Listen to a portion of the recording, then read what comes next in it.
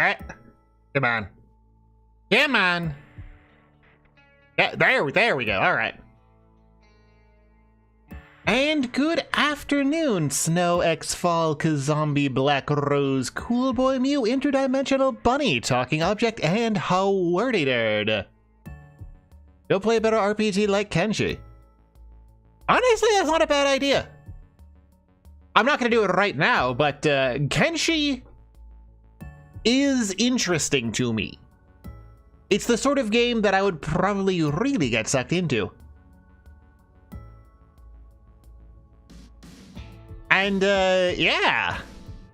Yeah, hello. So this is probably only going to be like a 4 to 5 hour stream, relatively short for what I usually do. I just don't generally find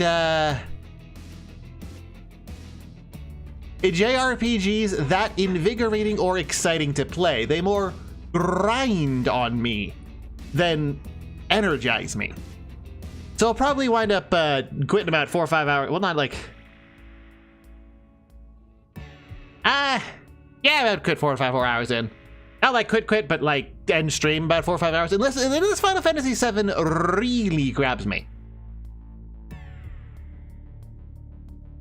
But it's mostly because I really want to get back to working on that game that I've been working on.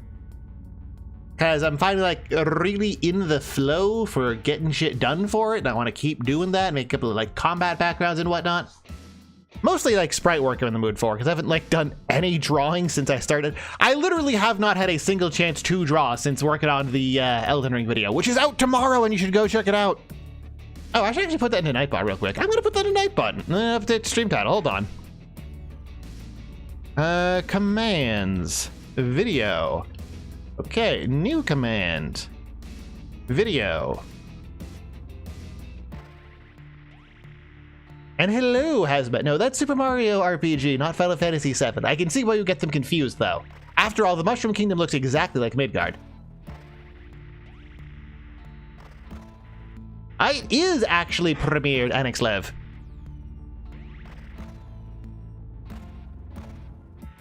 We already have a comment on it, despite the premiere being a couple of days out. Ah, there it is. It's LEFG with Whoa, It's Here.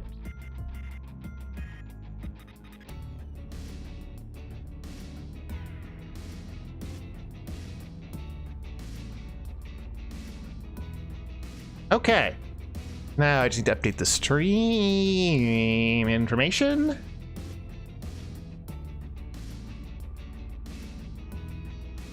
Okay, cool.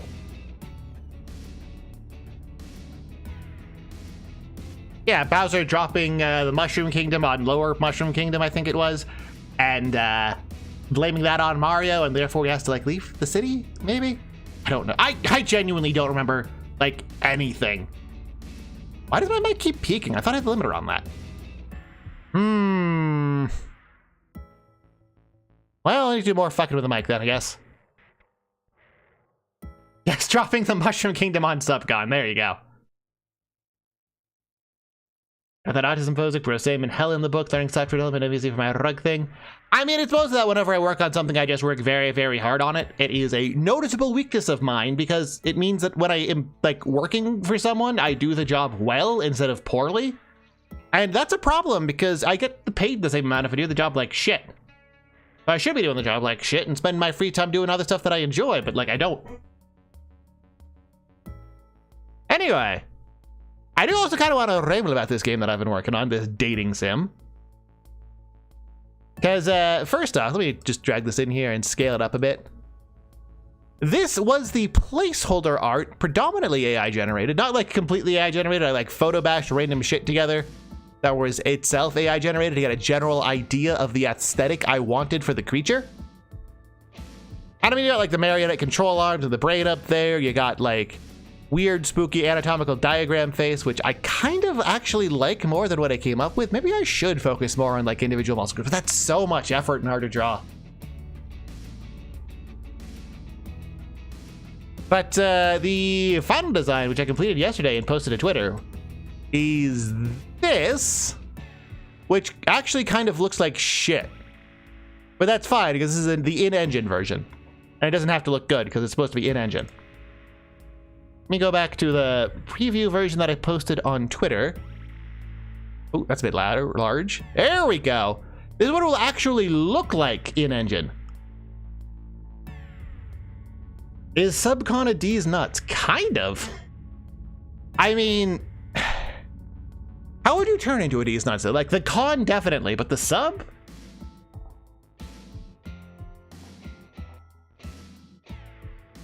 What does it mean? Not bad. It to make it cool. Yeah, pretty shaded.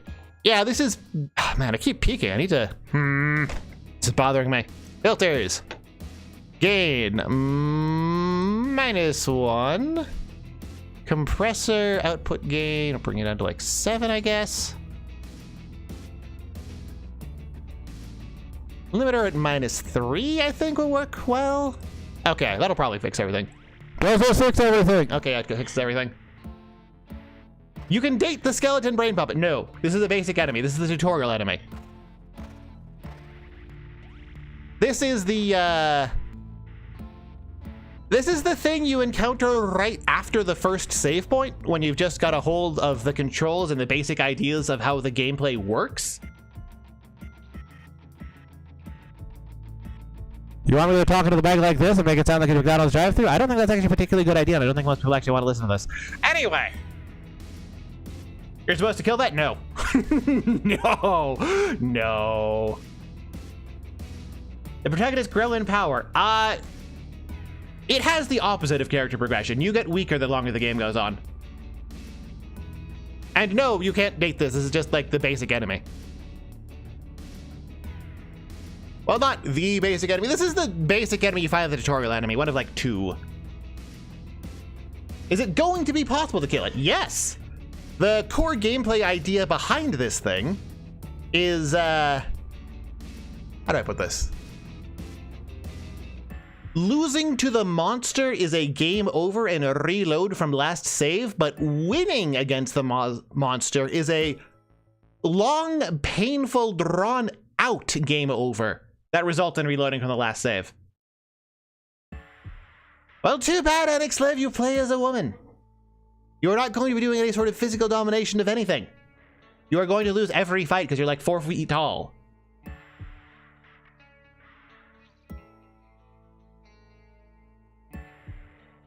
And yeah, I'm very proud of it. I've been fiddling around with it here and there a bit. Actually, this is even just the older version. Because like after I posted to Twitter, I was like, oh, I need to fix that. Oh, I need to fix that. And I think, yeah. Let me just friggin' edit, fiddle it a bit more. Fuck it. You can see the revision differences.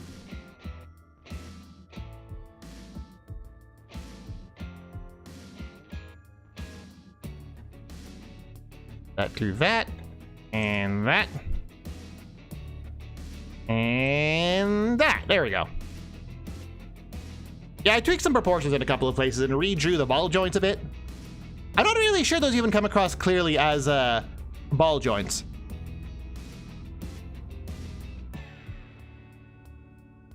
And a Cube Jones $50 sheet code that gives the MC a gun.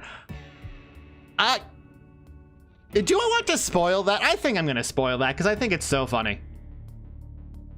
Yeah, it's hard to draw a ball joint with the limited palette the game uses because, like, this game is monochrome plus spot color, and the spot color for this creature is red.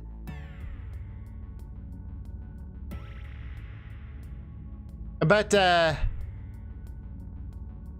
I'm just going to spoil one of the funny mechanics. So, the game does feature a gun, a handgun. The MC spot color is also red. The enemies in the tutorial area and in the stuff in the starting area is all spot color red to create a stronger visual contrast when you run into the first love interest whose spot color is yellow.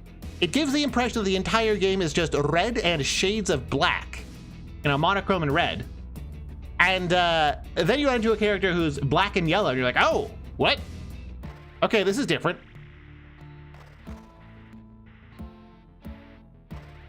And where's I going with that? I don't remember where I was going with that. I knew Enix live.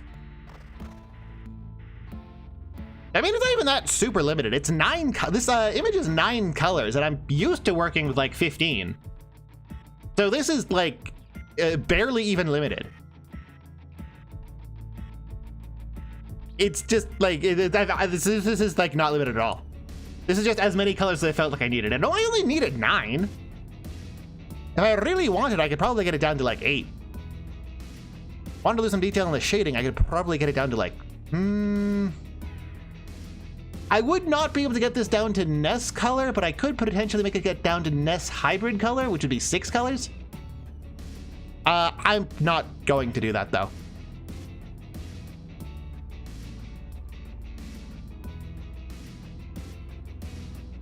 But was there anything about? Oh, right, yeah. So these are just the tutorial enemies that basically. What is the setup for the plot? Why are skeleton puppets a thing? Well, while they're a thing, why they are a thing is never overtly explained. There is a reason for it, and you can piece it together through environmental storytelling.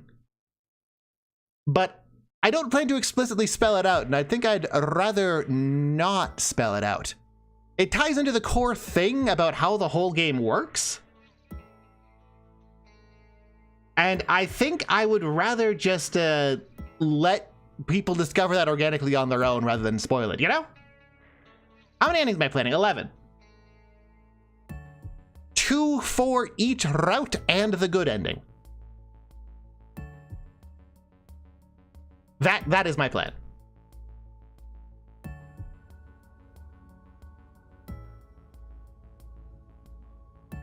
MC is really into serial killers. I mean, half of that is right.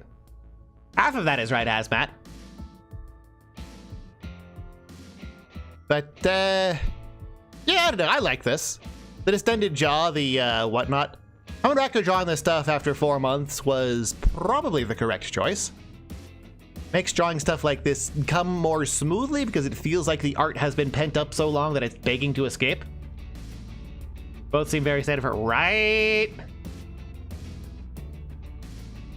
But yeah, I think I'm either going to be, once stream's over, probably going to be either working on combat backgrounds, of which I probably won't need that many, or finishing up the redraw of the main character sprites. Who is the target audience? I don't know. I have no idea. I think women probably will buy this because it is at its core a dating sim.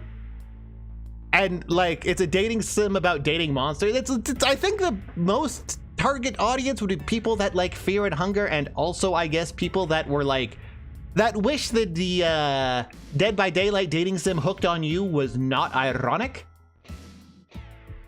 Yeah, the target audience is people who will pay for it.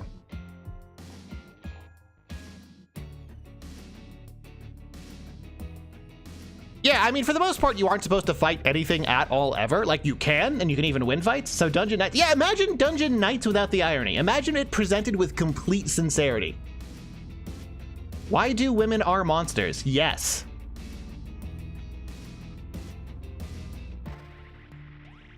Yeah, I'm still also not satisfied with the expression on the face.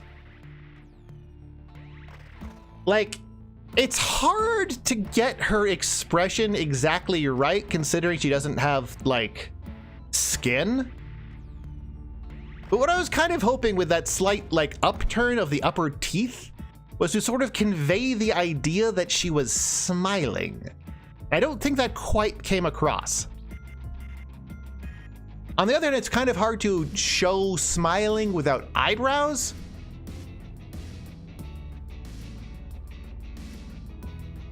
But yeah, the idea is that this thing, the carionette, is quite happy to see you. You can see where the cheek rises a bit. It's just kind of like, it's not overt enough to be immediately picked up. Maybe the cheek needs to be upturned more. Maybe. Maybe that might do it. Yeah, thanks. Well, I want the upper lips to be smiling, but the eyes to be neutral. But I do think maybe adjusting the cheekbone a bit might get it done. But as much as I'm tempted to do it now, I probably shouldn't. Write that down. Yeah, a smile that doesn't reach the eyes. on something that is very clearly in a lot. Oh, Discord crash. So I won't be able to write that out in my private Discord that I use for note taking. Notepad. Modify bones to convey smiling more clearly. Whew.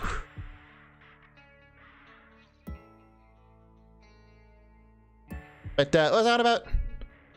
I remember what I was on about.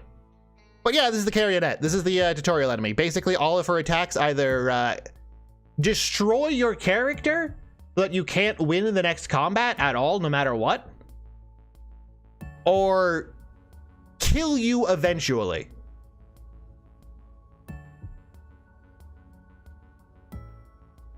And the whole purpose is to teach you the lesson, yeah, don't fight shit. You can't win. Oh, right, I wanted to ramble about the handgun. Because Has suggested that there was a $50 prize for DLC. So the handgun is actually in the game. Destroy as in kill. So there is a handgun in the game. And it actually does have a ridiculous, it has a low lethality stat, but a high intimidation stat. This is because despite there being a handgun, there's no ammo. Like, the joke is that the player finds the handgun and is stuck pistol whipping things because there's no ammo anywhere in the game. Yeah, I mean, there are ways to win. If you really, like, spurg out and get into all of the details of the combat, you can win these fights safely. You shouldn't. Winning these fights safely should be considered a last resort. There's going to be an intimidation check. Yes! Yes, the core combat mechanics are based predominantly off of my experience working private security, which is to say, you know, duct taping your blood black in and whatnot.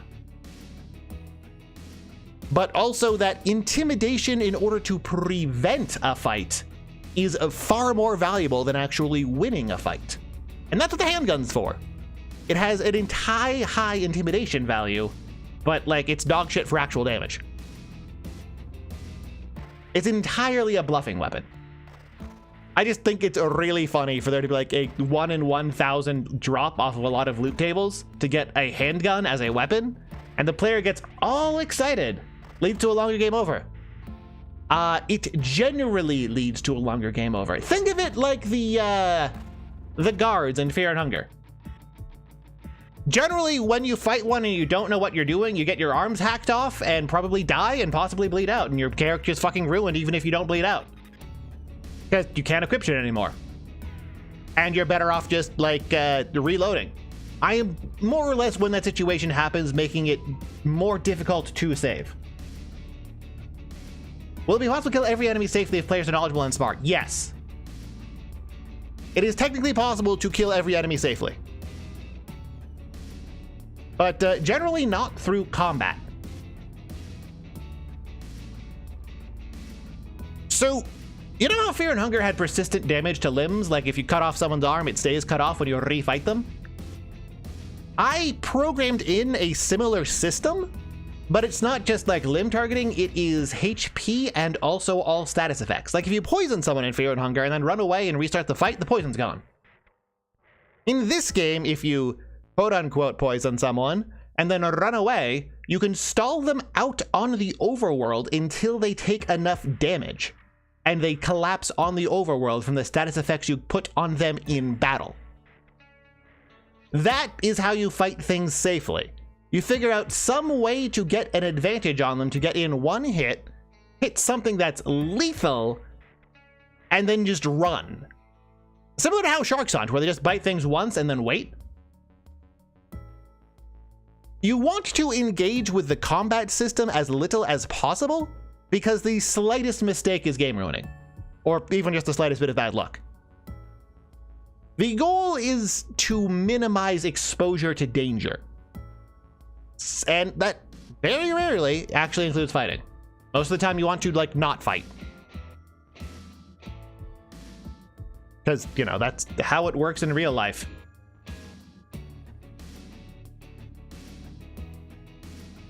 Fighting is, in fact, very dangerous, and the average person survives 2.5 fights where weapons are involved. Anywho.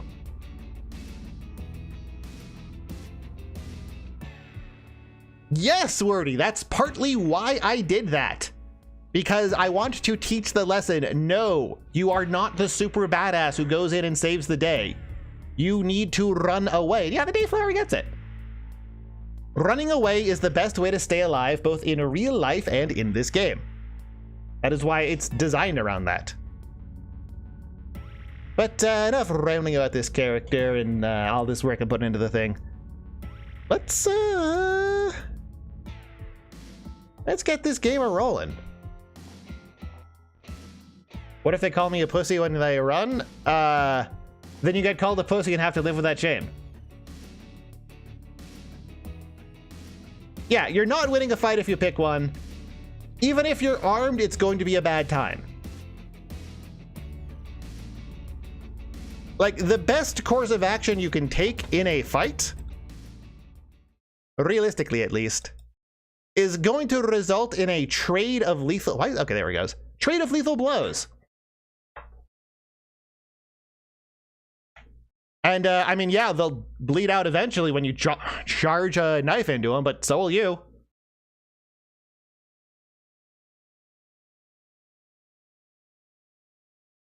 Oh, man. Back when they were called Square and made good games and not Squeenix. This is about as far as I've seen on the game, and I don't remember this at all. I mean, I guess it's not surprising. Like, why is there this weird tribal tattoo symbol in the middle? Why is there no 7 here? All very strange to me. Is it famous? I've never seen this before. I don't think I've even, like, I mean, I have seen this before, but the present me hasn't seen this before.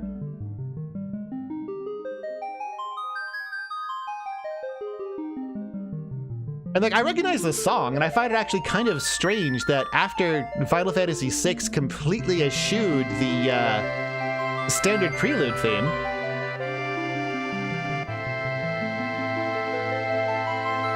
that they went back to it in 7. I figured they wouldn't, considering 6 was kind of the point where the series departed from standard fantasy into Magitech.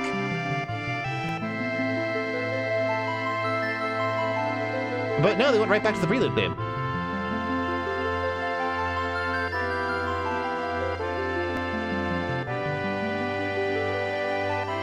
And yes, Needleskane, murder hoboing is basically how you die. Like, a kill everything run is suicidally difficult. Game volume is kind of loud. Thank you for the heads up.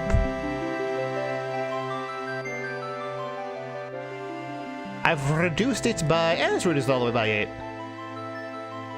Yeah, I redid my audio setup again, and it's just like, audio's hard. I probably sound better than I used to.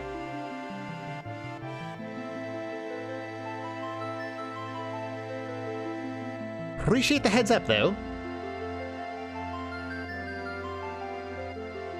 I'm just gonna let this play out, because based on the story by Tetsuya Nomura,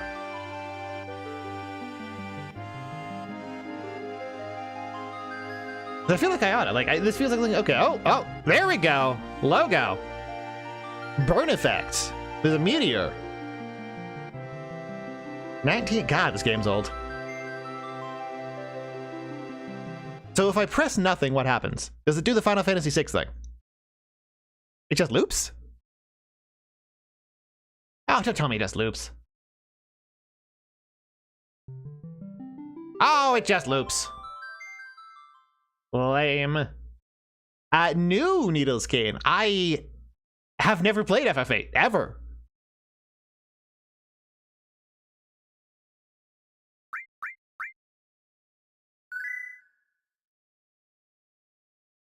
I've played 9, but I don't think I ever finished that one.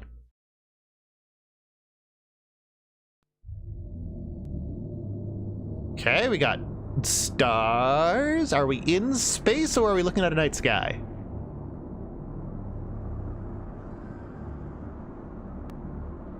Or secret third thing.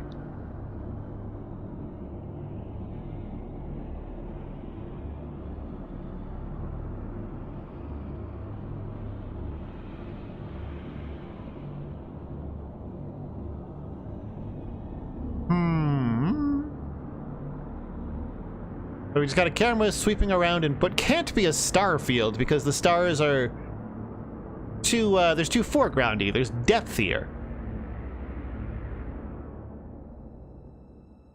Okay, we zoom in on Aerith's face. I do know that she's Aerith. Or is that like the live stream or whatever? Okay, she was looking at something green. She looks at us and walks away. In an alleyway.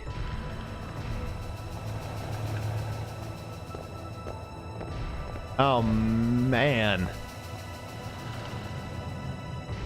And slow pan away from her into a big city shot. Oh, now that's a fucking establishing shot. God damn!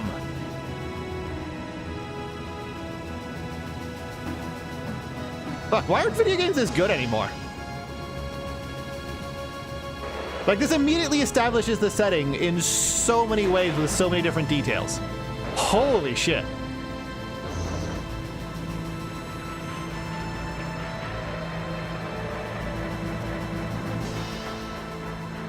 Like, the Goblin Bar shows that there is some sort of magic here. The technology shows that it's not.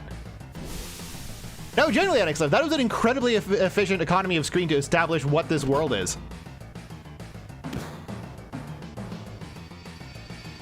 Followed by, I think these are supposed to be the Rebels or Avalanche or whatever it is. God, I always hated the way these sprites worked with like the tiny, tiny biceps, but gigantic forearms. I always thought they looked like shit. Yeah, the Popeye arms. Okay, so it's X to run. Let me check on this guy. Yes. And you immediately get dropped in medias res to this, knowing only that you're playing as the newcomer and that you're with a group of people who are physically capable.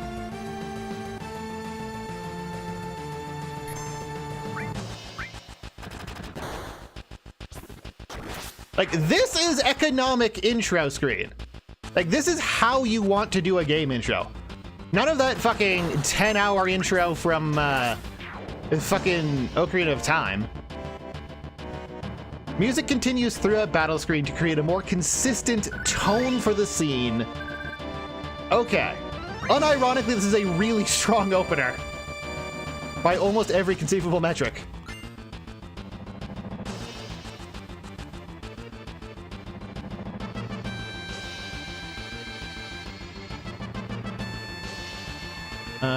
Can I talk to the guy? Here we go. Trying to group an avalanche. See, right here, although this is a bit contrived in JRPG-y, you've immediately established that this man appears to be a defector from the bad guys to the good guys, and that there is underlying tension between the main character, who I know is named Cloud, and the rest of Avalanche. And they've done this in 2 lines of dialogue. That is economy of writing.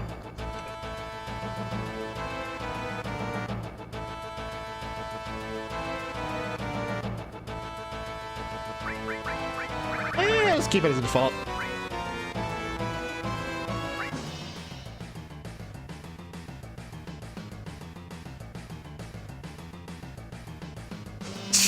Like, look at this. What we have 1 line of dialogue from him, aside from stating his name so that the audience would know it. And you immediately establish his relationships with all of the characters and his personality. He does not trust them. He has no emotional connection to them. He is running essentially entirely solo. This is not a man who trusts others easily. And you get this from 1 fucking line of dialogue. This is good writing.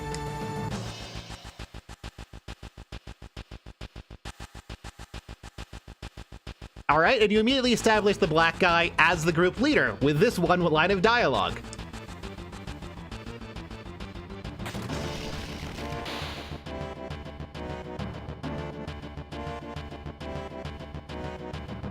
See, reinforcement of the whole thing that they don't trust him because he's ex-soldier. There we go. Push directional button, and run, okay.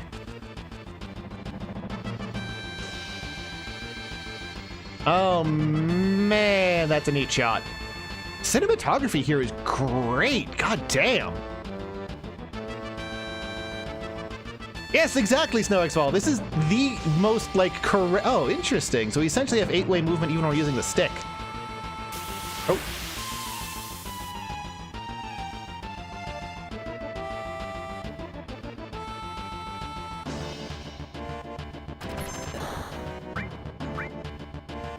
Tentacle. Okay. And this also creates a lot of really interesting questions, like, why did Cloud abandon Soldier? Why is he willing to go against his own group, which, you know, as clearly demonstrated earlier, is something that they wouldn't expect and don't actually trust about him. It comes across as, yeah, just ensure the fight, no stops, we already know what's happening. We're raiding the bad guys. We know who the bad guys are, we're a former bad guy. We're also not someone who cares much about alliances or, like, other people.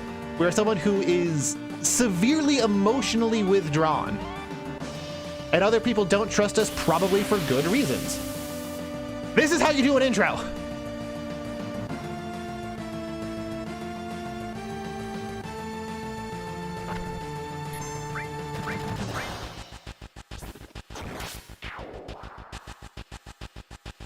They spent a lot of time trying to establish everything as much as they could. What the hell is that thing?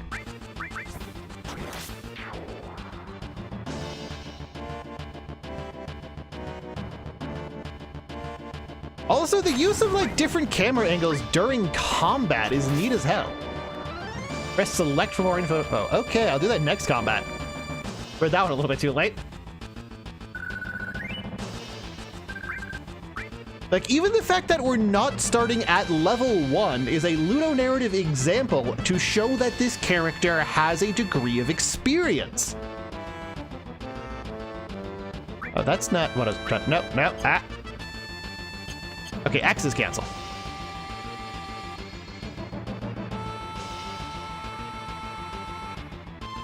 Like right there, he's already established what we're doing. We knew that the target was the Mako reactor, which we don't know what Mako is. But apparently we are blowing it the fuck up. Also, the fact that the different battle screen actually had a different background for this area is so cool. You don't like the time of getting crucified? I mean, I think it's reasonable. There's advantages and disadvantages to it. Mono drive.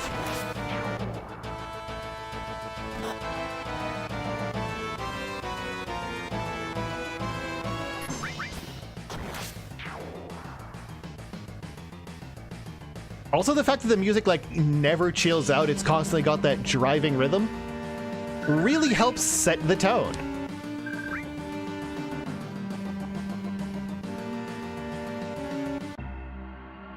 I'm geeking out this hard for incredible cinematography and art direction. And, like, incredible writing. Like, this is incredibly good for what you should do in a video game. It's your first time in a reactor, is it? Okay, apparently not. Well, the Mako energy, people use it every day. Feels like you should know that. Yeah, this could probably be delivered less ham-fistedly. Like him going, we're gonna make sure that they don't keep sucking the lifeblood out of this planet.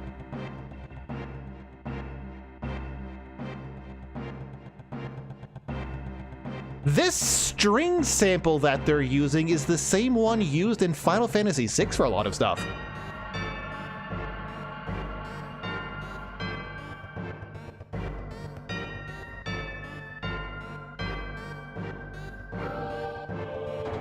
Code deciphered, okay.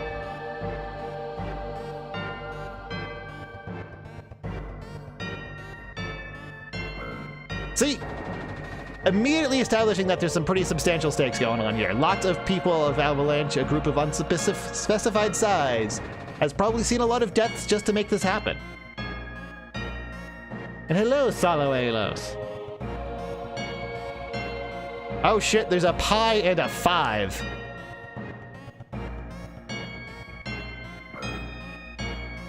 Now it's a moo and a 7? Sorry, I don't know that.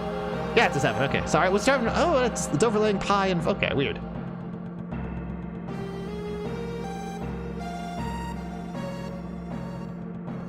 The instrumentals, I got it. Yeah, like this is very obviously MIDI, and it's very obviously running off the same tech that they had for Final Fantasy VI. The same is actually true for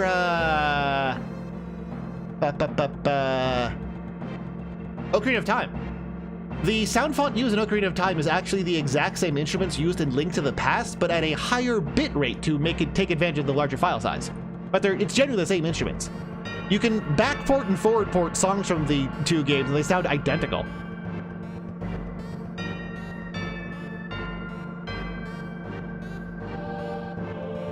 There we go. Really drilling in the Cloud's core character trait is that he is an isolated loner who doesn't care about other people and doesn't trust people. Did he just do like the gorilla chest-bound thing? Oh my god.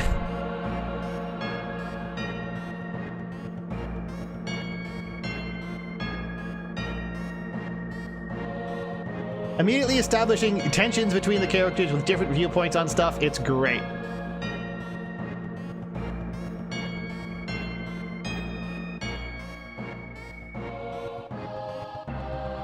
I mean, you can, Anixlev.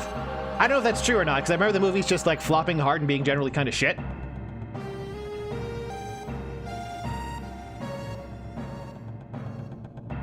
Oh, that's interesting. So there's a lot of points that I've noticed where rather than having the... Oh, now we go to the regular battle theme.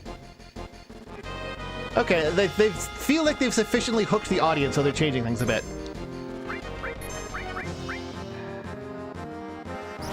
Party size looks like it's a 3 then.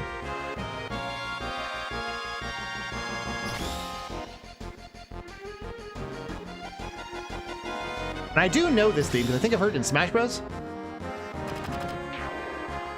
It's a good song. I still prefer the FF6 theme, but it's a good song.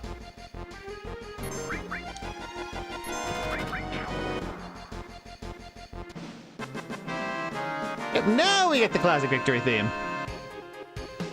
Followed by a really smooth arpeggiated remix of it. Okay. See, like, even just having Cloud be 6 and Barrett be 7 immediately establishes a combat hierarchy. Anyway, the thing that I was talking about is, control on these stairs is for the most part lost as I get locked into a specific thing to make moving between places on the map easier. That's a lot of attention and care to detail. It'd be nice if Fear and Hunger did that whenever you had to walk up one of those fucking spiral staircases. Oh, hey, we got back attack. Warning, warning.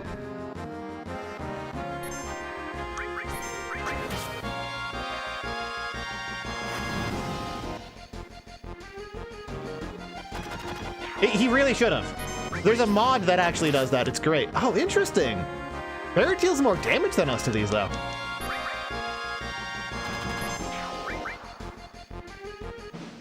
What's funny is that he did technically automate those for when you're walking behind it, which is, I think, something that he did to bypass the fact that it's a collision wall that he has to, like, glitch you through, just to make the spiral thing work.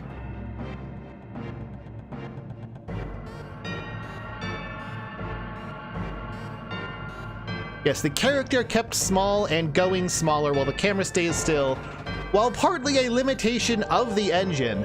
This is also kind of a deliberate choice to show the characters a relative insignificance to the environment around them. This is a cinematographic choice. Oh, I didn't even know there's a thing there. To grab it, directional button to move up and down.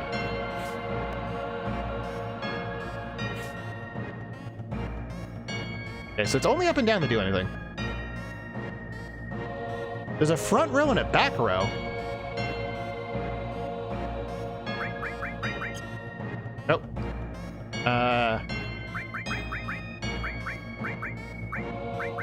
They're both front rows. They should be dealing about the same damage.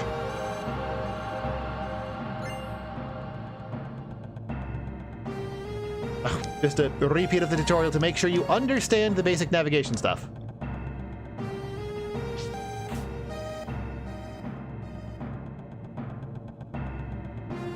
Yes, there's a continuous sense of descent into something unimaginably huge.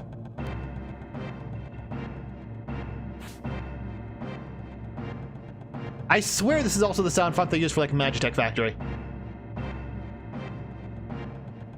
Oh, interesting. So I can put Barret in the back and make him like super tanky? Ah, wrong button.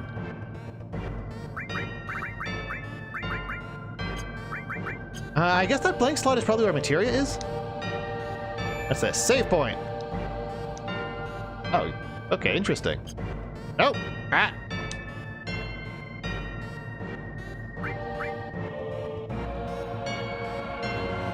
No memory card? What do you mean no memory card?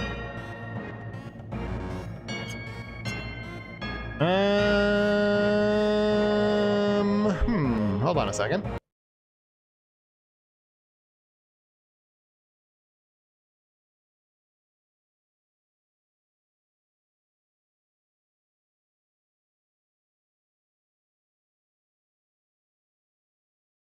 Okay, now we should have a memory card.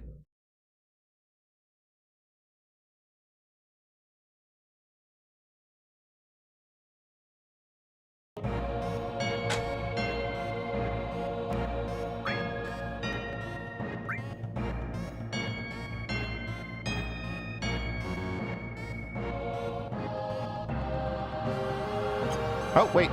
Did it register one? Wait a second. There we go. It takes a second to load.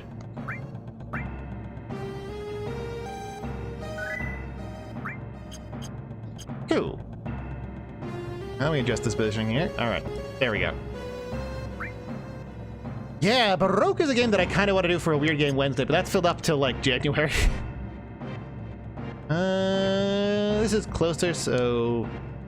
Oh, I can't? Guess I can't.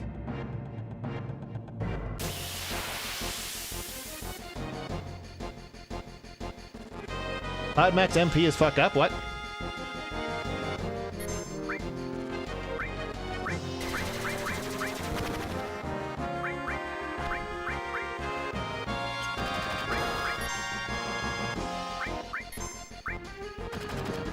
How do you multi-target this? Can you not?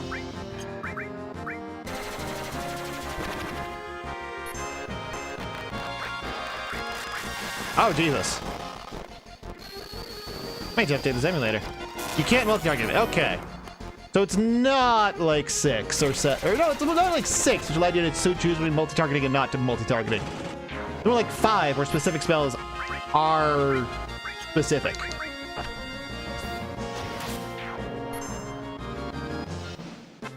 Get a material that activates that. All right.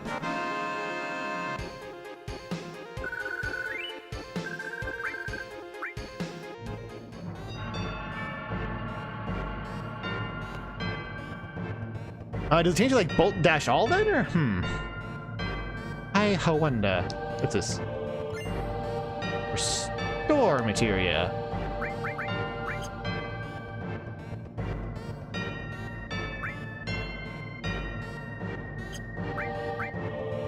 Not under key items. Ah, nope. I'm not gonna get used to X and Y, or circle and X being swapped. Like, this feels like where the materia menu should be, but it isn't. Is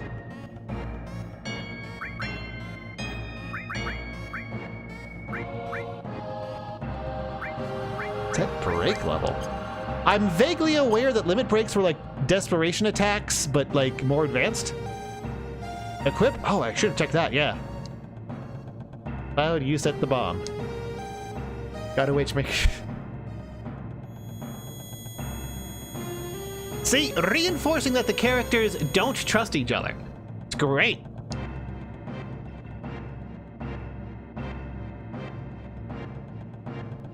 And now it's realizing that there's something weird with Cloud's thoughts. Cool. Maybe that's why he's so, like, emotionally withdrawn?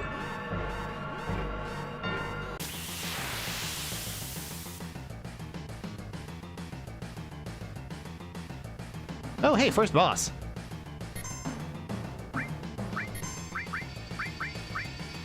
This looks a lot like that one thing from Final Fantasy VI. Can't remember its name, though. Bolt is probably its weakness. I guess that's what being Scorpion does for you? Not Magitech armor. There's a specific, like, 6... Oh, we got a limit break. Oh! That's that. Okay.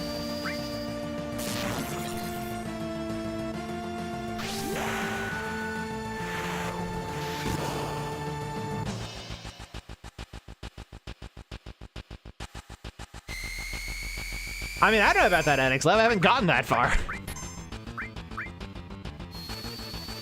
So he's locked on the target. I wonder if it's worth guarding on his next turn.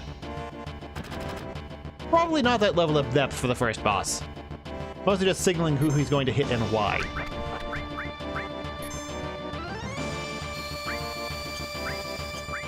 Okay, so row change and guard are still in the same place as they were since Final Fantasy V.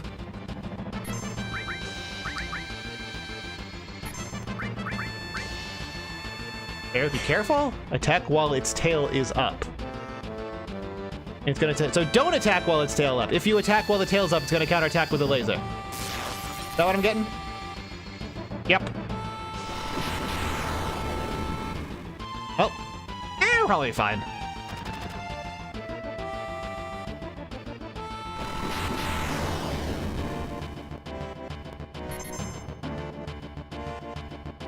Let's just wait until tail goes down.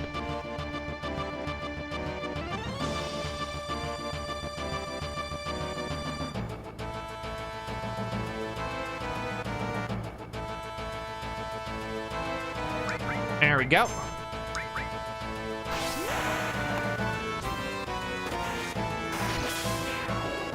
Oh, nice. So these do work like Aspiration's attack in Final Fantasy VI.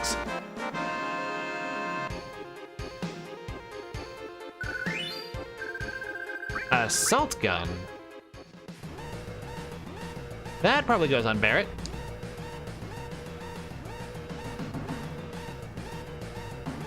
I wonder if timer continues in the menu.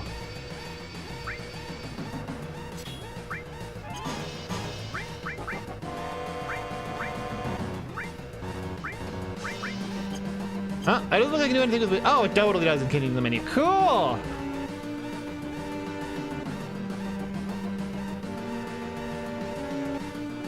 We still can't go through that. How do I feel about... I mean, think about materia songs, but I can't figure out how to actually access them.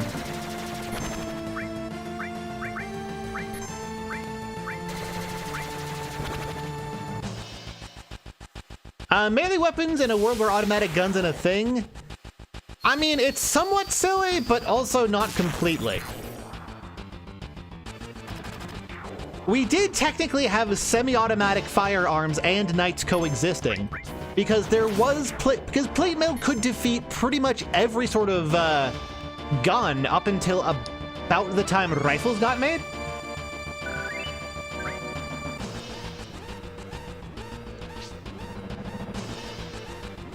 Yeah, people still use knives and machetes.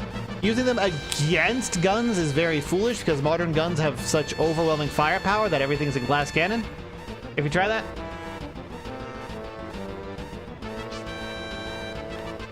It can also be a matter of resource limitation. Like maybe there aren't enough guns for everyone to go around, and guns are the better weapon. There's a lot of reasons you can actually totally justify that. Heck, even Elden Ring does that. And a lot of early firearms like the jar cannon. Was I supposed to talk to that chick? I'm gonna go back and talk to that chick. Who cares about the timer? What am I gonna do? Die? In the tutorial? Yeah, right.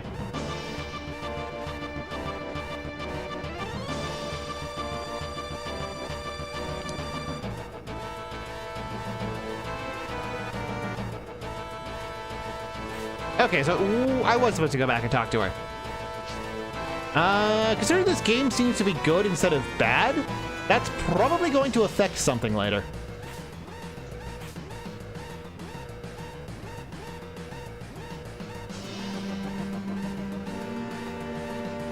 I mean, even if your strengths are higher than bullets, reach is king in combat.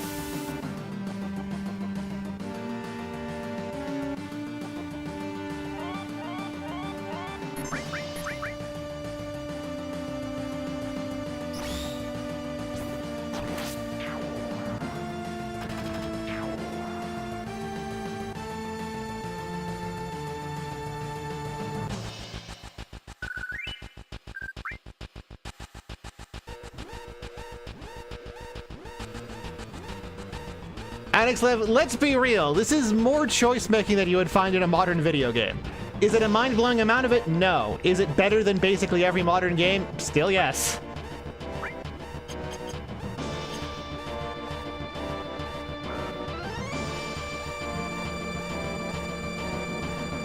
Nickjack, they also got much better at penetrating armor. That was the real thing. Plate armor was still used during World War I. It was just phased out because the cost to a degree of protection stopped being a good investment. Like, once we're out of this time sequence, I can bring up the World War I plate armor. It's a real thing.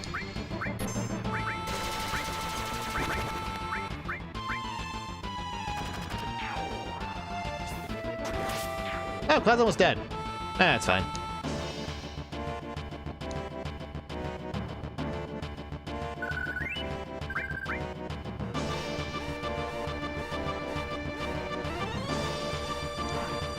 That's what treasure chest looks like. I knew it had to be something I could interact with. I guess I need to talk to you to get out of here? Ah! Not another fight.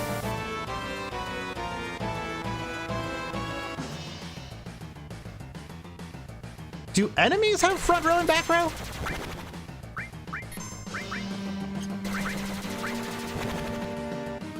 I wonder. They do? Okay, so it's like Final Fantasy V and not like Final Fantasy VI.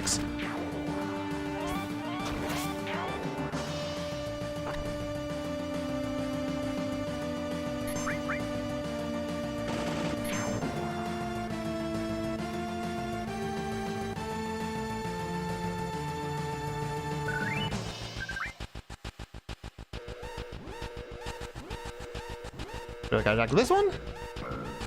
That one, alright.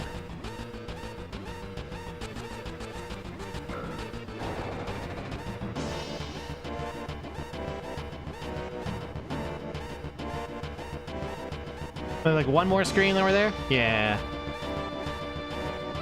Oh, cutscene. I didn't even notice.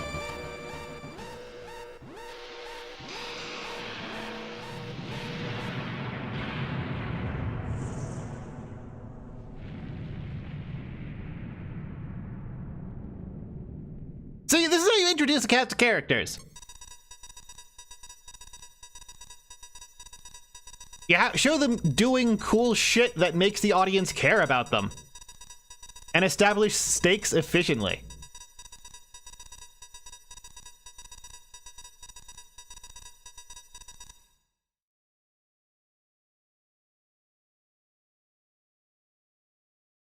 And they blow up a route into what appears to be some kind of slums or abandoned area. Why was he Dark Souls dodge rolling out? What the fuck? Okay, Gad character has his pants on fire.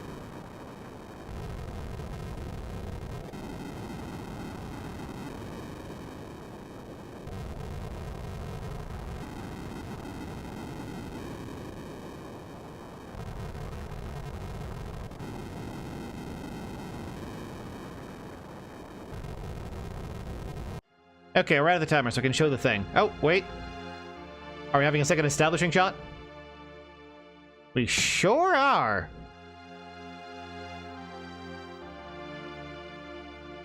Curious flower girl from the intro.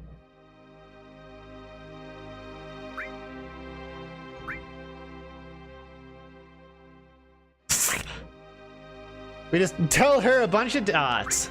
A malformed ellipses. They're only a gill? Ah, fuck it. Let's humor the prostitute. Oh, her dress is animated as, like, sweatpants. Oh, that looks horrible. Anyway, while this awesome music is playing... World War I plate armor.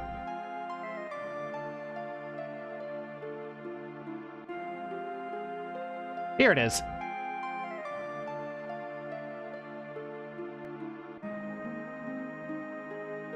Go drag that in.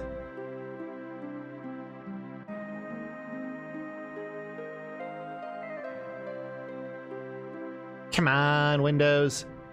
There we go.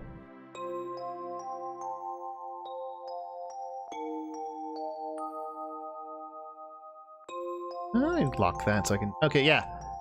So this is actual honest-to-God segmented plate armor from RuneScape. I was thinking Earthbound, but I guess I could see it. Did it stop bullets? Yes. It is in fact entirely possible to make modern plate armor that stops modern bullets. It's prohibitively expensive and too heavy to wear over long distances, which predominantly decides like the effectiveness of combat. But like modern plate armor could work. This is why I don't think plate armor, swords, and like guns are necessarily in conflict. Is it better than Kevlar? Yes. Yes, this experimental body armor was much higher performing than other forms of armor. It's just that it was too expensive to issue to the soldiers. In the age of modernized mass warfare, it's just too expensive to fit everyone with plate armor. So having swords that were specifically able to cut through this sort of expensive type of plate armor because of like, I don't know, vibra swords or whatever, while bullets deal damage but aren't likely to be lethal, makes like, that actually kind of makes sense. You could totally have swords and plate armor and guns at the same time. We did in real life for the start of World War I.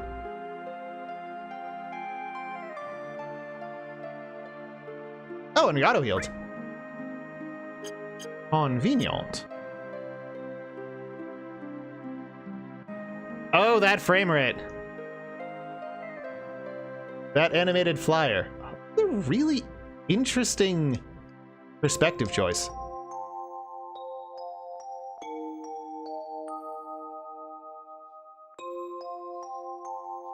Plate armor totally works. Body soldiers have a whole plate on the center mass. Yeah, they don't really hold because it would be too expensive and heavy. Yeah, that is the entire thing, though, Xfall. An actual super strong soldier wouldn't be super dangerous because he like swings the biggest poleaxe around or has like the gigantic gun. It's because he'd be able to wear more armor and carry more ammo than the actual individual person nowadays. Okay, walk out of the front of the screen into a theater.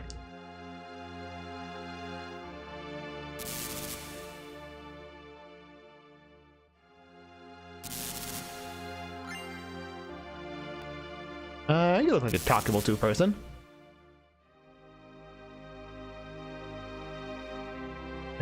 Avalanche propaganda.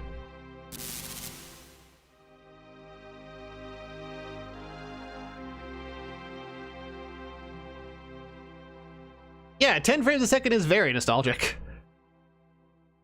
Oh. Oh! Oh! I didn't get a chance to pick! Huh. That's neat, actually. Like, this is probably just gonna be a free win, but it's neat that the decisions are sometimes time critical. That I was not expecting. I was probably gonna pick fight them because like experience points, but being able to, that is fucking cool. Am I ready for Freddy? What are you talking about?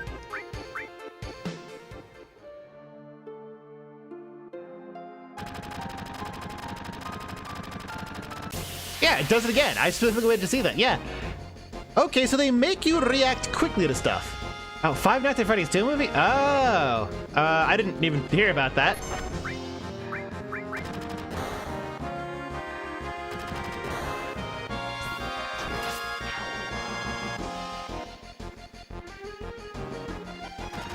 I mean, it's a good way to establish that our main character is significantly more powerful than the average cop.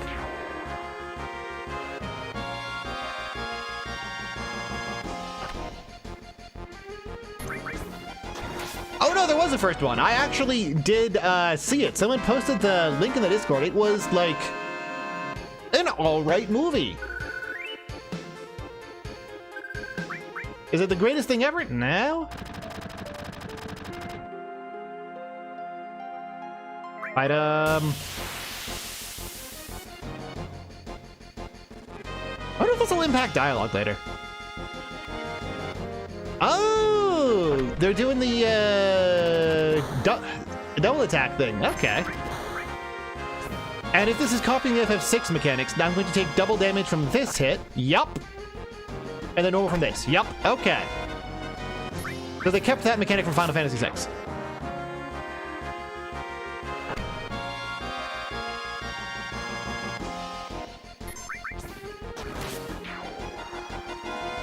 But yeah, I liked the first movie. I wouldn't say it was the greatest shit ever. I wouldn't really encourage anyone to do it. But I wouldn't call it time that you would regret.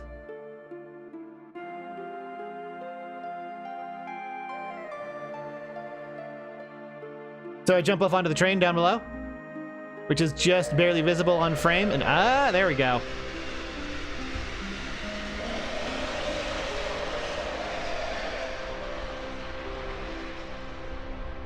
Yeah, when you surround someone, you do your double damage. That is really useful for the goddess fight in FF6. It applies both ways.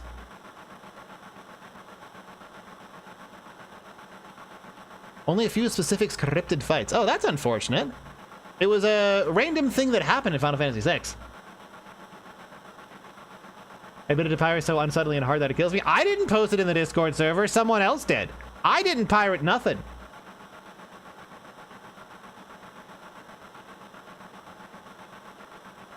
Someone else posted it. They're the one that's in trouble. I just happened to watch it after they posted it. I am the innocent victim here of someone else forcing piracy into my server.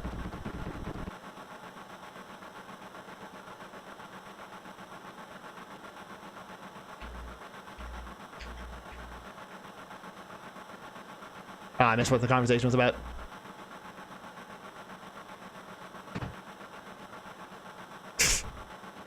Okay, so Barrett's not exactly a good leader because everyone's broke, and he keeps you in line through intimidation.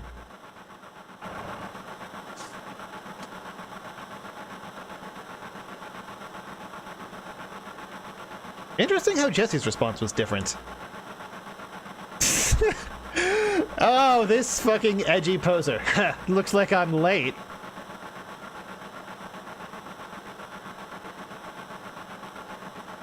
The fucking hair flip. Oh my god, could you be more of a tryhard? Shut it. What? You don't put an apostrophe there.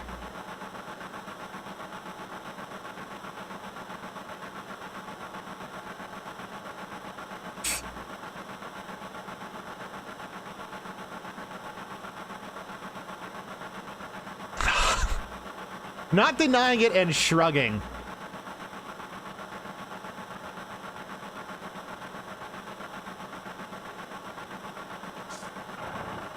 Oh man, what an asshole. This guy is great. You want to punch him, but also, like, he's honest about you wanting to punch him.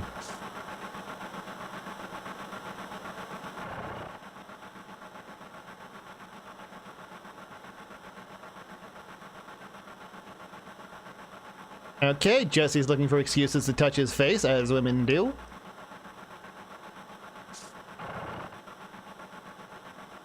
Anything back here? Doesn't look like it.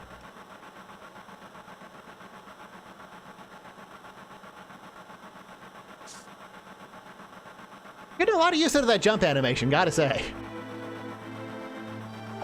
Ooh, NPCs with actual unique models instead of just the copy-pasted shit we saw earlier. It's a good choice when they're going to be occupying so much of the frame. A woman never did it. No, I actually have had that happen multiple times. That's how I know about it. Like, fuck, even back in like elementary school, I had some chick, don't ask for the details, I don't remember them, like, demanding she clean my fingernails.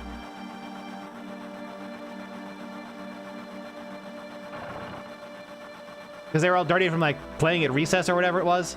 Oh, dude, that guy has the cool sunglasses.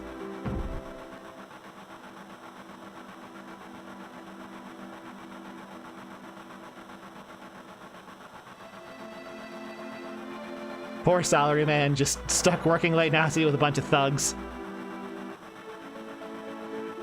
Who's this sleepy guy? This is my house, so make yourselves at home. Ah, the homeless. There's the bomb in the reactor, somewhere in the slums. Okay, so that was talking to that guy. Back farther away than I expected.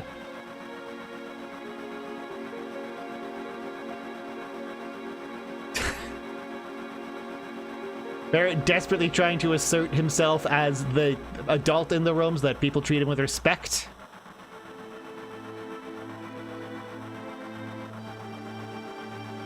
Twitch security mode, what does that mean?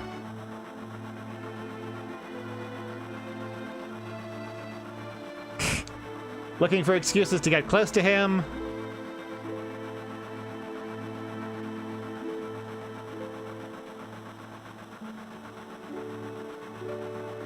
Oh, I didn't even notice that talking object. 1/10,000th scale.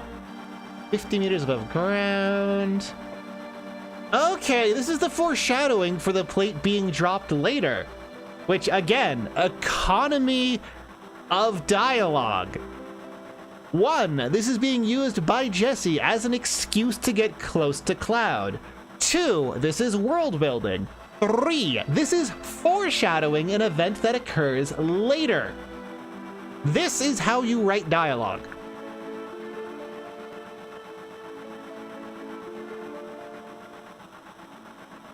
The 2 models aren't their field models, they're more high def that you can't see? Huh.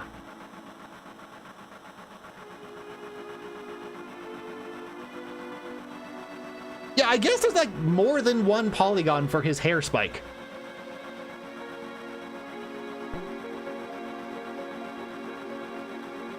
Right, spirals are the main.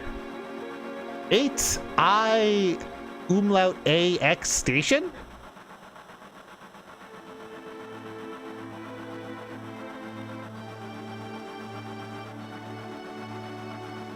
Yeah, KH1 I remember just being total banger. FMA Brotherhood who hasn't seen it. I love how they foreshadow shit. I know! The art of like good storytelling died in the early 2000s. It's horrible. ID sensor device. See, simultaneously world building the foreshadowing the fact that the ID device is going to go badly. See, right there. And being used to characterize her. Brilliant stuff. Hello, and OK Guy Zero. I am like 15 minutes into this game and completely understanding why it's a classic, because it's a good game. Yeah, they are swinging there. And that is a lot more effort than you would have expected.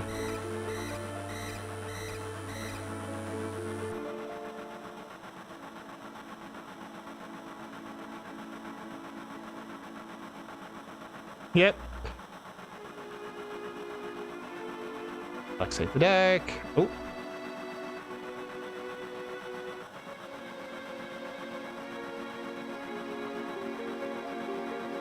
You can make either something deep or you can make something retard proof. It's more problem to make something retard proof. Yep. Yep.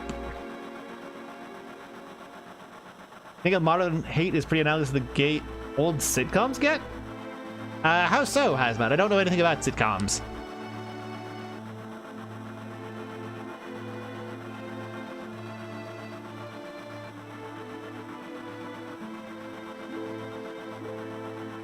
Because of that fucking pizza that... Why did we not censor shit, but did censor what I assume is either goddamn or fucking?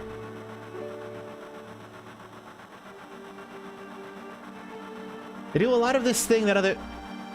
Is that the core of modern hate? I thought the core of modern hate was that they don't do things that other things did previously. Which is why, like, retro games are occupying more and more of people's, like, playtime, because modern games aren't as good.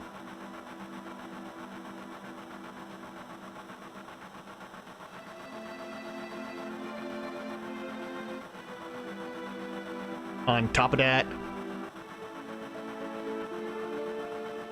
Or maybe because they love their lands?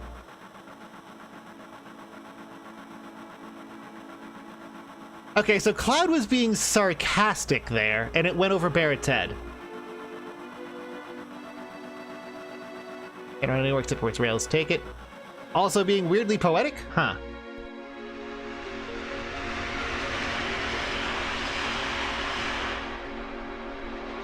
And these FMVs are cut so naturally into the core game. Honestly, kind of incredible. He is Anixliff, but he's also, like, good at being Junie. Oh, you mean people hate old games because they did stuff that's cliche and tropey because they were the guys who invented the trope. Gotcha.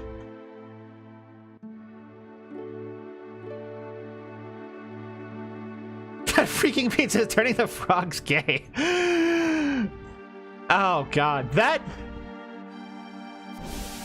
I'm not gonna lie, a game like this with like the magic and the swords and evil corporations and whatnot, sort of like fantasy cyberpunk, whatever genre you would call this, where like a knockoff Alex Jones is a terrorist leader and is like kind of insane but maybe also right, would be an amazing character. You just have to tone down the subtle... Can I just leave? They saw my bullshit a mile away.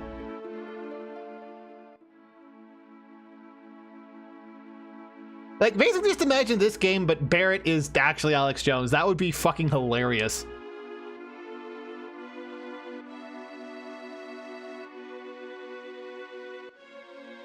Back the head up, move out. All right.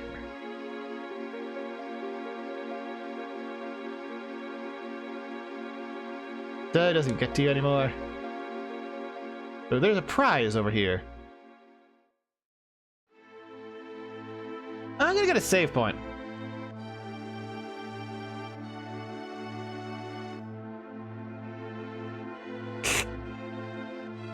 Oh, it's the sunglasses chick from earlier.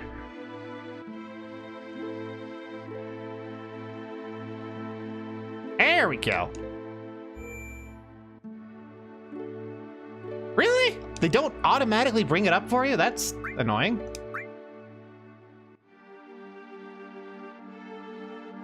That one load for a bit. There we go.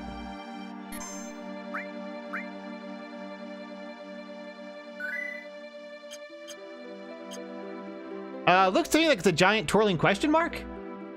Slightly stylized.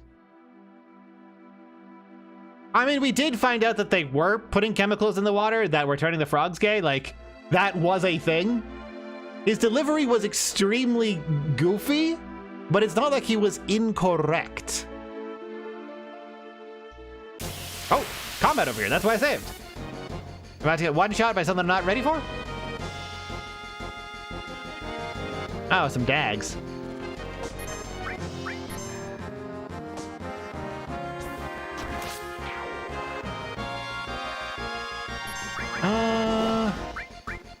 If I bolt, does that use up my limit? It doesn't appear to.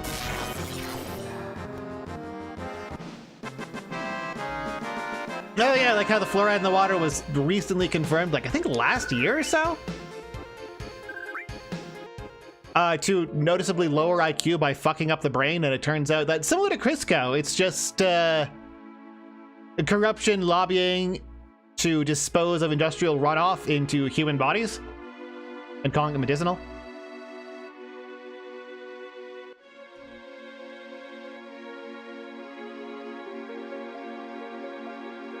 You know, as you do.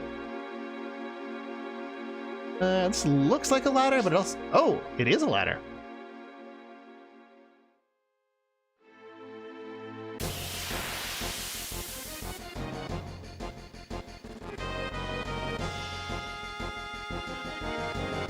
Okay, so limit does get preserved between combats, and magic doesn't get rid of it. So now's a good time to use Braver to skip this fight.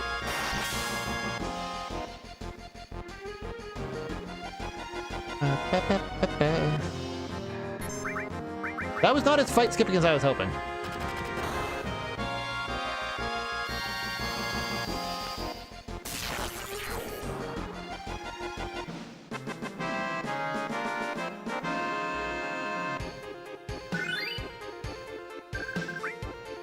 So what does leveling up actually do for us?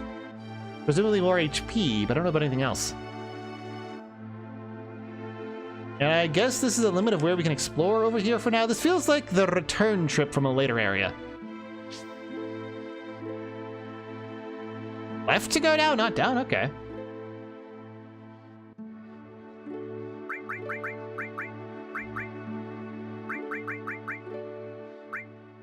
Let's recommend. Huh.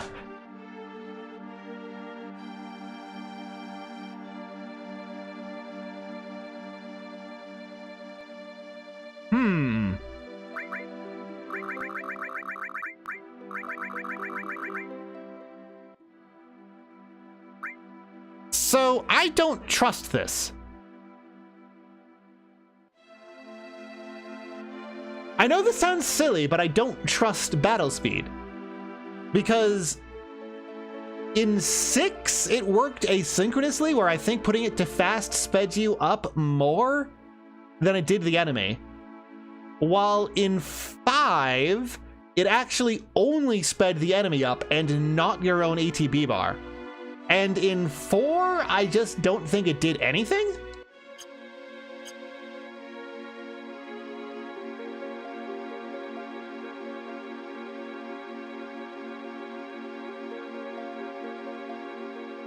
So I'm just gonna leave it as is. I don't know what that's actually going to do.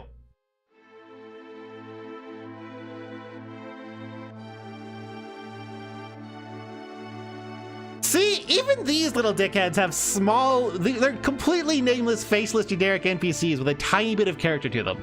It's fantastic. That's what you should be doing. What's this dude look like? Bombing on top?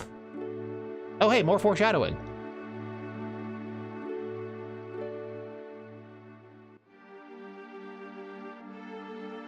Oh, hey, I can see the staircase we're going to be running down in the future. Or possibly up. Talking object, I generally prefer ATB, particularly because of Chrono Trigger, where actually idling in the menu for the ATB to fill up for another character so you can dual tech more efficiently was a key part to handling some of the harder fights.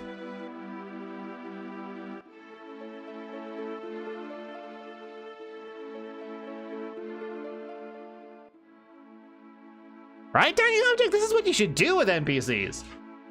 They're just dripping with life and characterization. Did Bear just run in and start shooting to scare off people from the bar?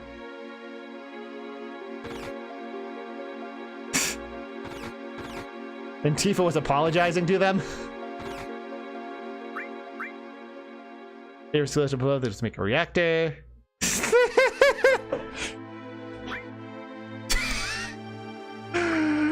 I like how the default option for Cloud is to just be a total fucking asshole. Like, that's not just a simple yes, no. That is deliberate characterization there. That's great.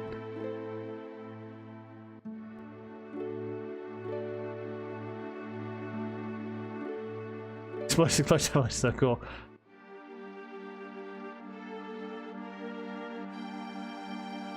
Just love them homemade cocktails, they sure do creep up on you.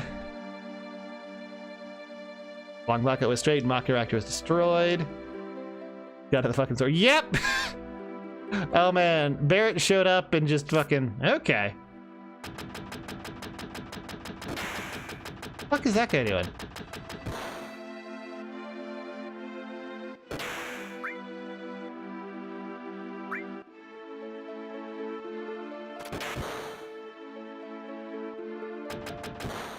Is it supposed to be like a gun?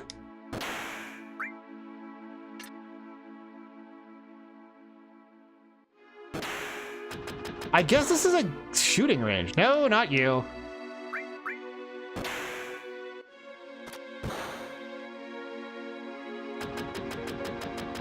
Oh no, clips. Maybe unhealthy for you?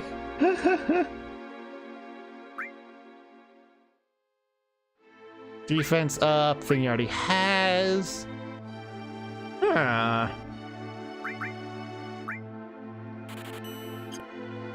Grab that. I still don't have the materia option. Oh, armor is just a bangle? Oh, that's where, that's where that gets harder for Kingdom Hearts. Okay. Back up here. This is probably a ladder that I can latch onto? Yeah! Okay, making sure you don't forget the mechanic.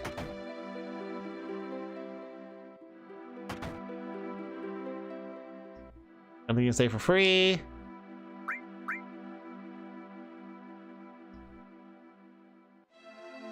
Remember that, old dude? Rude. Man, look at the effort it took to put in just like individual beds for everything here. Like this guy has like 3 pillows. This one has the cool skull pillow and a Japanese symbol. Is that's not the symbol for death?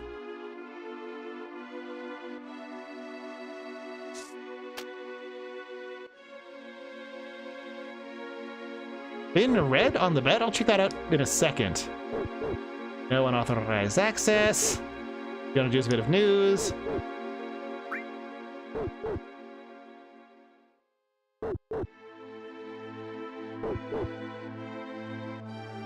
You just chasing a dog around?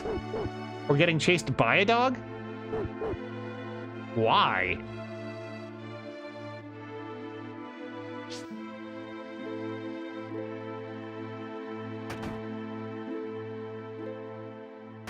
Thin red on the bed. Oh, you mean that,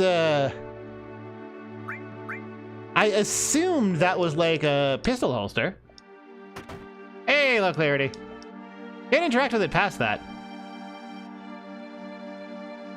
Yeah, I owned this game, but I don't remember anything about it. It's a good game. And Misha Furakun Live. Thank you so much for the follow. No, it did not look like panties to me. Proportions are all wrong for that.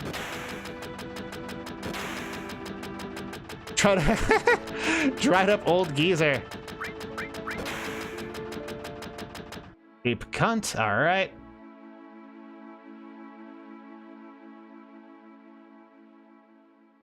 That's out of the way. Okay, what is this? Is this a side needle?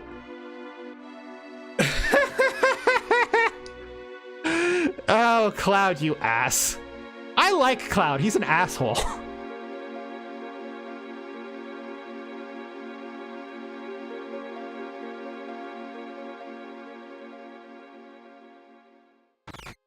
Does this place feel like home? Not really. This place is the sort of favela where people are building stuff from whatever excess is lying around. A situation I've got is where the government builds nice things and then people fail to maintain them. That arcade thing moves. Secret basement I'm looking at.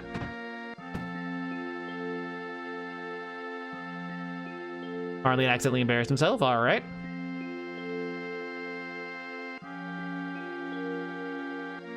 Did you fight with bear? Yeah! Yeah.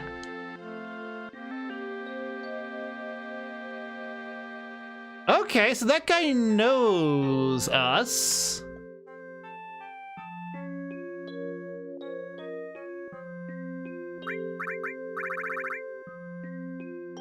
Yeah, this guy is not broody. He's a hilariously selfish asshole. And I think one of the things that I wanted to ramble about but failed to was the phrasing of the yes-no prompts creates such a great illustration of how he works as a character and his internal thought process. Because even if he doesn't make that choice because the player didn't make it, it shows how he thinks, which is a really underutilized method of like characterization in a lot of video games. Yeah, it's the Italian chick. It's like there's one dialogue choice, and I don't remember which game it was. Yes, she was the second person to get penetrated in the Italian Senate after Caesar. But the yes-no choices in that game were, yes was, I see absolutely no problem with this, and no was, hold on, common sense just kicked in. And like those two choices show so much about the character.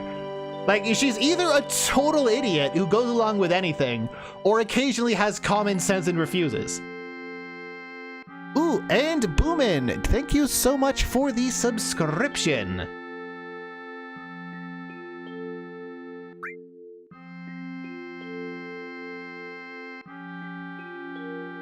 Well, oh, okay, so we have to...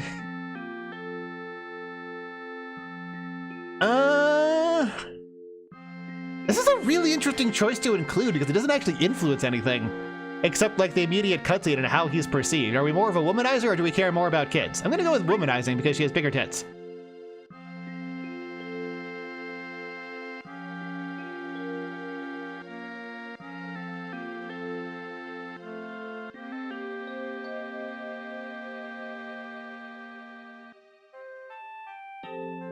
First trick after a job.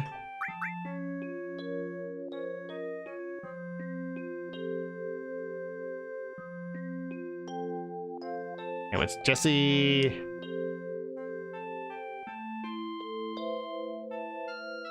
Oh, that's Jesse's internal monologue about her feelings for Cloud. Okay.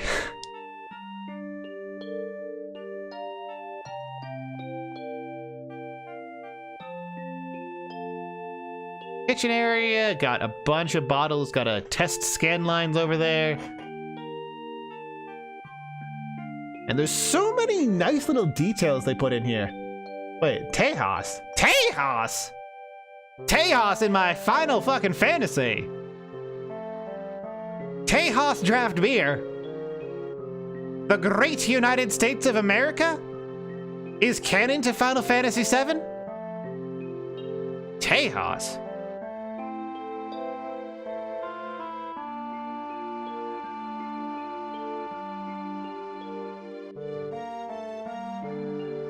What am I supposed to interact with?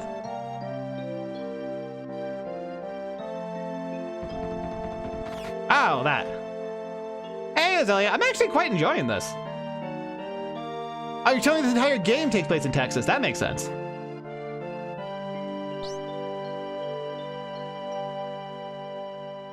That's a remarkably different skin tone for Papa. I assume she's adopted.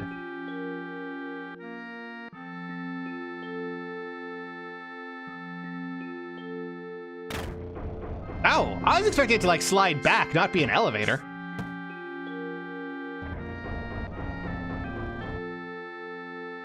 How do you compare the remake to the original? That could be interesting, but I have to play the original first.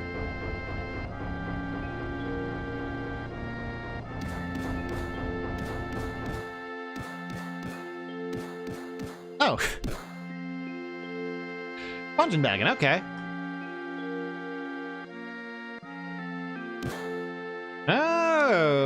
Okay.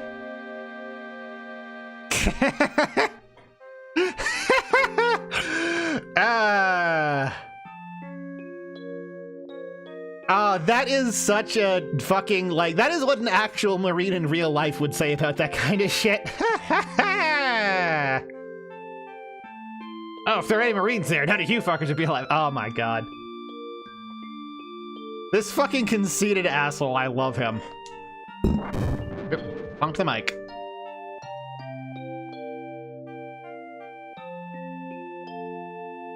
Your skinny ass to work at Avalanche now.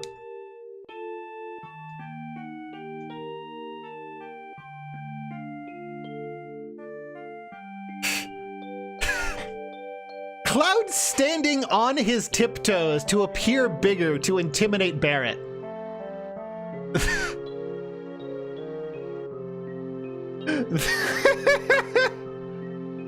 Oh man. He is insecure as fuck. That's great. That is such a nice touch.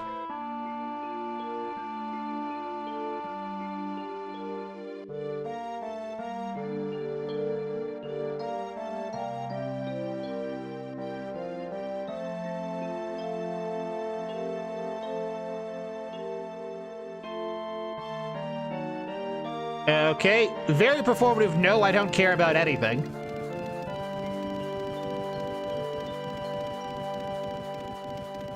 Look at that, all right.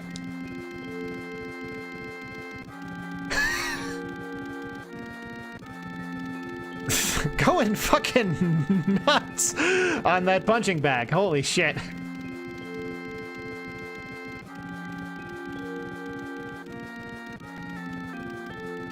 See, like right here, there's two options to be an asshole. It characterizes him, but doesn't remove player agency. It's so good.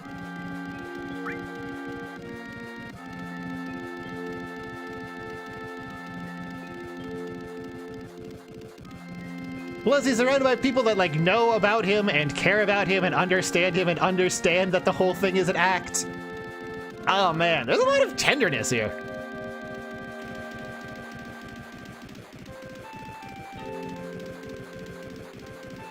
We'll just do Shucks money.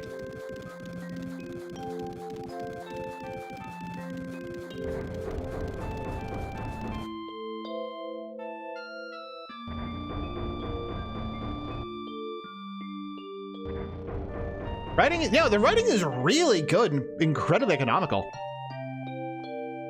Oh, what? It doesn't automatically go back up to disguise it? Anyone could walk in right now and see if they had a secret basic? That's a security risk. Really, what you'd want to do is, like, have a vending machine whose front you can open and go inside. That's otherwise a functional vending machine.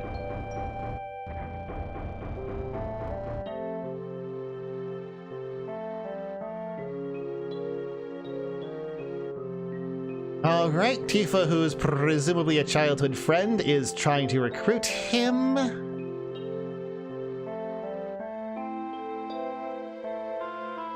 Yep, it is childhood friend. Okay, so we can take personal offense or we can apologize, but either way we have to go with what she said. It's...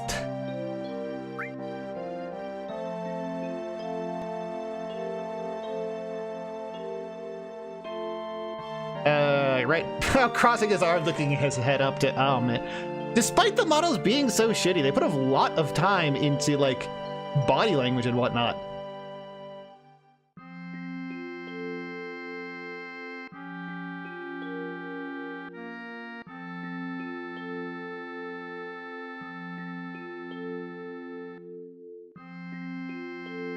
Oh, flashback.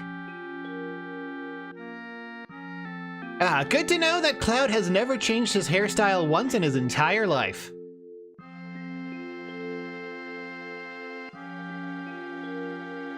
Yeah, like, there's a lot of really interesting character depth just from the first handful of scenes.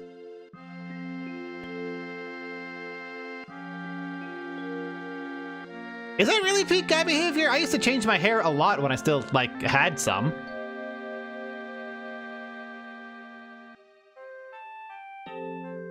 So this is them back in their hometown. He's probably leaving to become... Oh, no, he has a ponytail now, so it is different. Do you see hair on this head, talking object? I don't think it's appropriate to call someone bald when there's no skin to hold the hair in.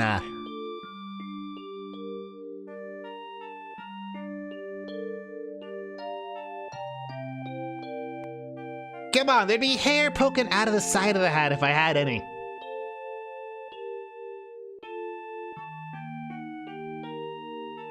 Just like Sephiroth, the great Sephiroth. I vaguely remember this. He was apparently some sort of war hero before he went evil and crazy.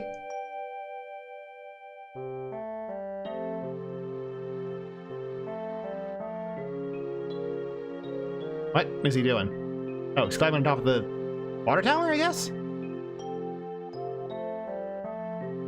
Even if it was a single hair, that's still bald. Charlie Brown is still bald. Like, a bald guy can still have thousands of hairs on the side of his head, but I don't even got those. I'm just exceptionally bald. Did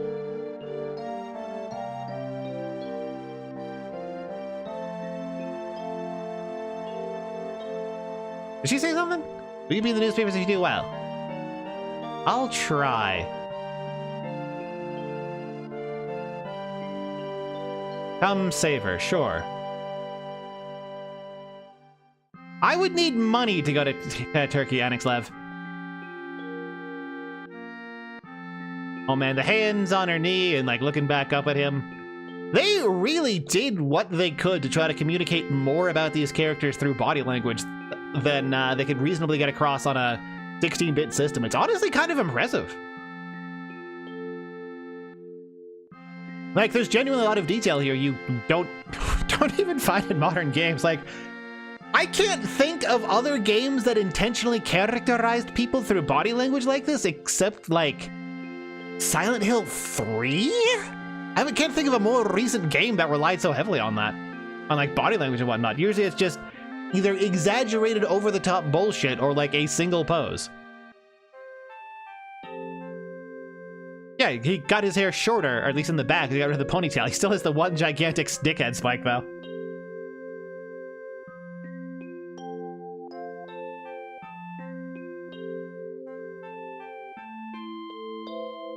Oh, and he's just climbing out like a friggin' DBZ, or not DBZ, friggin' Donkey Kong character? Alright.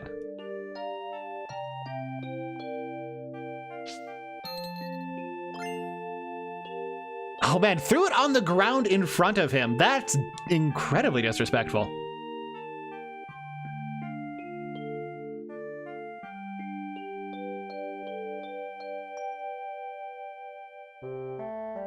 Oh, true. I guess this would be hard to do with one hand.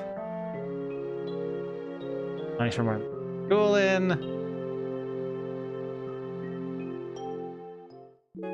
I can't say that he does the fucking gorilla chest pound when he's mad, talking object. Like, come on.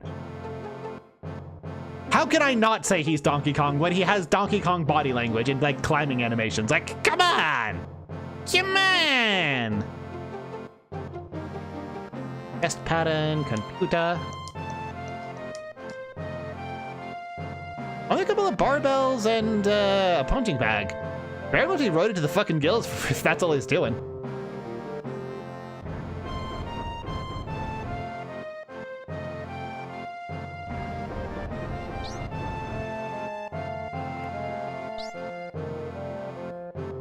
But he's got the same anime. Come on, he's got the same animations. He's got the same animations. Don't blame me, blame them. They're the one who gave him the Donkey Kong animations.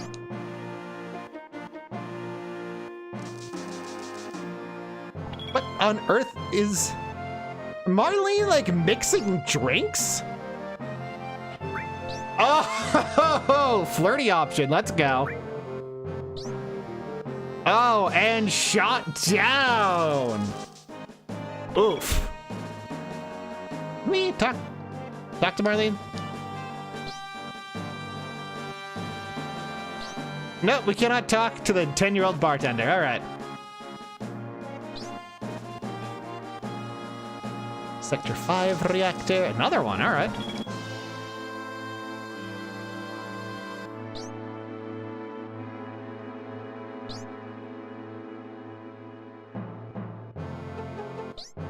Huh. So I guess this is the materia tutorial, but it's done from the perspective of us being a grizzled veteran, giving it to another character.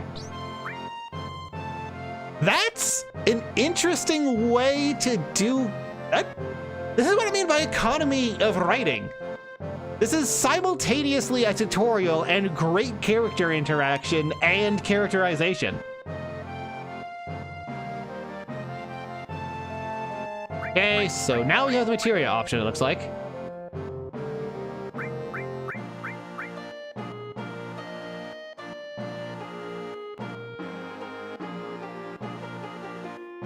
Now you're in the menu.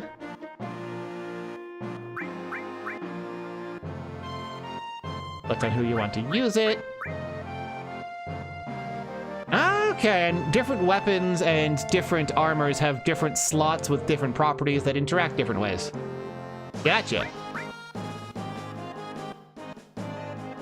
Strength -1, magic +1. Okay, so they affect stats as well.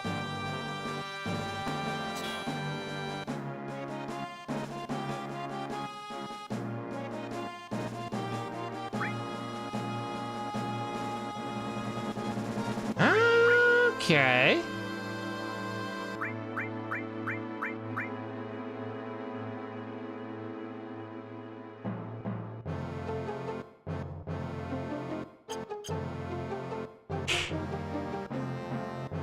Cloud talking down to Barret like this is so fucking funny. Triangle button clears. Alright, got it. This is also how you make your tutorials compelling, game devs.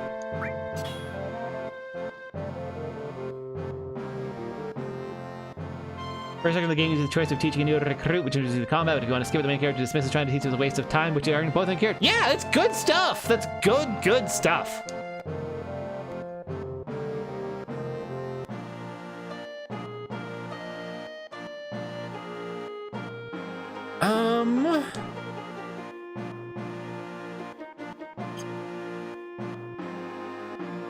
I wonder.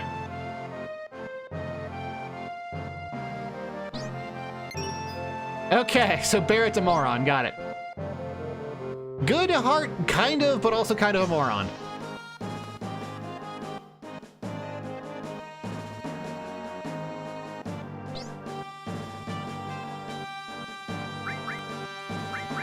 I want to check my numbers, though. So an attack of 38 is like fuck all for losing one? This presumably has both lightning and ice in it.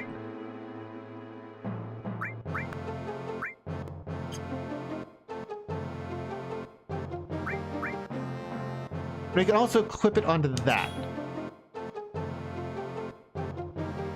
You don't cleat so much as stripping a revolver, do you? I mean, I don't think we see Barret doing it either. We just see it attached to his arm. Okay. And the stars represent the materia growing itself. You've never done a deep voice, Jones? I mean, I have.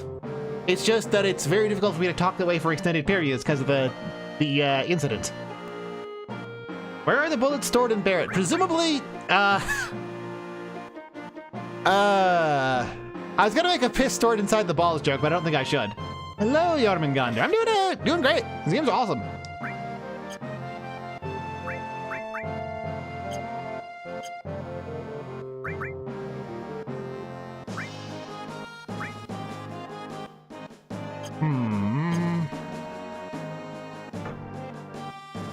Talk to her from here? No. Oh, yes, we can. Okay. Wait, it does? I just saw that it could grow. Let me check that out.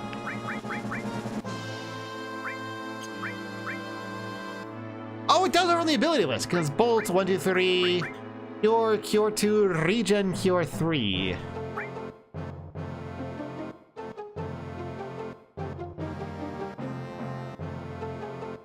Do we permanently learn these at some point, or is it only like the materia itself grows? Like, I'm keeping this all on Cloud on the assumption that once I get a level, that it becomes permanent. Only materia. Okay. I'm still gonna keep No, I'm gonna keep things on Cloud. Okay. So you have to equip magic as, like, an accessory. Interesting.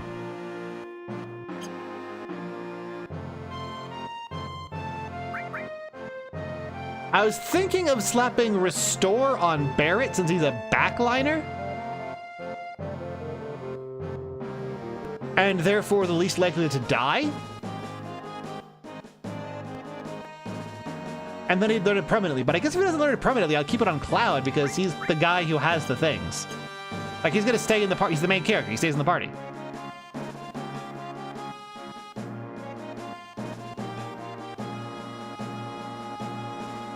Oh, does it? Tifa come with materia? No. I mean, I could go buy a bunch of iron bangles, but I don't really care that much. They don't seem like they do matter at all.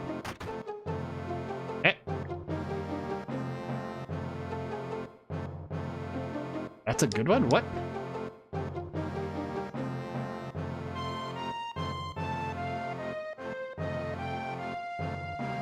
What?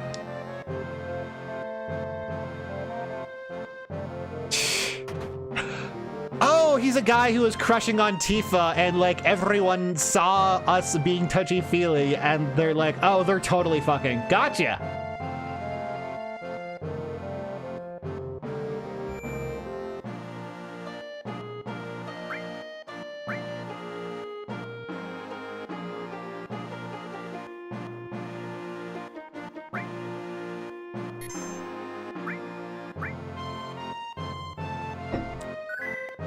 And on that note, I'm gonna be right back and go get myself some more tea. Well, see you all shortly.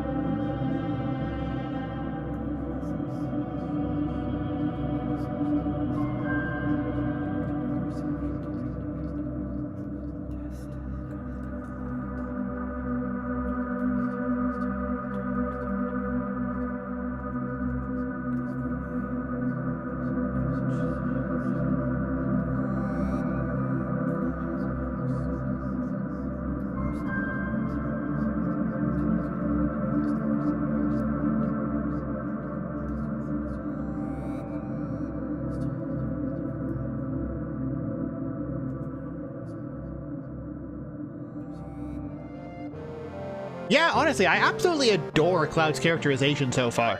Like, he acts like a standoffish, complete, like, self-centered asshole, and then everyone around him is like, okay, yeah, buddy, look, if you need to talk, we'll be here to listen. He's basically a gigantic tsundere, and everyone around him knows it and is just sort of humoring him. That's great. Like, that's genuinely fantastic character writing. Like, he's not so much broody as he is, like, self-censored, arrogant, and, like, scared of emotional connection. And everyone else can very much see that about him.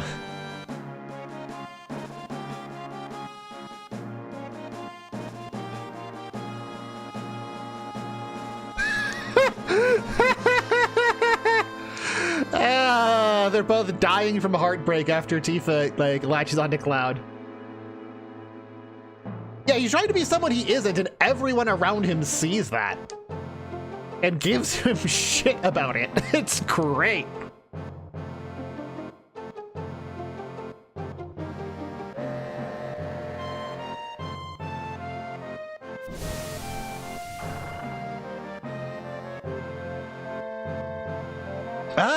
I think talking object, this was the first time Woolsey was forced to adhere as closely as possible to the original script.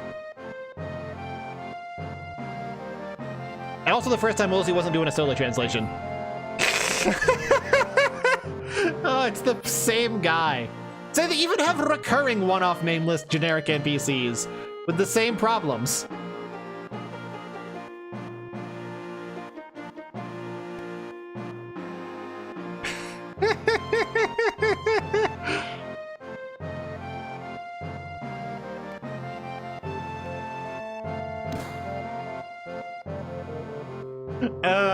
Punching the window to intimidate the guy.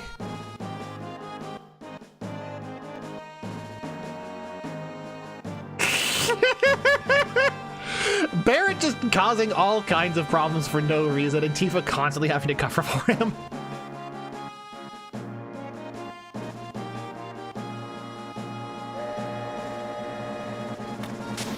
Ah, this is great. These guys are great.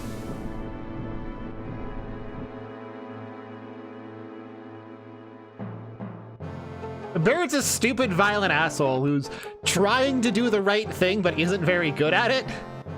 Cloud's a selfish, pretending to be a selfish, standoffish guy, and everyone knows that he's a gigantic fucking softie. And Tifa's just desperately trying to keep people from doing stupid shit. It's great. Great dynamic here.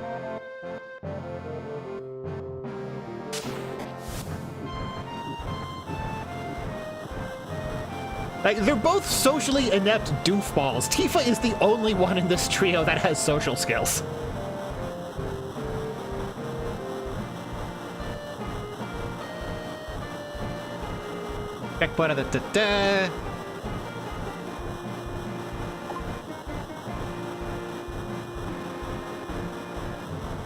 3 more minutes to the IT checkpoint. 3 minutes, we jump off the train. That seems like it might be dangerous.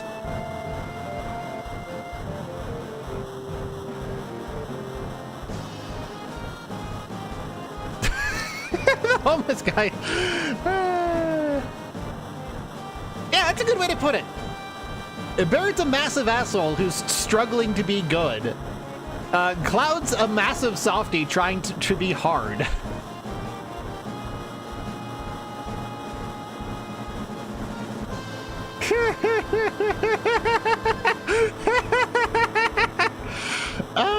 Even the minor NPCs are just dripping with personality.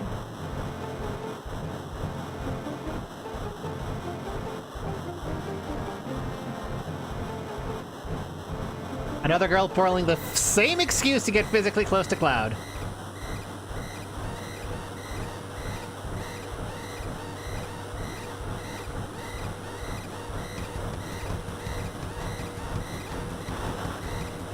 Okay. Ooh, I know this theme.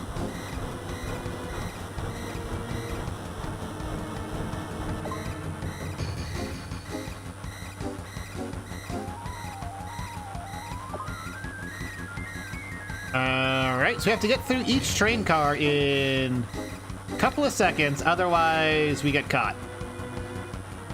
Interesting. What are your NPC models here?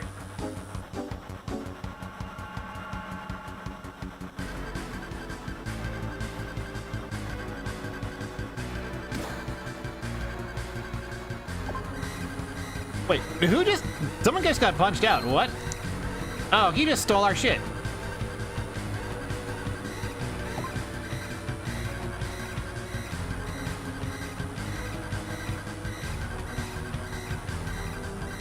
Right behind me. What? I think the bomb.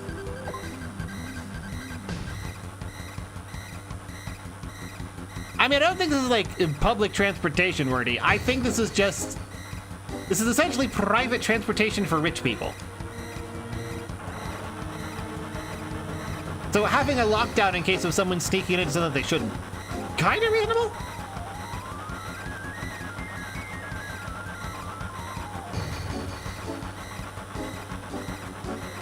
Hello, Noodleova 3. I should start calling you Noodlelova.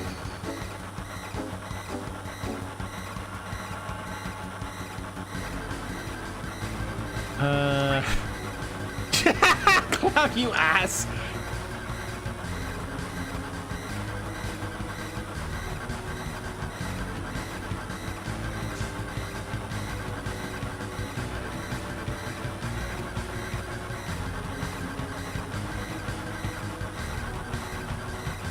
Oh yeah, but I didn't even notice that, that bit. You're right.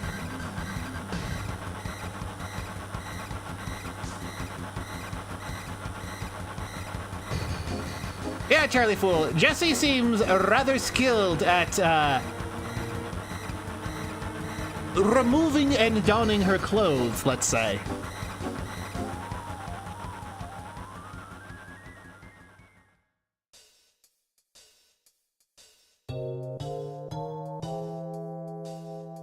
Going as planned. Wasn't the whole thing going wrong?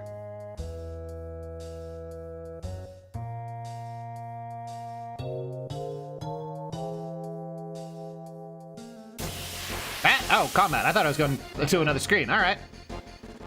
What are we looking at? Is Gash Trike? I guess I just physically attacked. And it makes sense to have it be like this. Have the back row attack the back row with a long-range weapon. That's a nice little animation for the punch kick.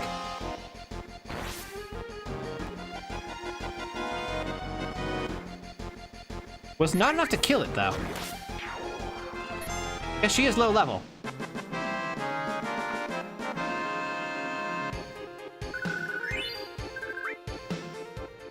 I'll be fine, Noodlelova. The third rail is a myth.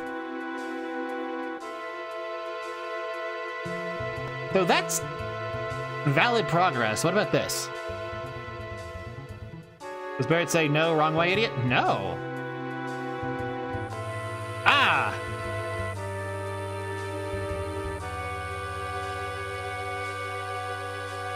Wait, hamster kick. Okay.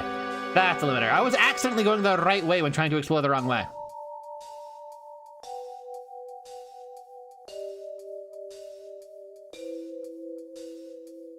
Oh, another combat.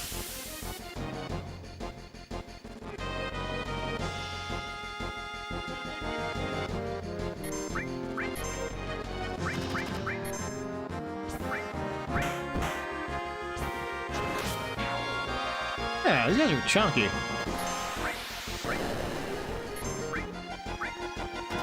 And at least these guys... Okay, yeah, there's no longer a front and back row, as you would expect. So it does have the decency to say, oh, this is explicitly back row. But something explicitly back row. Huh. You have like a high crit rate or something.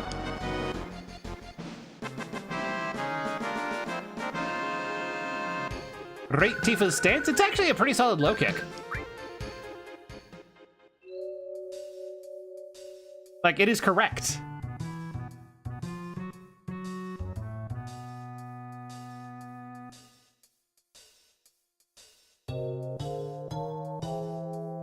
That, what is that instrument? Not a cello. Bass, that's a bass. That bass is also used in a bunch of themes in FF6. Exact same instrument, I can tell. I've got ears for that. I can't do audio engineering, but I can recognize sounds quite sharply.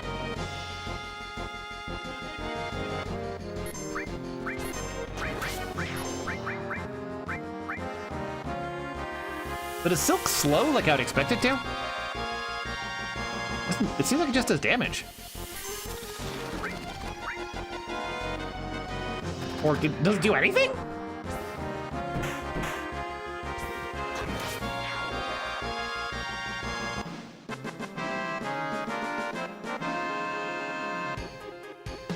It feels like the last note of that is slightly flat compared to the earlier themes. Of the da da da da da da da da, it's like da da da da da da da da. Hello, Comrade Skrungus.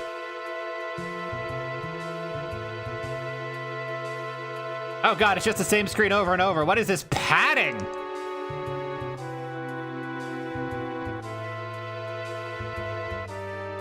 ABJ, yeah?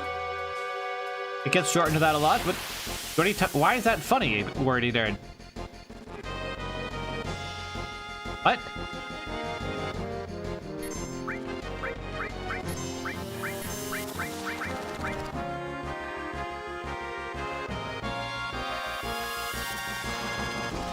Some guy from the Discord. Oh, something going on in the Discord. I think I had to kill it because it was acting up. Yeah, does Silk even do anything? It doesn't seem like it's dealing damage. It doesn't seem to be inflicting, like, HP leak.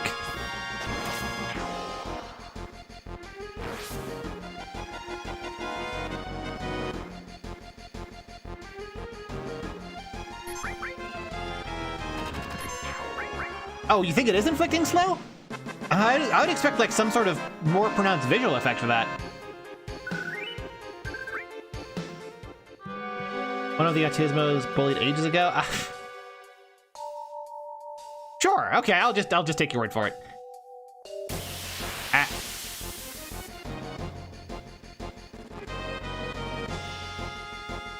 This is getting kind of repetitive.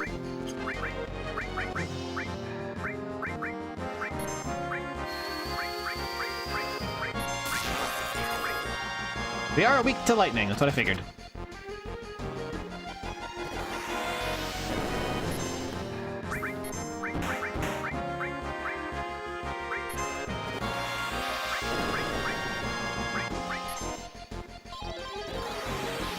Hit, or yeah? I assume yeah is better than hit. And also that Setzer's slots. Beat rush. Okay, slightly more damage.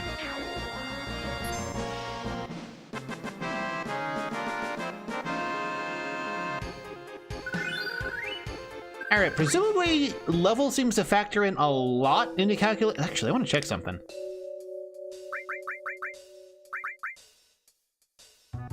Okay. Stats, or at least attack, doesn't seem to grow with level. Could be wrong, but it doesn't seem to.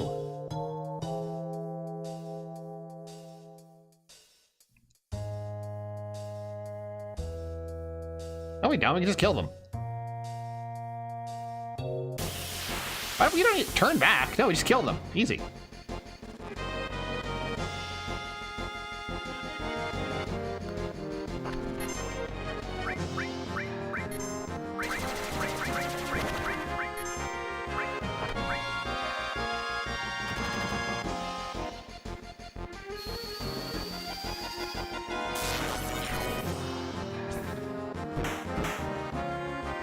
Yeah, most enemies are dead after like one hit, which keeps combat relatively snappy and fast-paced, instead of it sort of wearing me down the way a lot of JRPGs do.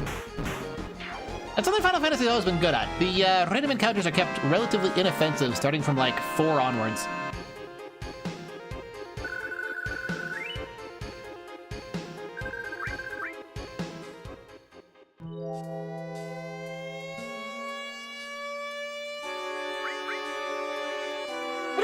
It'll be fine.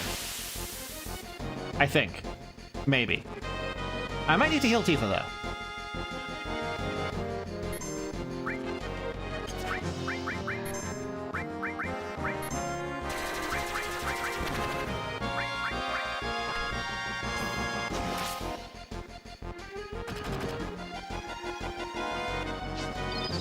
I need to check if a single shot of Bolt or Ice kills.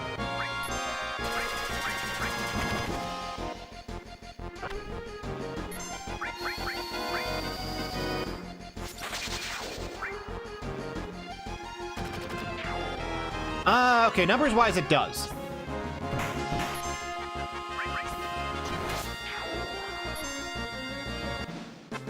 So they seem to have more than 65, but fewer than 85 health. Ooh, we got a grenade.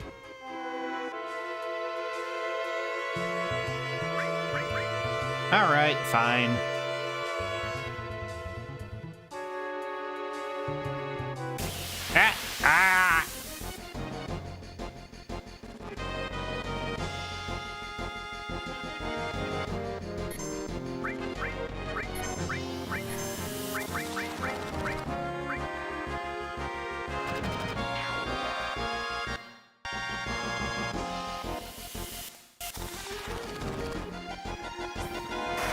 So the shoulder buttons do that. I'm trying to see if there's something that shows status effects, if any.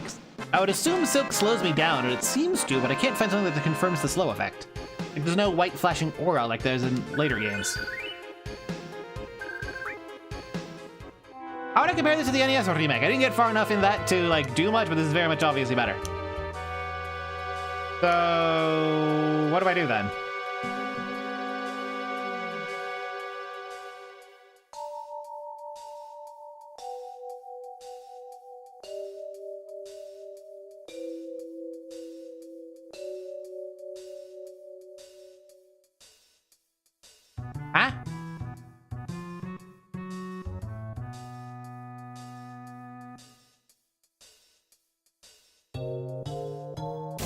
Was there another thing in the next room? I guess I'll check that.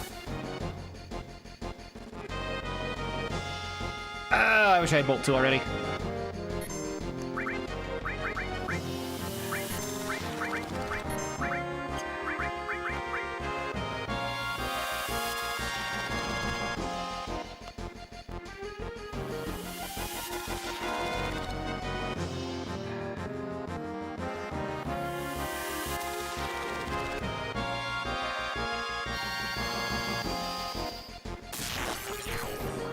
So Bolt will kill in one go. Fewer than 50, so everything except Tifa can just kill him in one. And all they do is maybe it's because the bar changes color? Oh, they do have physical attacks, they just don't use it first turn.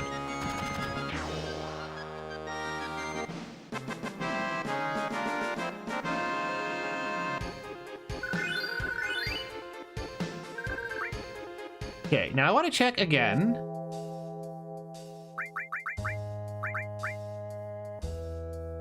Oh, no, attack does go up with level. All right.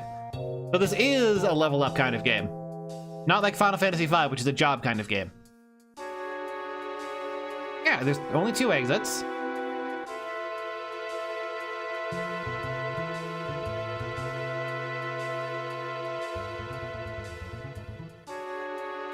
There are only 2 exits. Act like this? Guess not.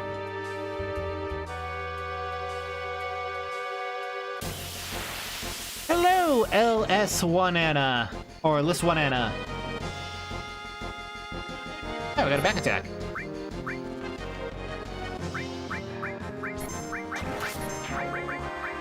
Gonna get a damage bonus to hit in the back, yep. But only applies until they get a turn, so it's a matter of acting quickly there. Alright, got it.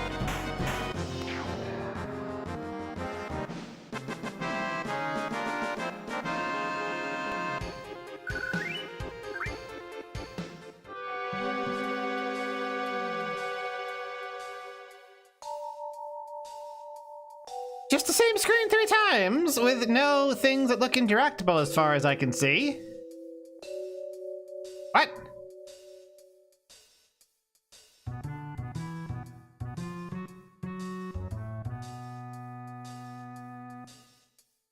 Or identical screens?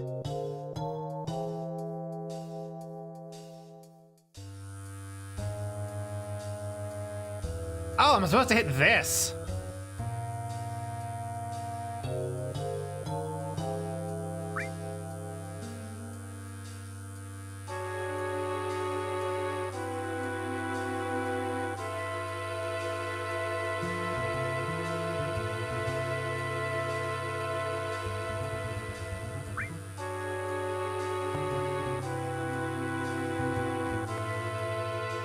Okay. I mean, Barry's the real surprise.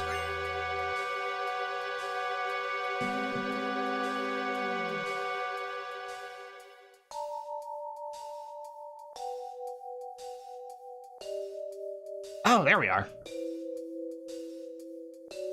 Ah.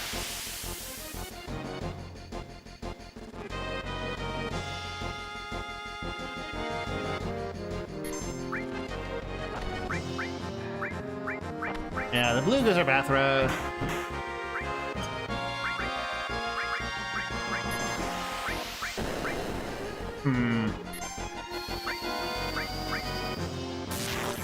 Why would there be a talking object? Like, if the fish can float, then they're clearly not concerned about being underwater. Oh, these guys are tanky. Oh.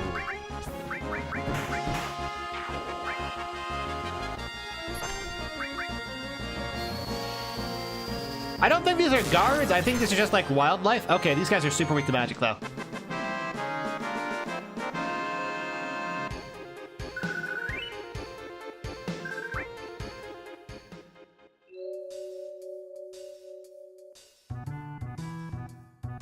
Oh, there's a thing.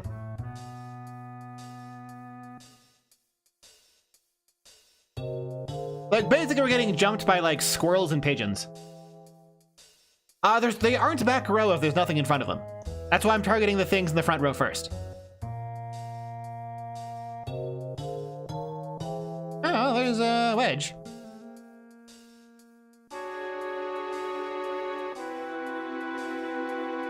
Ah, trying to get around that. Sometimes it's a bit hard to tell exactly what you're looking at in this thing.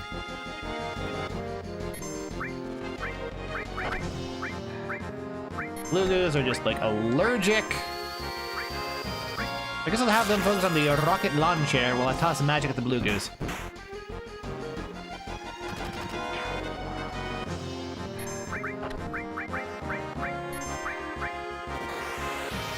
That's for the most efficient distribution of actions.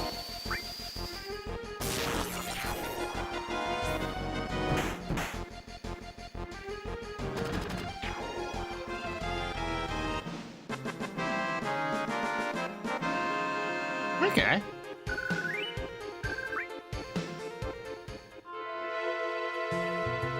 Right, there we go, okay. What is the perfect amount of party members in battle? 1.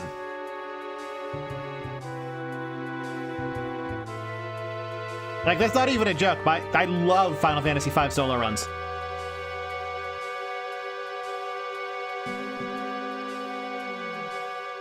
I think there's a certain helplessness and danger to having to do everything solo. Bah!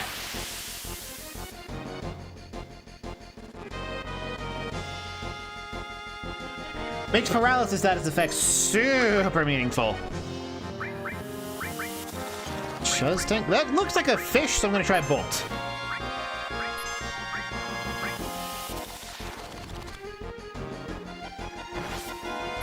Oh, this guy's hit hard.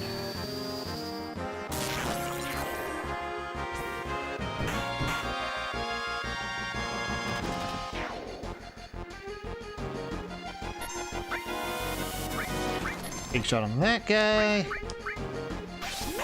Alright, what are we getting?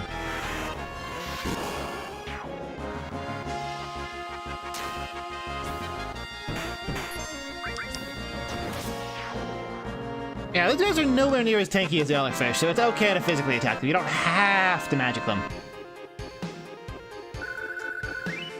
You know?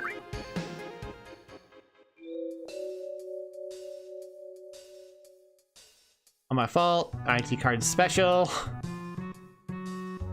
Okay, weird.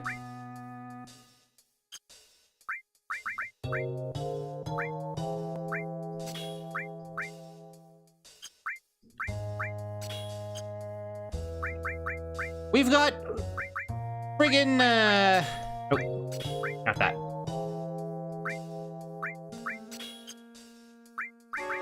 We've got 3 MP pools, but I'm only using clouds.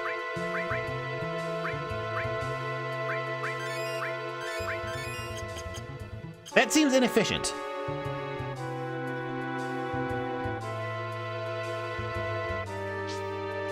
Oh, is this like a maze?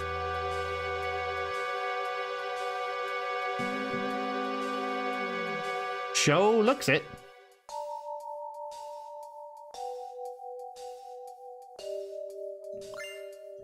There we go. First tent right outside the save point. Tutorialize us about a tent organically. Good design.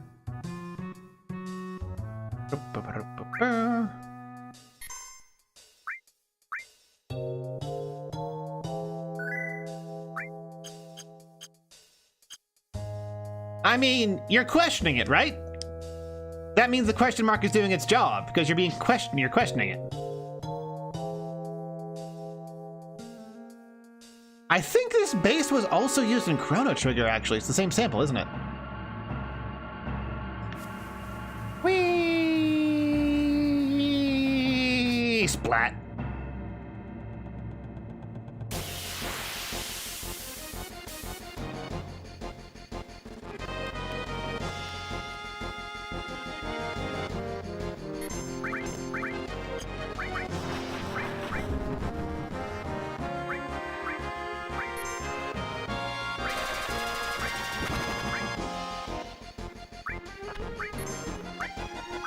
I think we'll do this. Oh, right.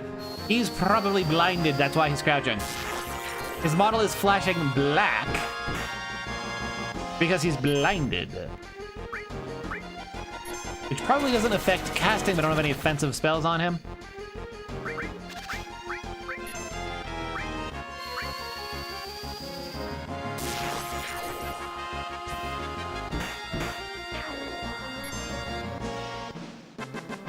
Rate this game's robot space and how well they would work. I think most of these would actually work pretty well if you just put the big L rare googly eyes on them.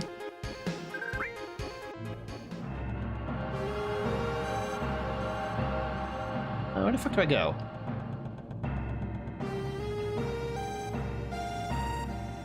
Last time we went through this room. Yeah, then we jump here. It's the same layout. They've just put like a color filter on it. And we're starting from a different point.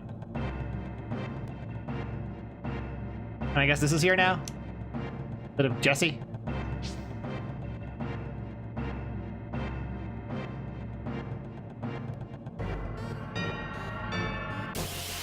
Oh yeah, you can see that exit from a different camera angle. Okay, that's neat.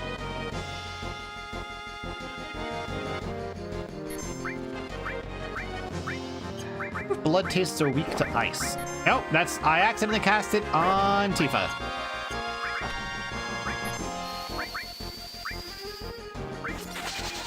That is not what I meant to do.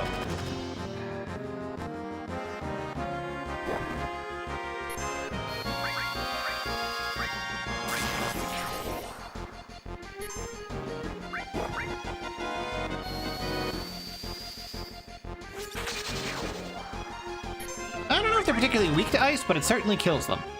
Which might be the best thing I can get out of Tifa right now, because her attacks aren't particularly efficient for the turn economy.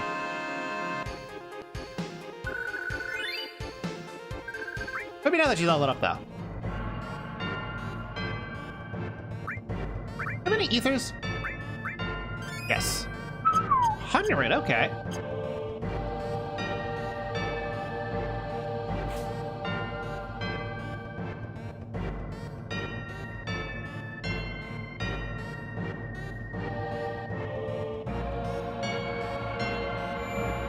Oh, this chorus sample was also used in This is a lot of stuff from Chrono Trigger's sound font. Save points do not, but tents do. But I'm hanging on to my tent for now, because I vaguely remember hearing something like using a tent to blind a boss by using it aggressively in combat. You can't go through that fucking door. Like, this sounds like a cut Chrono Trigger song.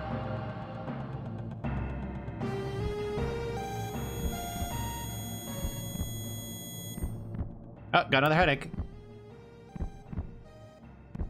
Possibly a exposure to dense quantities of Mako?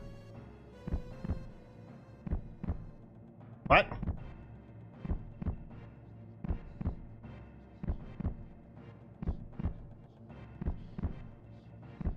What's going on here? Looks like she grabbed that long katana? And they're just staring at him like, bro, what the fuck?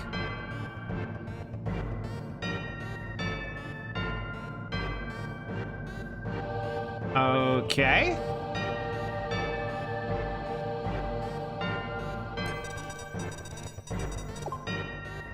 I mean, it is an effective way to demonstrate, like, mental problems. Good? Guess not. That he is an unreliable narrator, and also to heighten intrigue. Kind of lazy, but it gets the job done.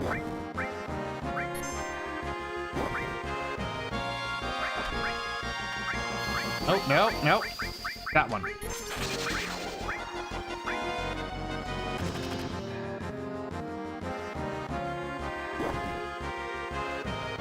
Don't be mean to the pipe bot. He was trying his best.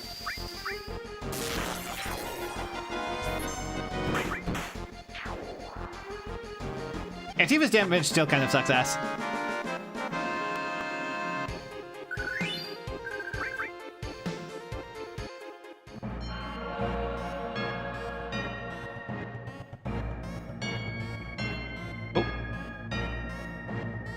What?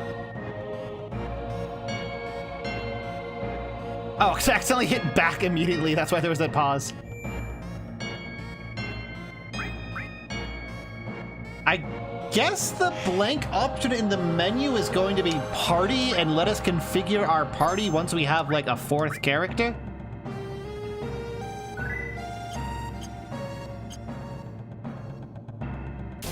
It's kind of crazy how little about this I actually remember. Oh, there's 5 of them.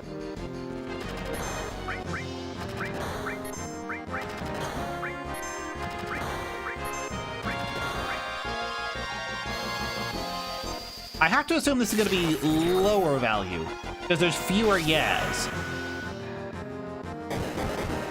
Yeah. It's like, fuck all. Okay, so I need to hit the yeah, otherwise it's just dog shit.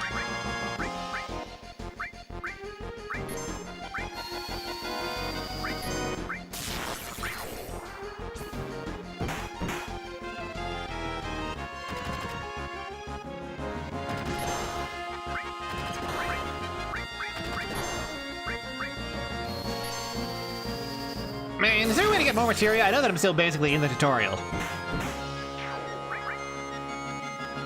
But like, dang.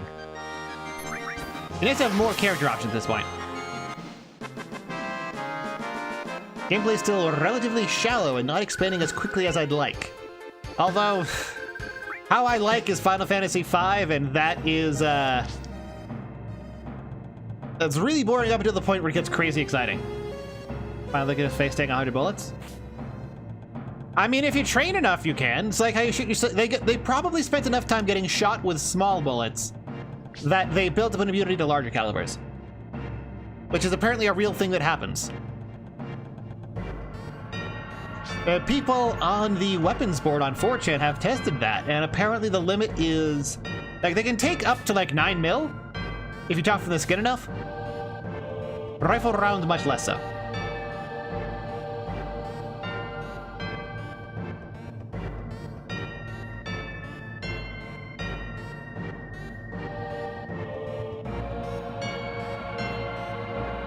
Presumably that weird smoky stuff is Mako?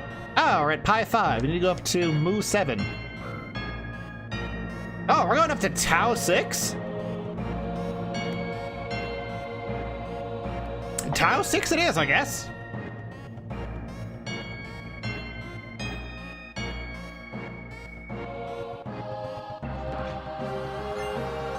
Isa.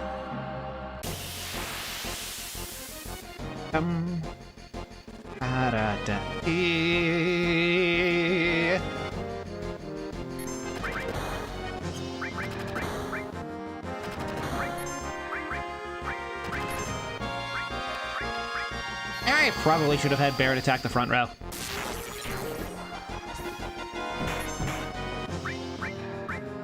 Well, whatever. One bullet size and no other. I would need to look to what the standard caliber of the local police were.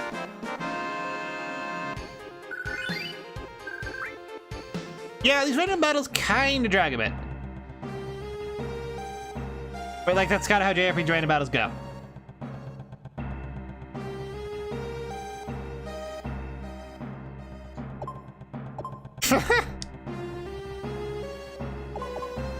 Too early. What? How finicky is this? What?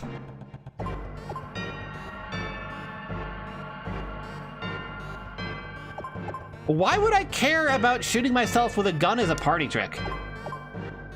Oh my god.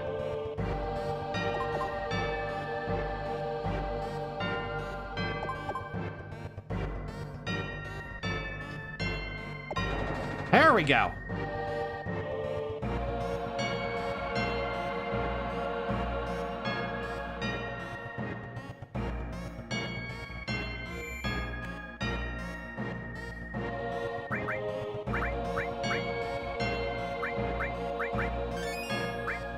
Yeah, the rest is just fine.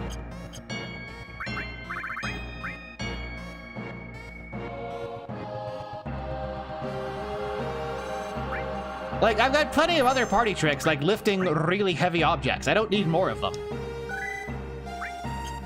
On the other hand, getting away with crime, that's useful for me. That's something I can't do because I kind of stick out. What is the most common gun? Probably 9mm, probably Glock. I don't know, though. Oh, it's the same place from a different angle.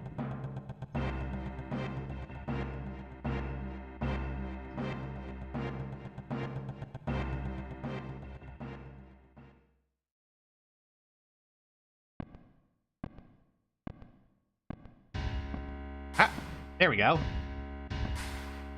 President Shinra. Didn't he come from where we came from? How did he get over there?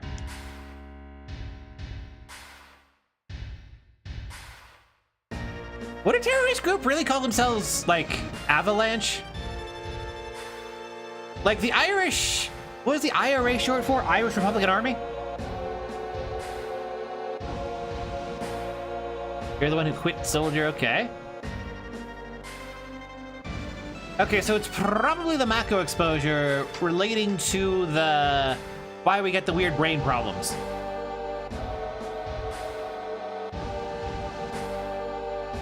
I mean, presumably, Needles Kane, that there was something else to it, like we did a proper ID card or whatever that Jesse arranged, and they needed 3 people doing it in synchronization.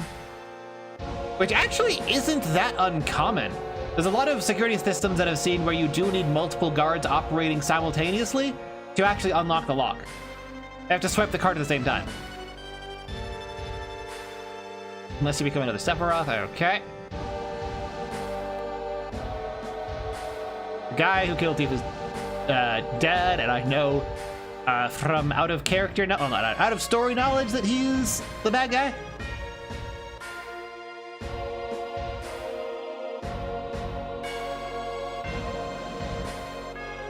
Makes you king version. King Gremlin, sorry. So he just shows up to be smug at us and then immediately leaves? Seems like, why would you do that? What is a Sephiroth in biblical terms? Isn't that the name? No, that's a Cleofoth. Oh, this guy. I thought this guy was like way later on. Airbuster, all right. Isn't it one of the higher ranging? Is it? No, that's Seraphim.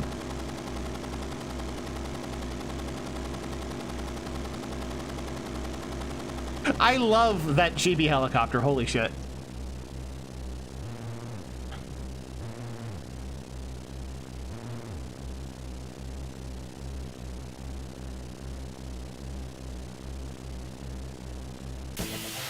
Oh, hell yeah, boss theme, let's go. Yeah, I'm thinking Sephiroth.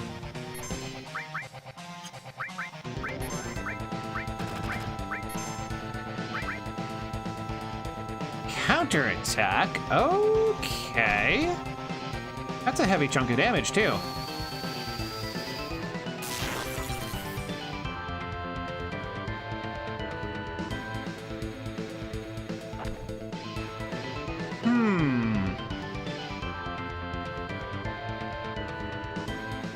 He's turning around.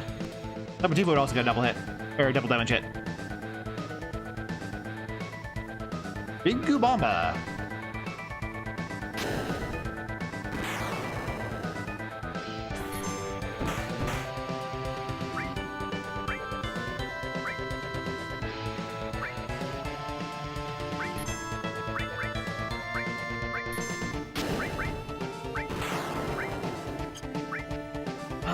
He does a lot of damage.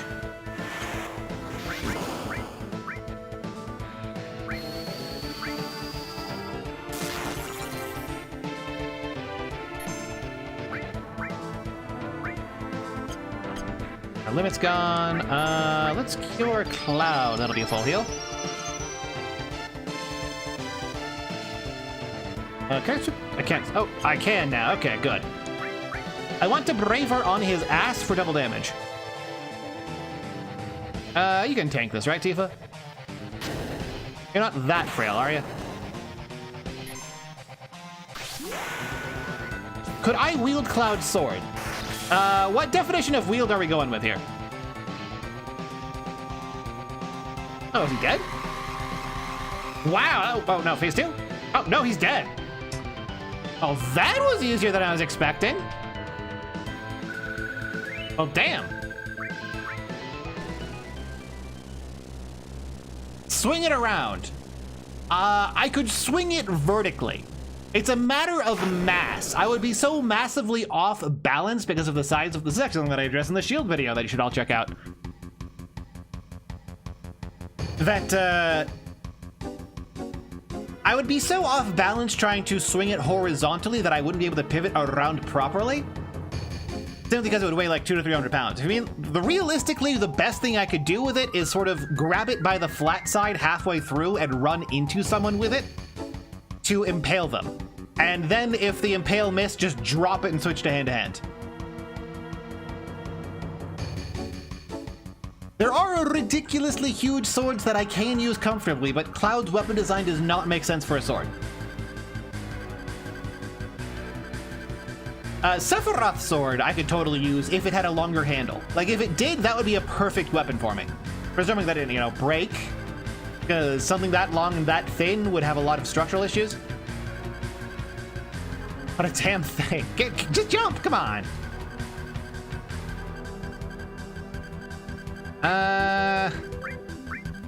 Let's pretend to be strong, okay.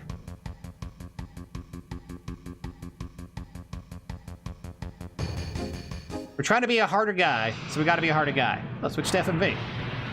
Really seamless transitions to FMVs.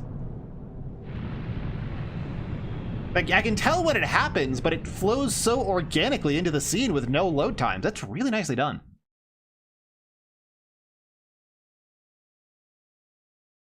It's mostly that due to the inertia, that swinging more than once is less good than immediately following up with hand-to-hand. Because, like, I can kill people with my hands really easy. Oh yeah, I fucking hate the chibi models because just, like, the ridiculously tiny biceps but huge Popeye forearms look like crap. Back then? Is this Tifa or what? Yeah, a Zweihander I could do all sorts of fun stuff with. Or like a really long katana. To whom are we speaking?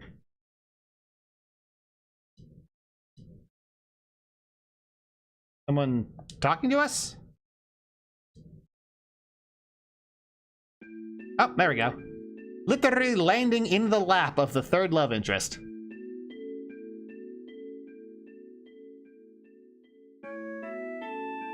Actually, it's no X-Fall. Using a oversized sword like a real-life Zweihander isn't actually long or slow. The technique for stuff like Montante is based around redirecting the mass to get a speed about comparable to a longsword, but you just can't stop.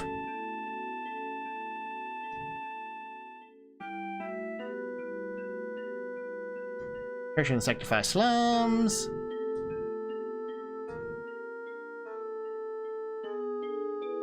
Ah, yes, the roof broke our fall when we slammed right through it.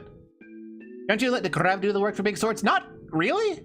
Big swords, like actual realistically human proportioned big swords, aren't as heavy as you might think. They're like 6 to 7 pounds total. 6 is typical, going 7 is like the extreme high end for things that are like 7, 8 feet long.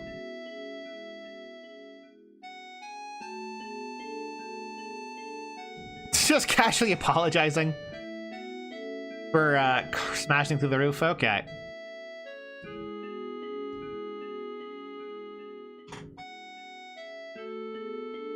Okay, there's the prostitute from earlier.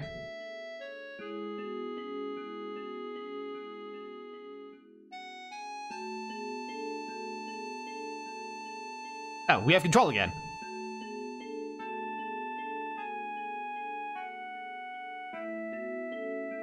What is it?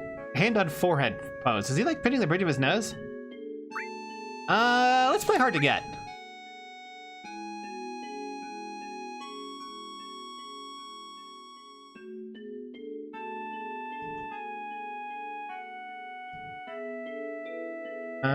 Nowadays you can find materia. Mine is special. It's good for absolutely nothing. Okay, so she has special plot materia.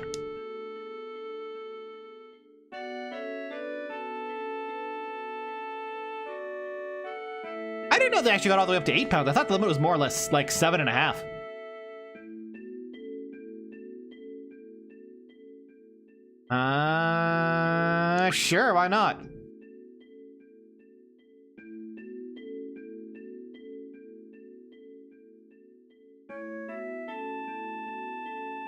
Can we save? No.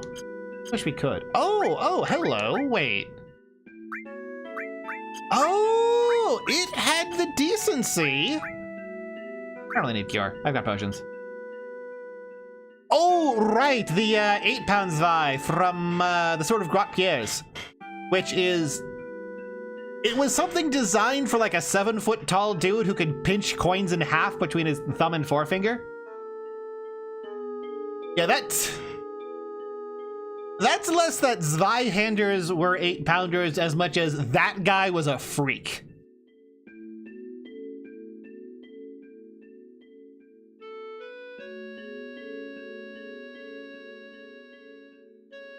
Now that I mention it. Clap, clap.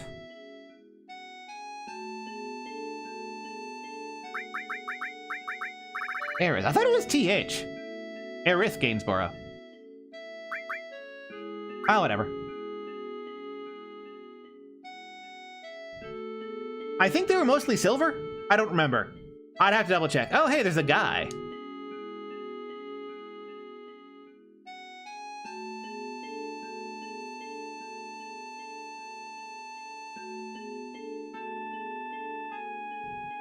Sorry, I just... Oh, I think I remember this part. This is where there's like this really obnoxious minigame that affects stuff later on, and we're not allowed to like save before it, and like you miss out on awesome items if you fuck this up, and every time you fail you have to redo the boss fight. That's a thing, right?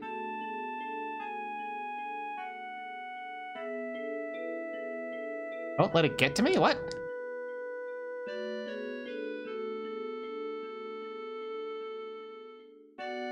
Okay.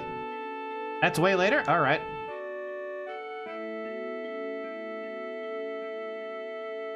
Remarkably forward, but then again, she's a prostitute. Finger wag, alright.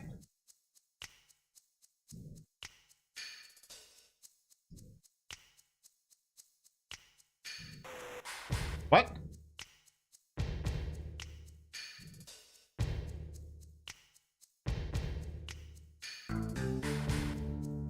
Reno. I didn't call her a slut. I called her forward and a prostitute. A prostitute is not a slut. A prostitute gets paid.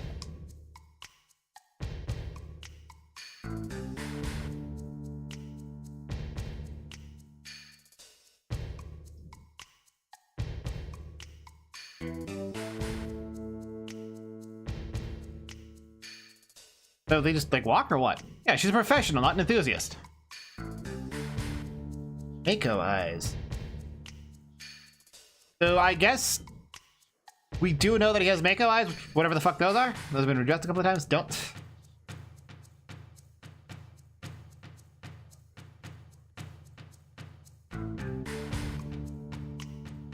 Oh, battle, okay.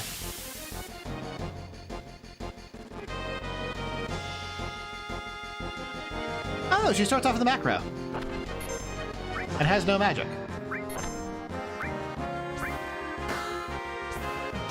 And does piss damage. I guess I should probably give her the cure material since she thinks she's supposed to be a white mage. Maybe I'll also give her ice.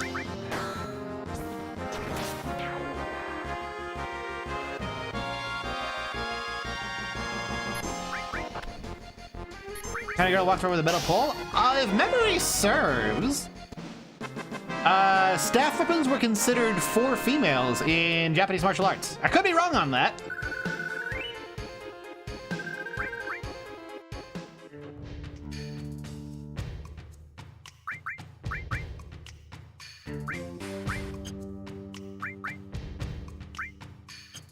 Let's get rid of ice.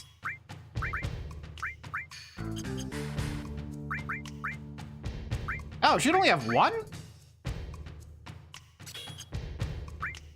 Can we equip other shit on her? Titan Bangle. That. There we go.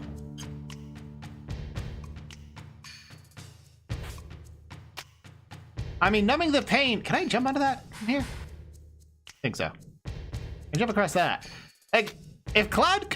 no. I don't want to go that way. Is that a fucking, like, rocket that fell through a church? Oh, we can't... Okay, so we do have to go this way. That ladder is the deceiver.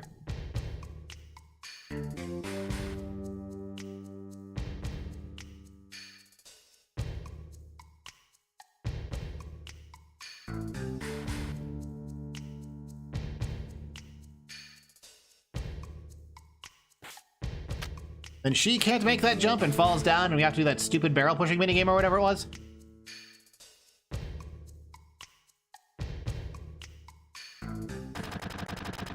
The ancient, right? So she's supposed to be some sort of... Oh.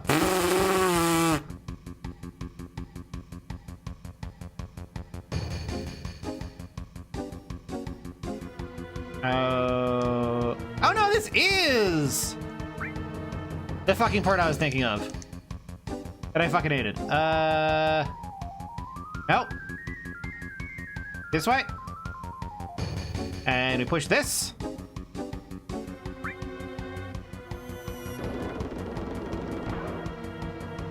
Okay. That's a whiff.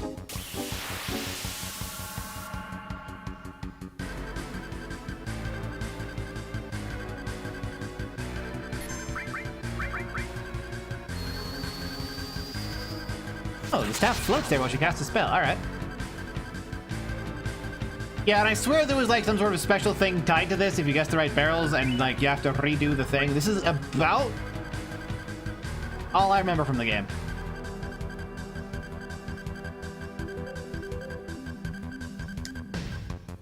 Am I not allowed to push any more barrels over? Oh, no, I am. Well, I already pushed the barrel that hits that, so I guess I'll just have her fight.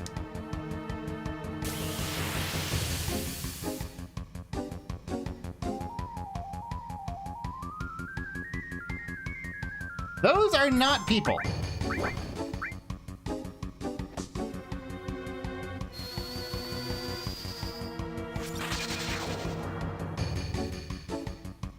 You're very clearly being attacked visually by a dude. Oh, that's not what I want to do. I want to do ice.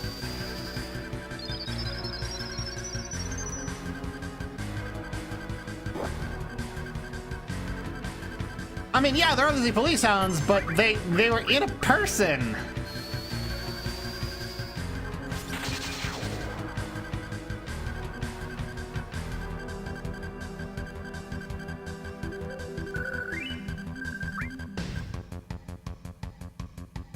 Okay.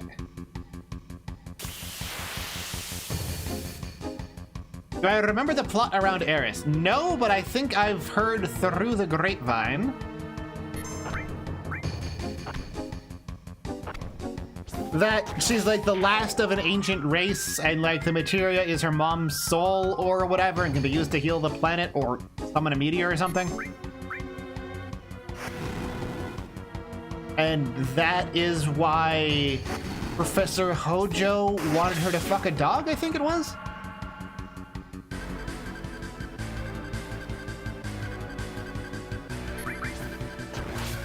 Like, that was the plot, more or less, right?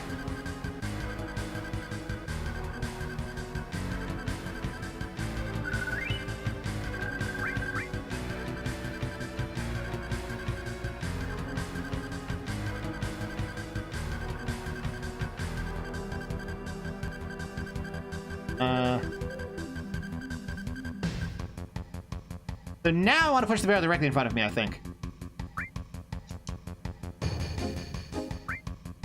Or to land on her. Got it. All right. Now with the Hojo water, what's the white girl on it?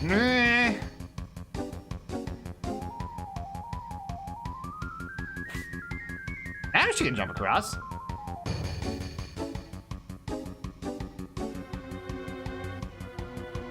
Oh, camera change. Let's go.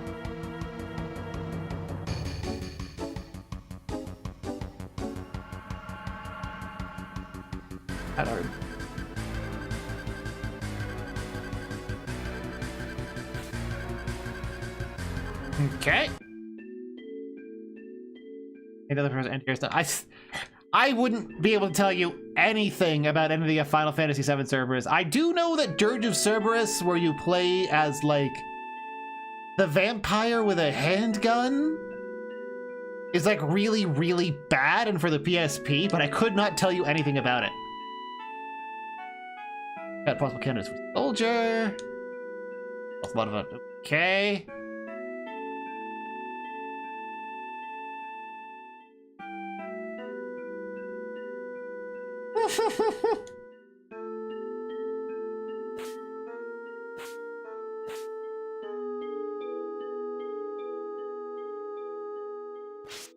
Was it a successful attempt at Shadow the Hedgehog?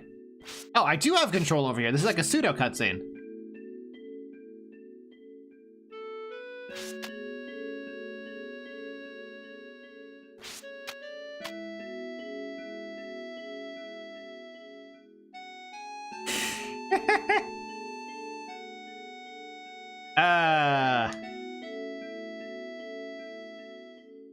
Eyes have a strange glow. Okay.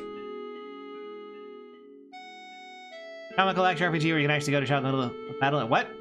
One of those comical action. Go to a shop in the middle of battle? I don't remember anything about that. I saw an LP. The kids who grew up on Nerd servers making video that says it's good now. Okay, so it is a Shadow the Hedgehog in every possible sense of the word.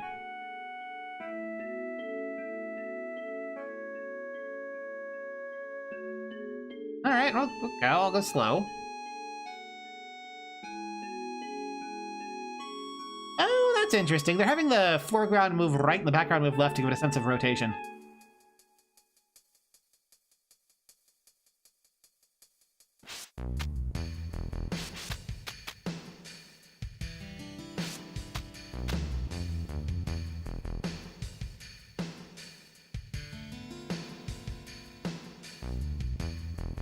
Why is there just like a Greco-Roman pillar that's like all fucked up? Yeah, it's almost like the slumber is something talking object. Oh, that's back where it came from.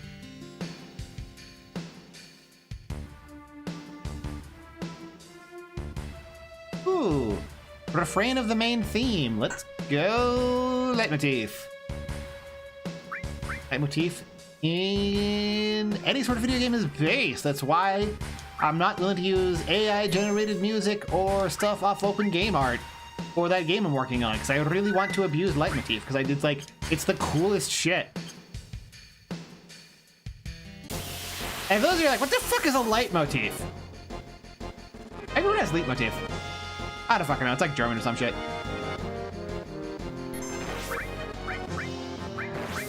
Hole eater? I intentionally avoid listening to Toby Fox's music out of anger. Or just jealousy. Envy? Something along those lines.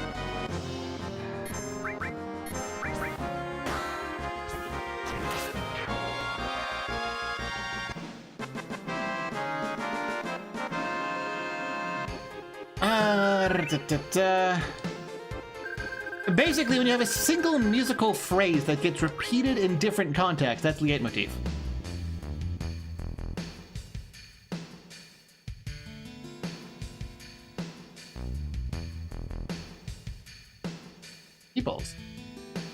Probably the single strongest example of like using it successfully is La Mulana, which does some absolutely fucking insane stuff with it. Like how Tower of the Goddess reuses the main melody of Spring in the Sky. The exact same notes are used, but they're contextually different because they're used as a counter melody, and the key that they're in is different, but it's the same objective notes, which gives them a totally different feeling. It's just genuinely brilliant stuff. I do that for every front side and back side of every area, reusing the main melody as like the counter melody for a song in a different key where it's the same notes but so contextually different that it has an entirely different vibe.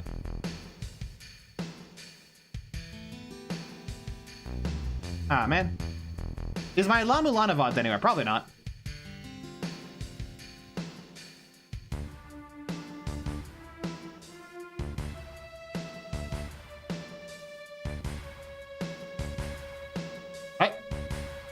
Want to go in the pipe? This guy, there it is, the legendary line. This guy are sick. Oh, we aren't gonna be able to see it a second time. I skipped past it too fast.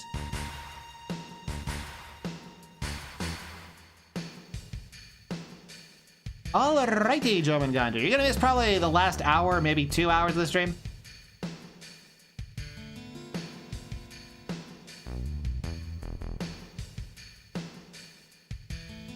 Number 2. Oh, it's kind of like one of those Sephiroth clones that shows up in the remake.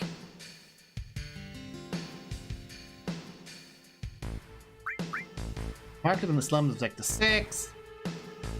Get there, alright.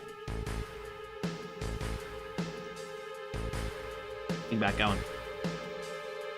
Oh, nope, nope. There he is. There we go.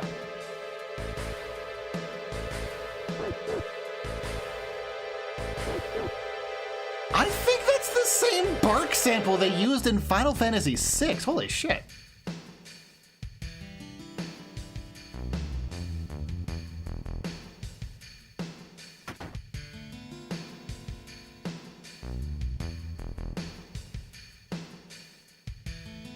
All right, what do we got?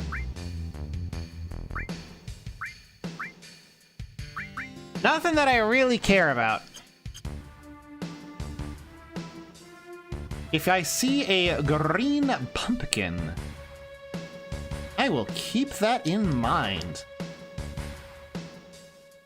Yeah, this specific generation of games had a lot of sound that was from the previous gen, just at a higher bitrate, and it's kind of really fascinating. Ooh, we can get materia now. Ooh.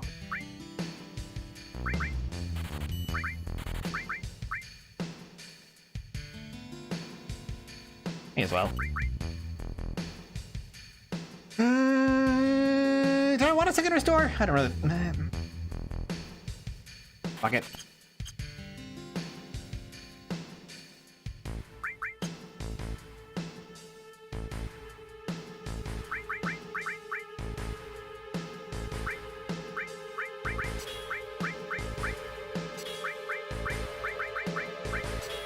What's the harm, right?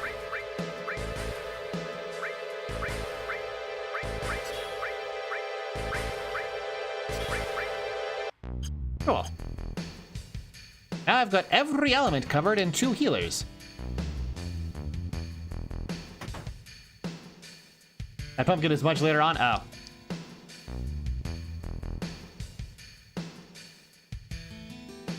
Never let myself, that's for sure. Ah, a irrational egoist.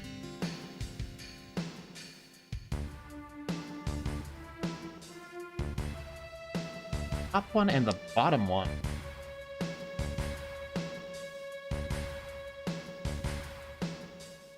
Top one and the... What does that mean?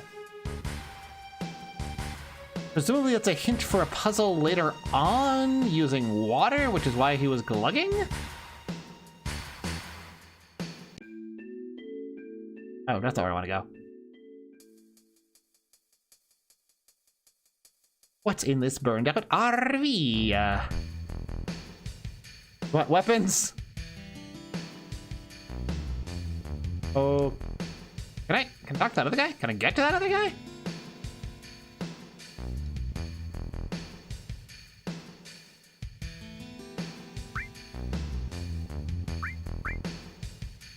Guess I'll get another one. I saw a growth stat there. Growth, nothing, growth, normal.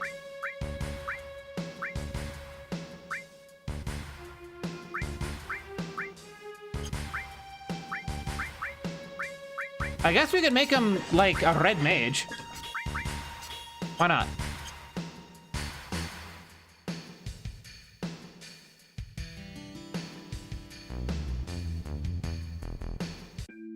Large cigarettes are as big as... Wait, what? Cigarettes?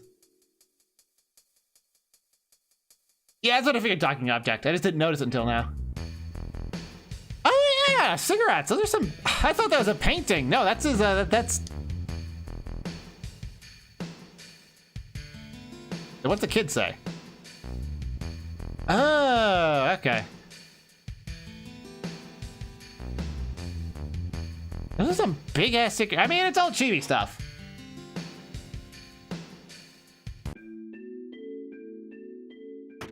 Yeah, dude's got the train tism. It's fucking over. He gone. Oh, this is her mom's house. Okay. Wait. I thought her dead mom was in the materia. Oh, is this like an adopted mom?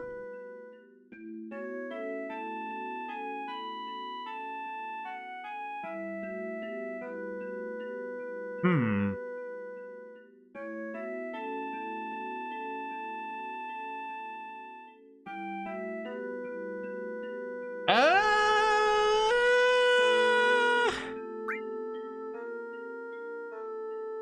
Let's not take the homosexual option.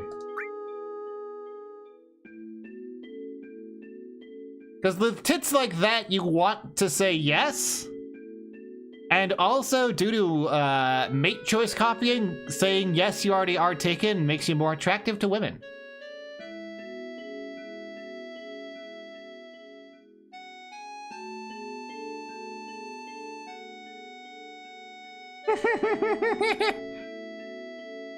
Ah, she's jealous. See, it was the right choice.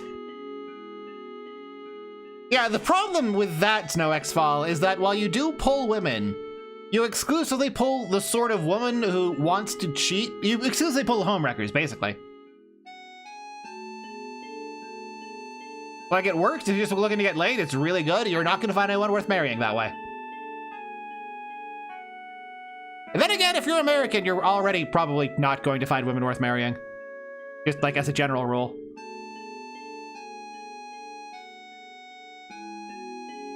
Ah, I can interact with it. Okay. I figured there'd be more things being interactable.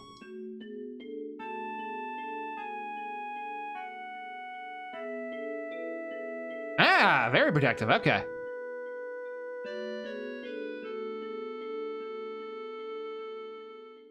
Don't kill your hopes. Listen, talking object. Do you know why Hope was at the bottom of Pandora's box? Why mysteriously Hope was in the box that contained all the world's evils? It's because Hope was one of the world's evils. It is a bad thing to hope. You need to evaluate what is probable and act on it.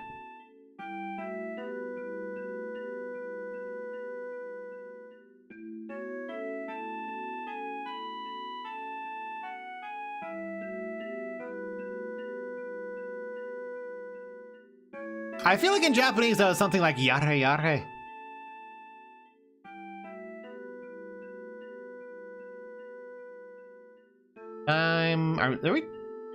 Who are we having this conversation with? Flashback or? Oh, is that Cloud's mom? He being a sulky teenager.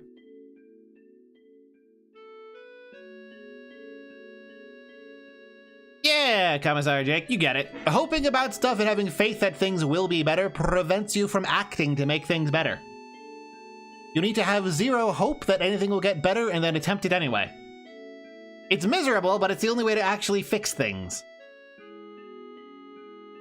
Tifa's older than him, and she's trying to set him up with Tifa, isn't he? Isn't she?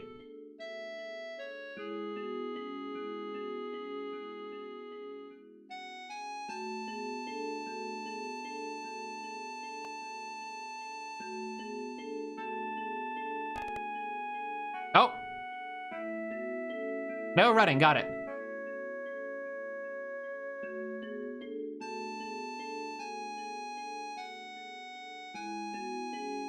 So she's awake and our job is to not get caught.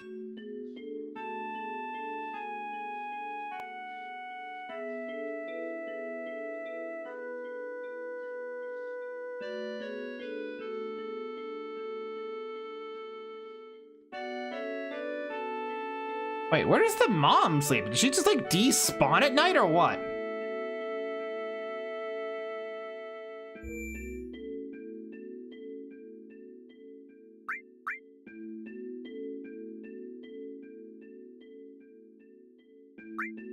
Secret bedroom. Naturally.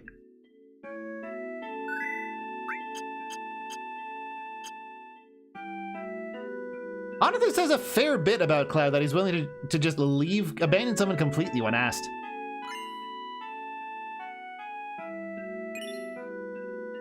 Cover materia? Aww.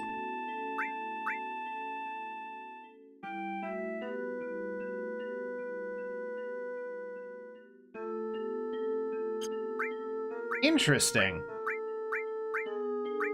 Useless presently, but interesting.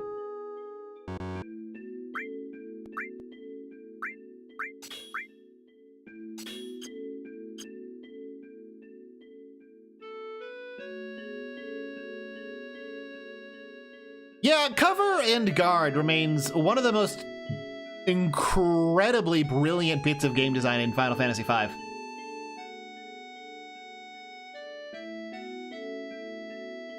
So for those who don't know what I'm talking about, the very first class you are introduced to in Final Fantasy V is the Knight. It has the active ability Guard, which reduces all incoming physical attacks it's hit by to 0. It has the passive ability Cover, which makes it take incoming physical attacks for other characters that are low on hit points.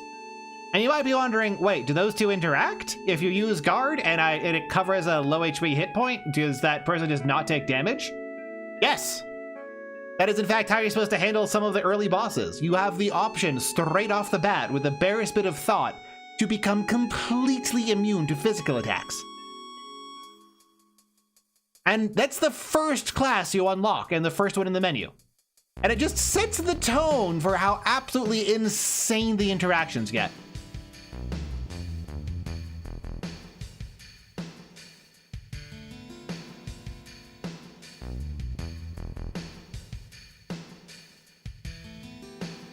Ah!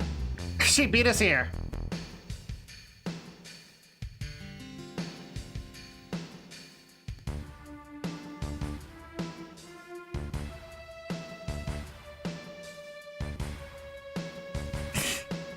Not even giving us a chance to talk about it. All right.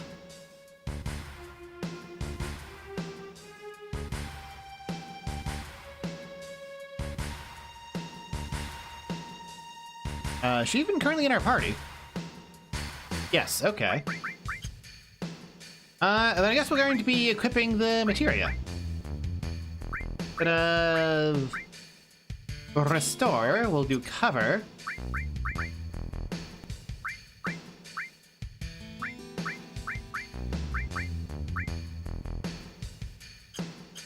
Each materia has its experience points tracked separately? Oh, that's a nightmare. Oh, we go down from here and then go through that. And back with this. Oh, but I can get into a fight.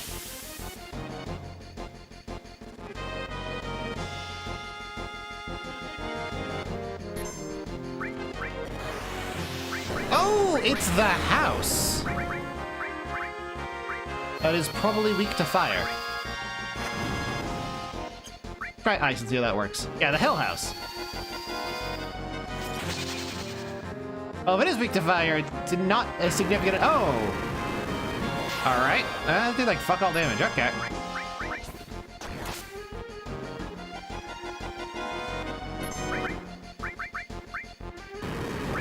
But lightning.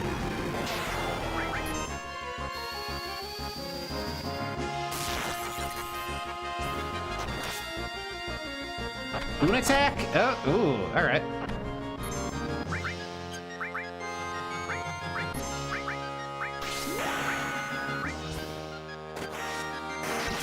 I don't know if it's a house mimic or it's just like a robot designed to look like a house.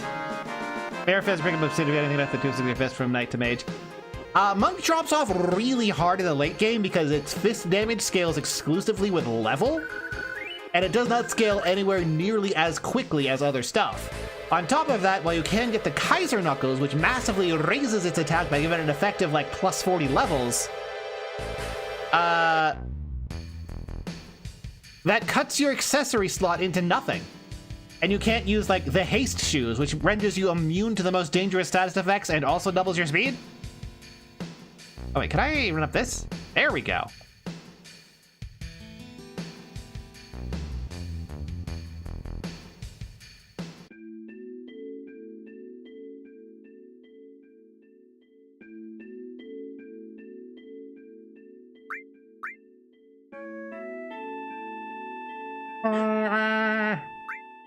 Good.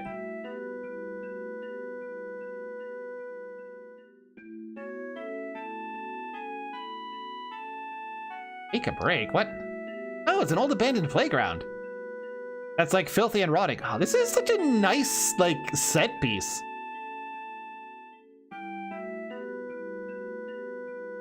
I tried some of Final Fantasy IV when it first came out, and then I remembered I don't particularly like Final Fantasy IV.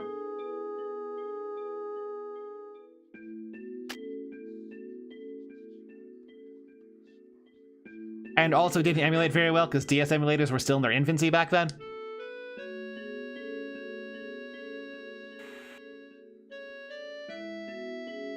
Okay.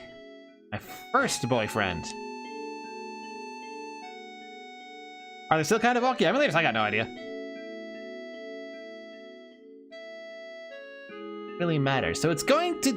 Is her first boyfriend Zach? Because I am aware that Cloud, like, thinks he's Zach, but isn't. Like, asshole, by just unarmed punches is everything and hammering on X while doing something else. That's a really inefficient way to do that, Jake. For instance, movers over in the Void drop 199 AP, or JP, whatever the thing is to level up jobs, per level, which is enough to, like, instantly max out Geomancy. No, don't tell me. Besser Wiserer. Oh, this is the Dawn What's-His-Face scene, where Cloud cross-dresses, I'm pretty sure.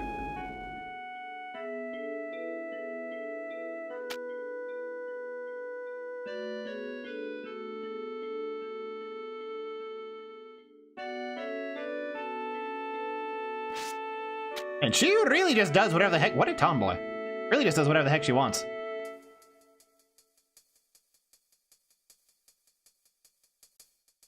Oh, I'm out of tea.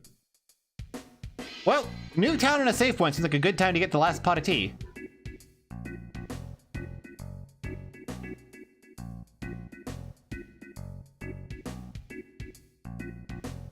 Okay, what? This is jazzy as fuck.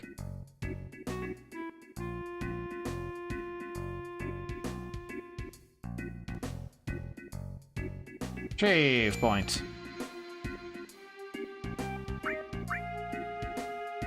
Oh yeah, Skull Eaters are actually the best place for AP in World 1.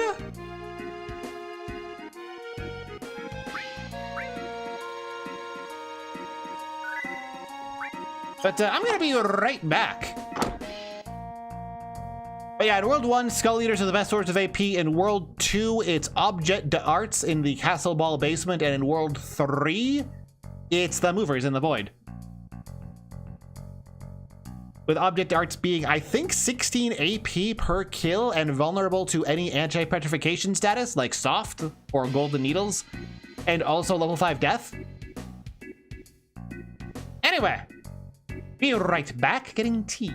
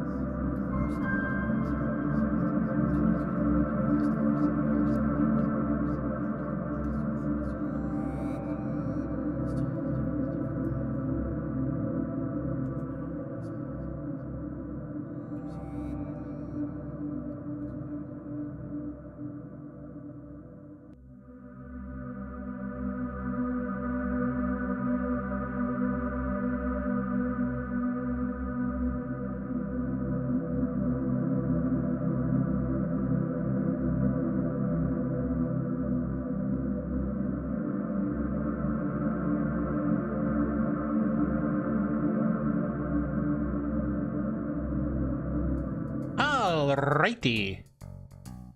That will be the last time I get tea this stream. Whenever I finish this tea, stream ends.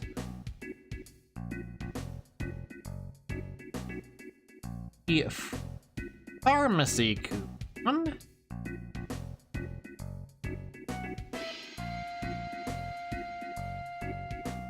Okay. What's that say? Ronin? Like, that's the nin from Ningen, isn't it? So it says Ronin? That's what? Probably needle scan. I'm having a great time. Item shop down on the right. Ah, fuck it.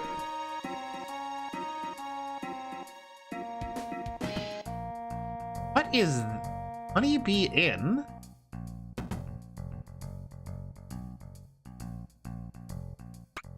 Don't really try to. Everything kind of scares you. All right. Impressive information. I know. Imagine how good it was before the brain damage. All right, work with it's just cutting it. No girl named Tifa. Tifa's our newest girl.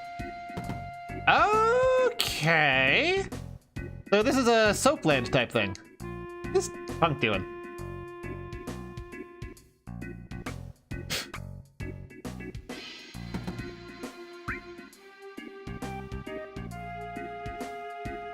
Oh, right. Yeah, I remember hearing that this game transitions out of Midgar into like a big old open world thing, and I feel kind of disappointed by that. A single defined location like Midgar would make for a really interesting setting for an RPG. Okay, so we have to figure out a way to get into the Soapland. This inn had an inquired questline that was modded back in. Really? I only know about that inn from the one doujin.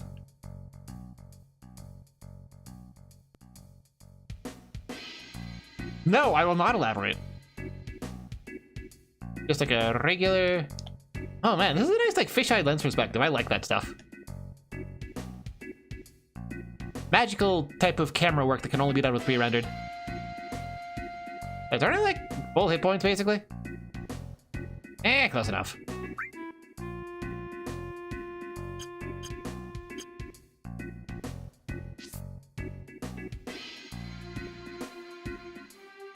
Huh?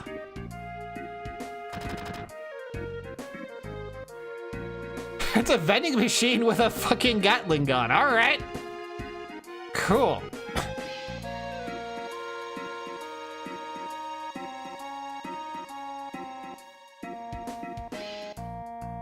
Okay, we spooked this other guy who runs a different item shop. Hyper? Sadness? Fury? Honey? These are new status effects. These weren't in any game before this. Darkness, yes. Echo screen, yes.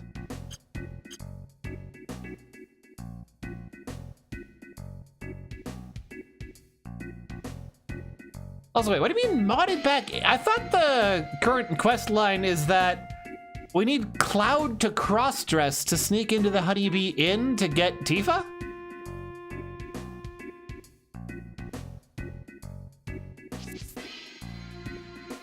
Is that not how this works?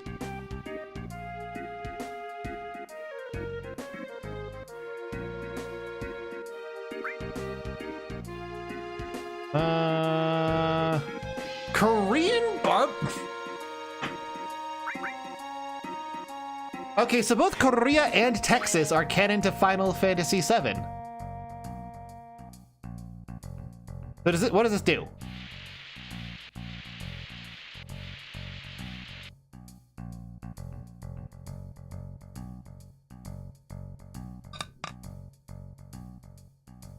This looks like a grape lab.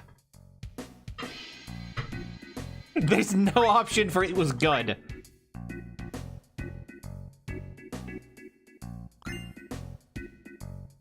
Okay. And then this is the pharmacy because it has a pill welcoming mat.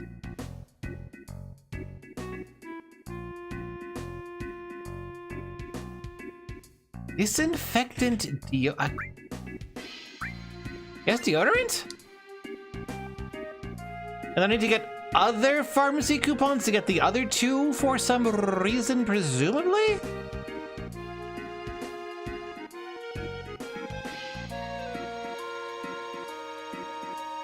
Yeah, that was my thinking. To hide the boy smell.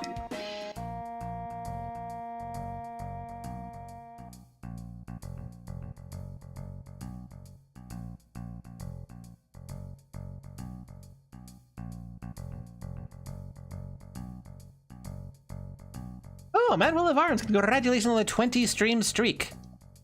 So this is like an outfit place, but we can't do anything here, presumably.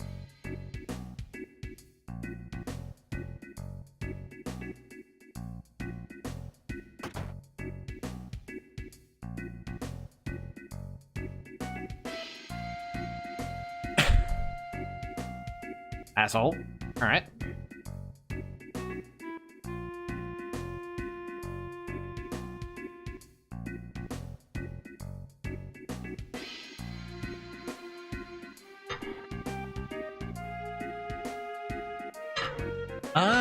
Is that just a thing that says girls, girls, girls 3 times in a row?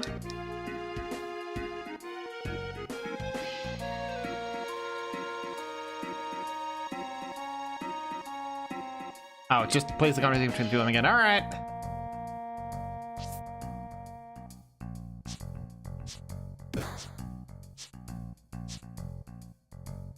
Yeah, Ona. It says Ona no TV something LLTA. Gun. That's when it is a combined kanji using woman as 3 radicals. Or not radicals. It's written differently, but yes.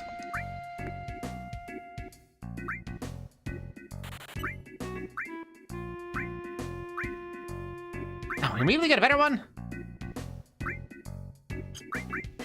Doesn't matter that much.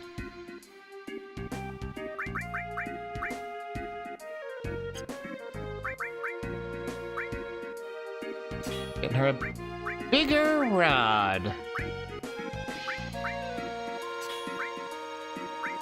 Restore ice lightning. I guess I'll also give her fire then.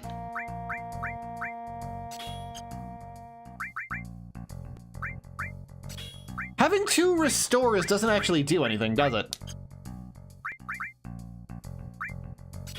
Quick Cloud can self-heal, I guess.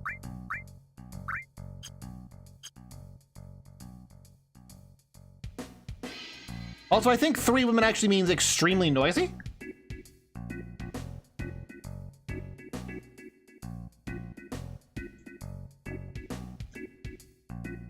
Then, Billy.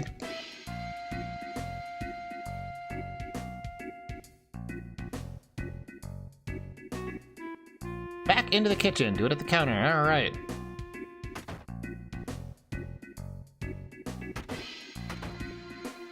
Just puking? Okay.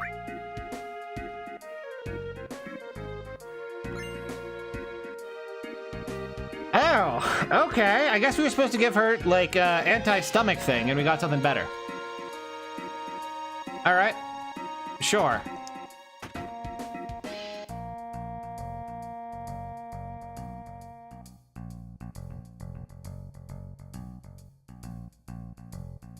And hello, Avalon Apple. And, mods ban that guy? Thanks. Drive a chank through his front door.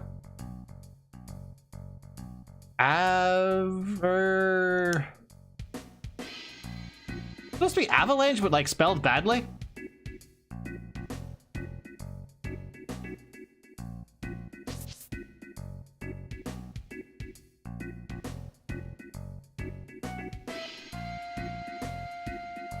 I should have done Corneo.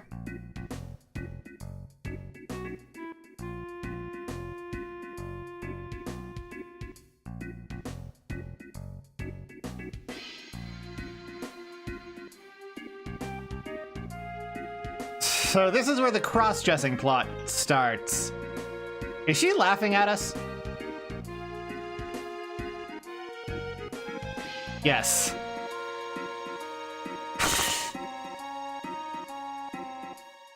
Oh my god, Eric. Deliberately going out of her way to emasculate him. Already been there.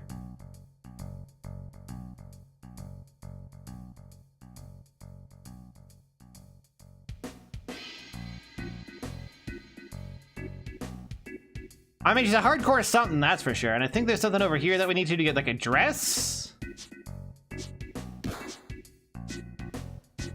Find the club. Try it with us.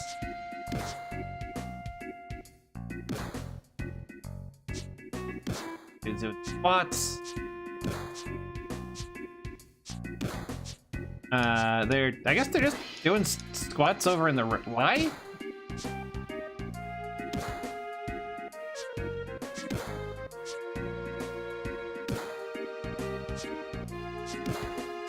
Was this not where you get the dress? Try it with us, but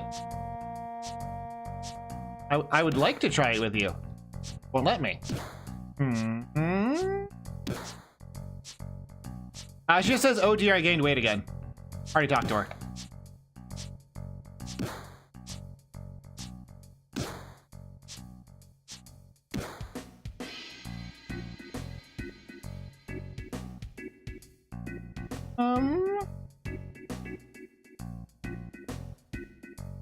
Oh, and hello there, Positively Gyad. Hello. So where I get the wig. How do I acquire the wig? Like, this is where you get the dress. Okay, you just have to talk again.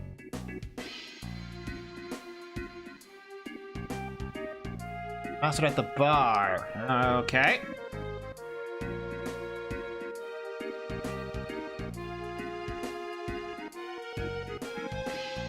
So, what were you streaming, Glad? If anything. And did it go well or did it go poorly?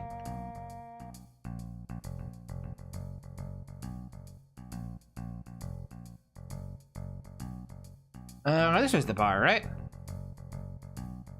No, that's the inn.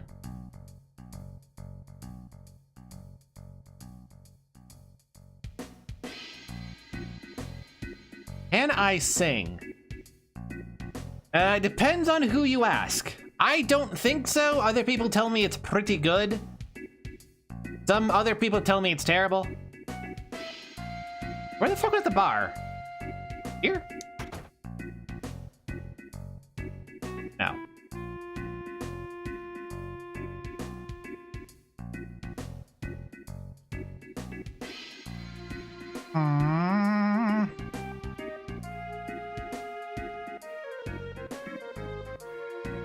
There's one north.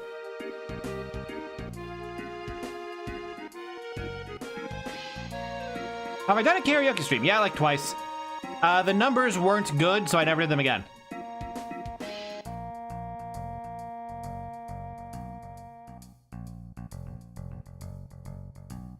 It's the guy on the right.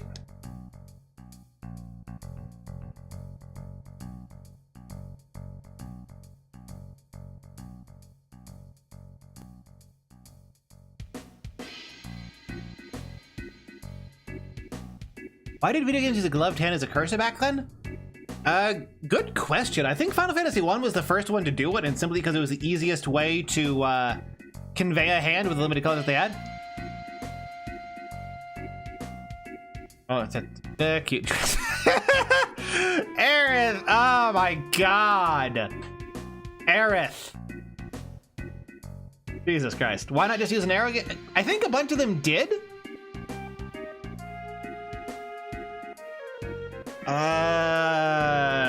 Soft? That shimmers.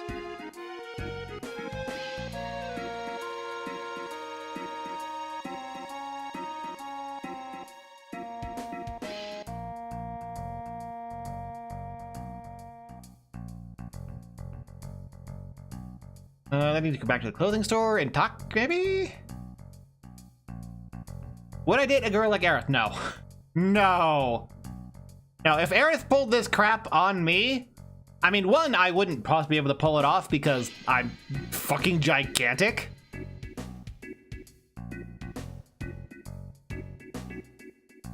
Two, I would probably just slap her. Just like, honestly. Cloud's just shaking his head. Oh my god.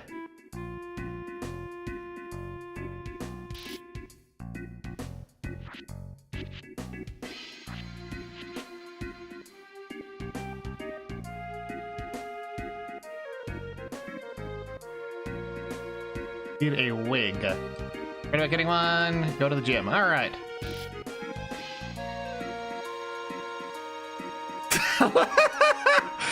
Oh my god, Aerith, what?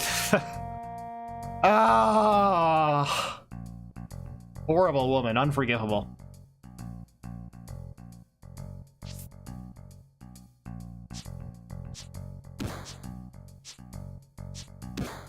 Also, Avalon Apple, I agree, and that's one of the reasons I didn't spend as much time on this game as I did with Final Fantasy IX, because the world sprites did not look great.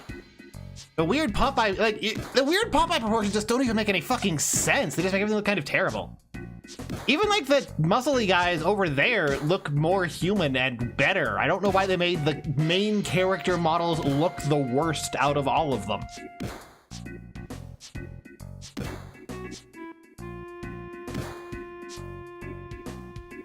What? I have to do squats.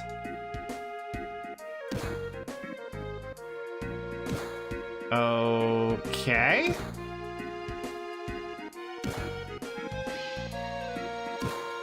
X to squat. So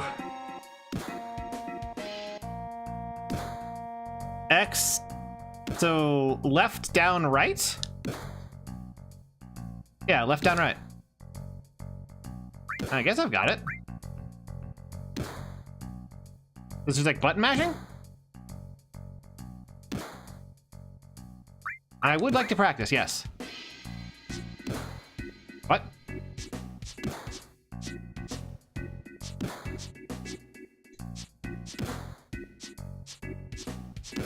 Okay, so it's a matter of rhythm.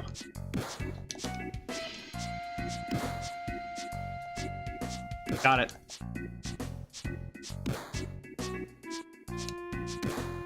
Oh, wrong button, all right.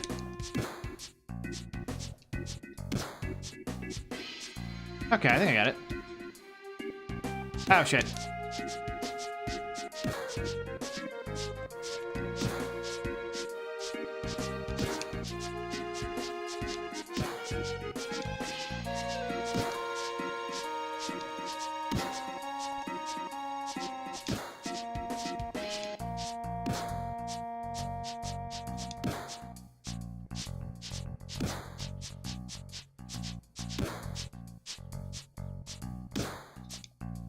Okay.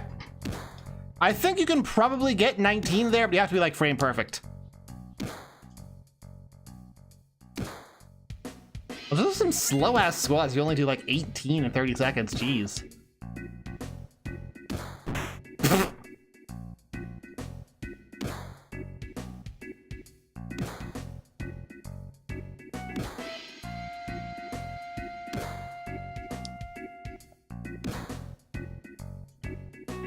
Oh, and I can't get over to the guy who got knocked out. All right.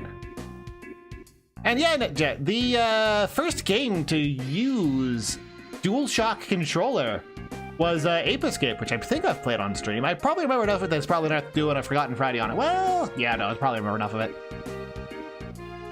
Which was also the game that really introduced drum and bass to like music at all for video games. And also was the game that invented the twin stick shooter. Genuinely. Completely forgotten game, but massively important in terms of game history. No, drum and bass weren't like even a thing in Japan until Ape Escape popularized it, really. It was hugely stylistically influential on a lot of things, including, you know, inventing a genre through one of its mini games.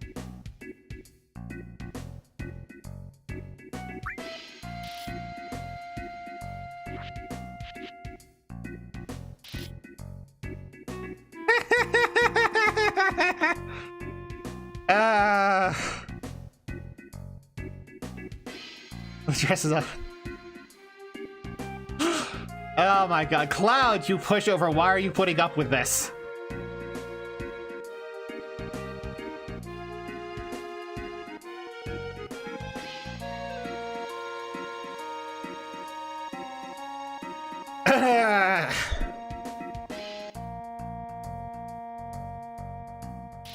Wasn't she trying to peep on us earlier?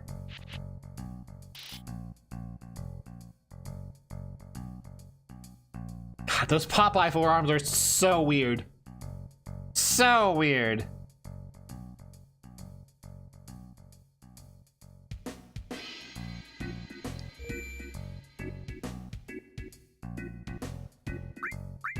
Oh, we don't have a different menu portrait for that part? That's disappointing. Oh, that's genuinely disappointing.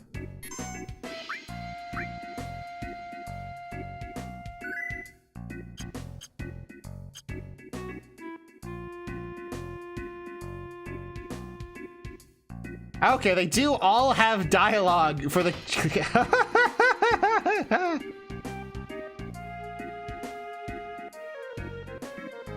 I have to check out all the dialogue. Pinnacle of graphics. I mean, was it though? Like, Mario 64 didn't have weird-ass Popeye forearms. Ocarina of Time did not have weird-ass Popeye forearms, and I think it came out earlier than this? Might not have. Might have been 99.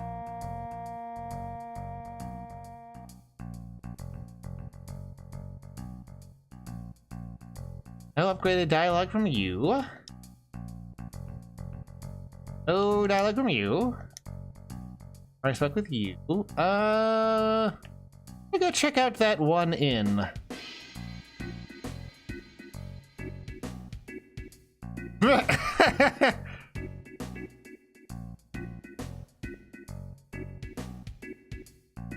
Oh my god. Oh, and they surround you so you can't actually get into it at all? I see. Gonna try to go back, they're still gonna be there, or they'll move immediately into that position which blocks us from going in. Okay.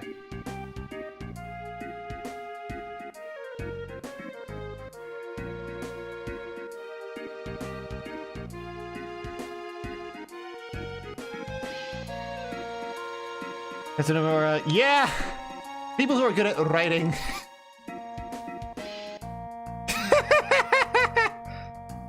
Oh, just calling us weird. You can't even disagree with it.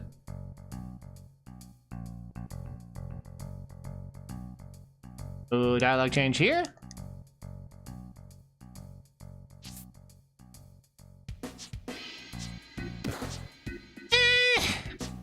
I'll defend Kingdom Hearts 1's writing. It's bad in a good way. That makes sense. Nope, not much change I like here.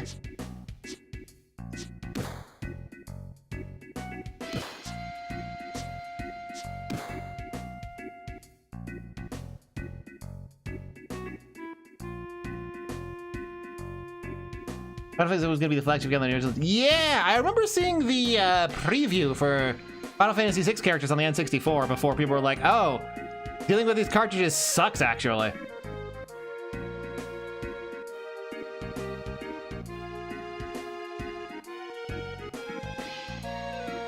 Yeah, it's a good way to put it, NetJet. Kingdom Hearts 1 has a lot of really effective emotional storytelling, even if the plot itself is kind of hackneyed and predictable.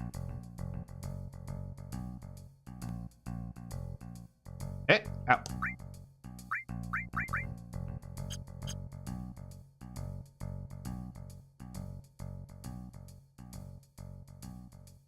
Comic cartridges have limitations at this time. Yeah, there's a bunch of different advantages and disadvantages for discs versus cartridges.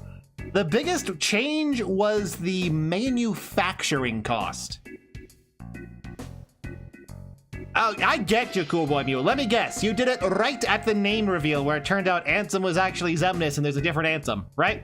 Right around the time where Goofy got killed off in that whole big fight with Thousand Heartless. That's where he dropped it, because that's where it got immediately fucking terrible. Because that's where no, actually. Because that's almost where I dropped it by how terrible it was.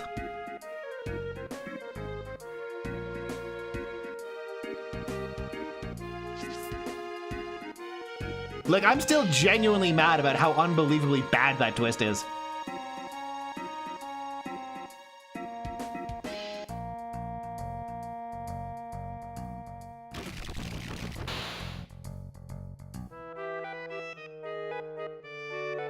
Oh, this is the same instruments used in Bowser's House, which was actually a remake of an unused song from Final Fantasy II that was thrown into 6.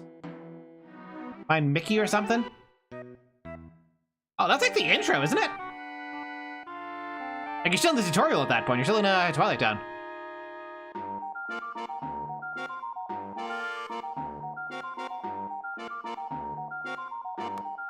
Despite there being a lot of visuals on the screen, almost something is interactable, huh?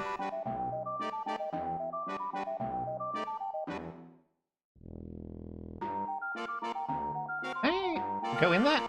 Toast, okay.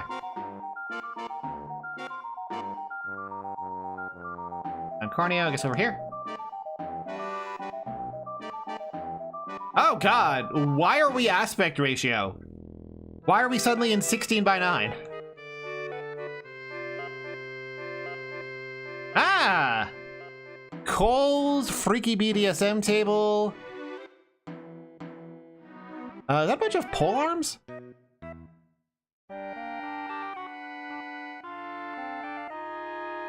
I think we both know exactly why Tifa's in the BDSM room.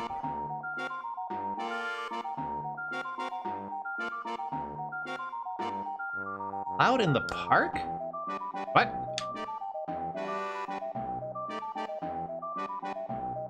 Oh, she saw us on the train. That's right. Oof.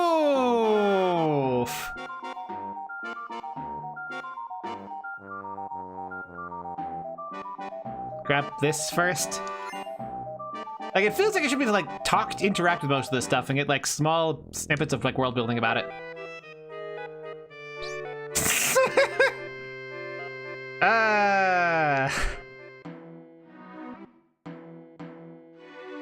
There's a whip on the table? Is there? Oh, yeah! Also a fucking mace. Also, what are those? What the fuck are those called? They're used by, I think, the soldier to speed up allies in Team Fortress 2? What the fuck are those called?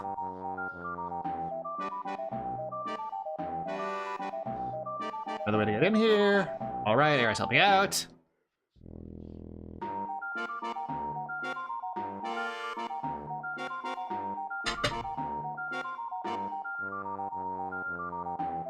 She actually goes over there and plugs her ears. Oh, that's cute. Weird man, Barricade squeeze info. She's only pretending to cover. She keeps looking. Ah, fucking Aerith.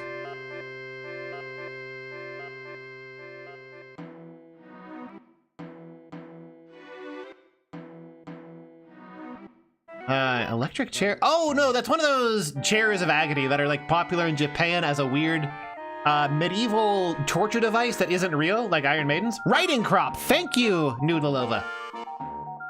Also, there's one of those triangle horses, another Japanese like weird BDSM thing. And yeah, you weren't even pretending to not listen. You kept glancing over.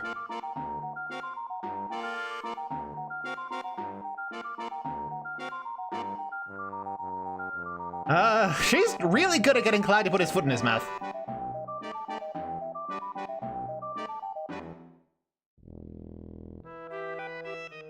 Are those swords or are those pole arms? It's hard to tell. I think they're like spears. Oh, but there's swords behind them. Yeah, okay, I see them now. Sorry, they're very pixelated.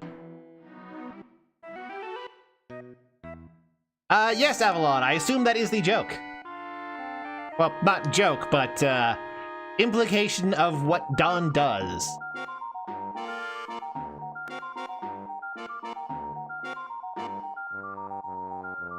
There was no need to ask.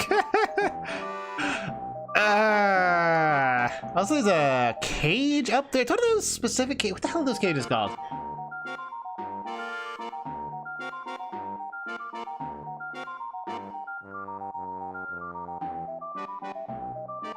Not a bird cage. It's gibbet. That's the one. Gibbet.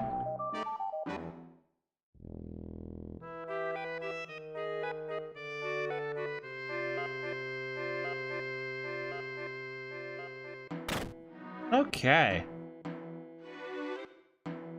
Gibbet. Snow X-Wall. I'm pretty sure that's how it's spelled.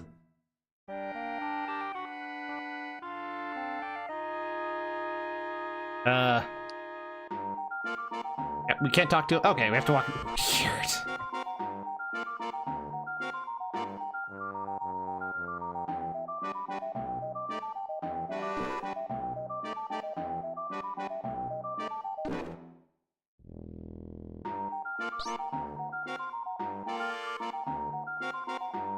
Yeah, I mean, there's a lot of details in this game. I'm surprised by the lack of writing relative to the details. It's a visual feast. And the writing in this game is generally very, very good. I'm just surprised there's so little of it.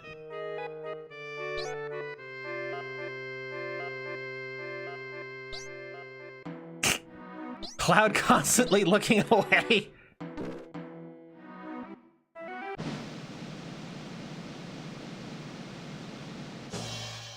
Okay. So is that randomized or is it always Aerith?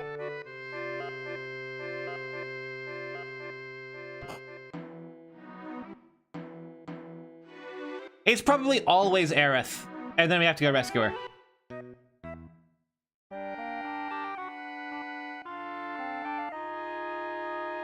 Can you get all the equipment? I thought I did. I got the perfume, the wig, and the dress. Is there more than that?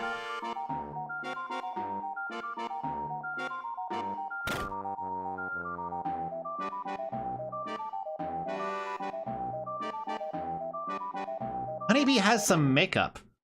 Oh, I had to go there earlier, I guess? Oh well.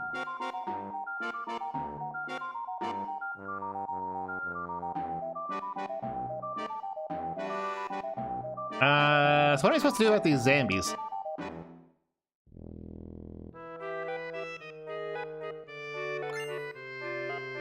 Oh, you can interact with some stuff. Oh, maybe I didn't.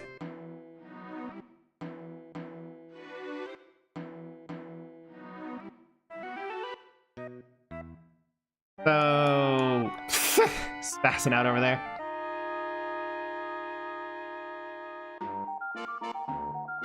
What am I supposed to do here? Kick their ass or what?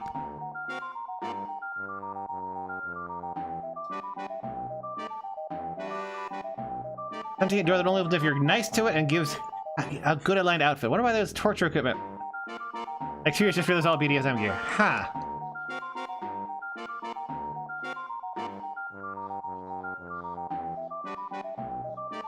So do I fight? Or like, what do I do here? I just have to talk to all of them? Because I ain't interested in a bunch of scrubs like you? Instant quick change. Alrighty.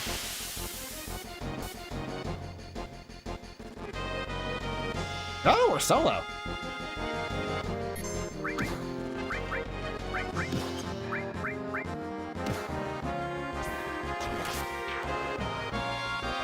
Oh, these guys are weak.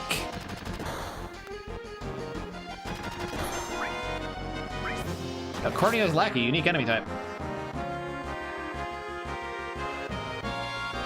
Not a fan of Sephiroth Luminous. Why are they in command and close? Because it's easy. I mean, I would say it's easier than having to make unique models for all of them, but they already have unique models on the overworld, and realistically, a better workflow would have just been to make their models on the overworld work for combat and then just use them?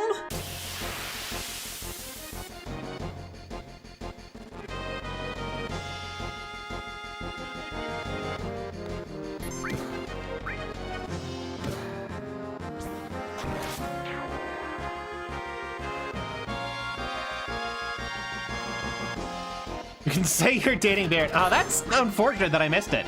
How dare you, chat, not tell me about the thing that I needed to get from the Honey Club or whatever it was.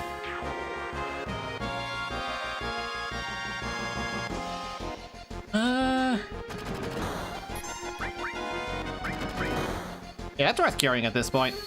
I don't know if I'm gonna get forced into another fight immediately, and if I am, it's better to go into it at full health than it's like... I don't want to burn it now.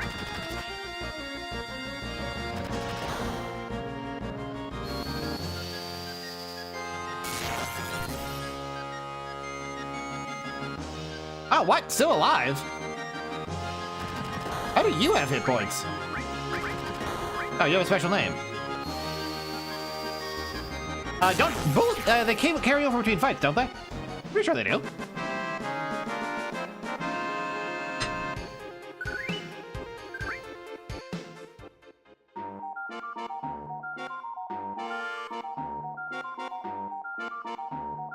Oh, there's Tifa in her regular outfit.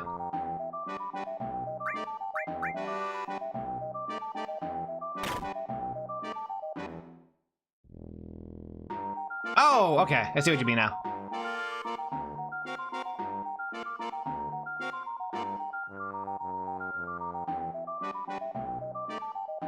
Been the enemy first? Alrighty. You can tell that dude was helicoptering and his pants are supposed to be down. Holy shit.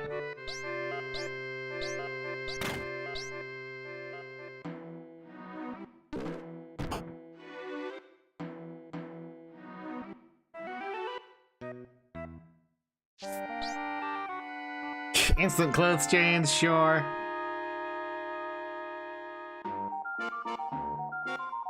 I'll chop them off.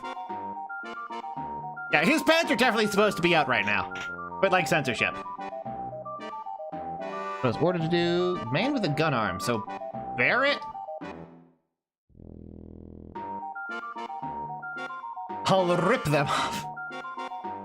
Heidegger of Shinra, head of public safety man. Head of public safety maintenance? Metal Gear? Squeeze my hog.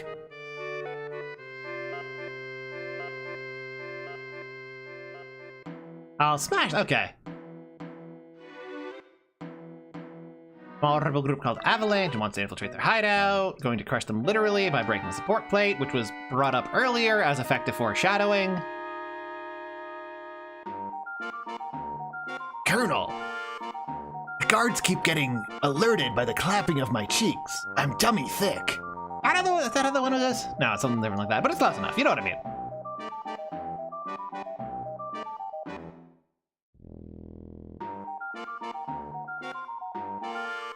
that's it? No boss fight?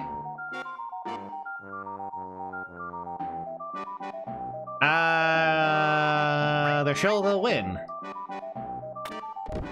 There we go. Conveniently placed trapdoor.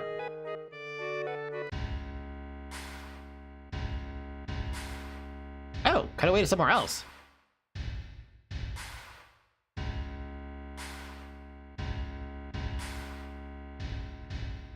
What does he need a trapdoor for? For exactly what just happened right there.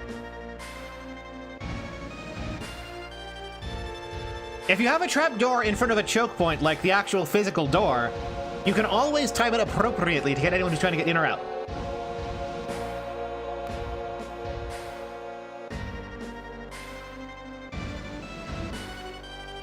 Okay. Cutting away from Cloud's perspective for the first time. Interesting. Why? Otacon, there's this crime boss slash pimp. I threatened to throw up his balls and he said he's into that. What do I do? Is my snake even any good? I don't know if it actually sounds good.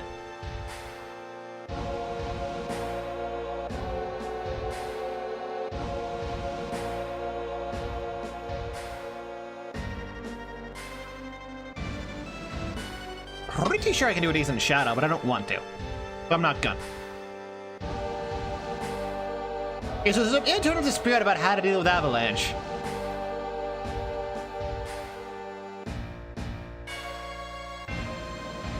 It's good enough. Excellent.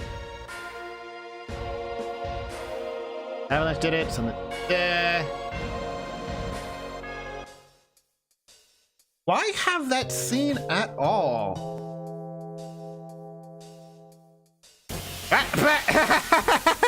One step immediate random encounter.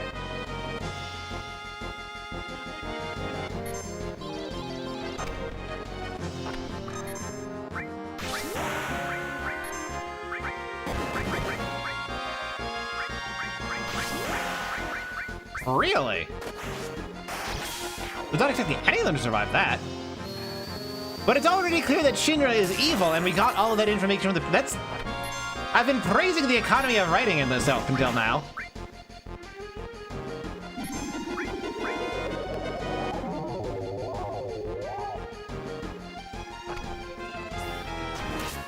But you could have cut that scene in. Oh wow, these things are tanky as fuck, ain't they?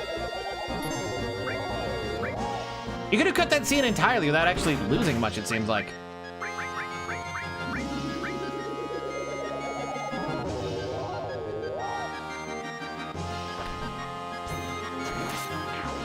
God, these things have a ton of hit points.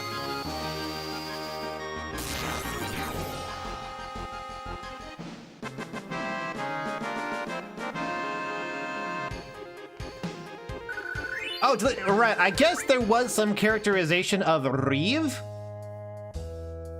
Oh, whoops. I want to talk to Tifa first.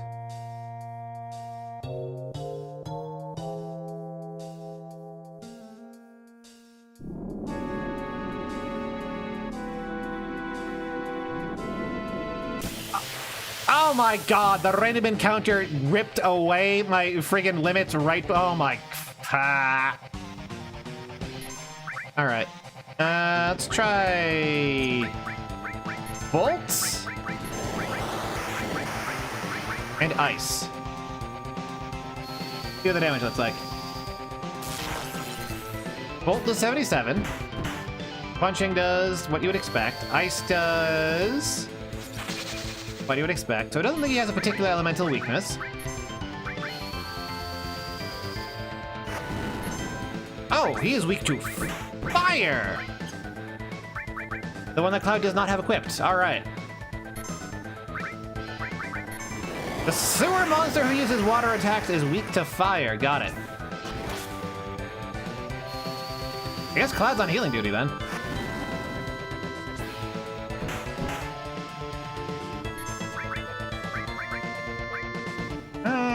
Yeah, self-heal.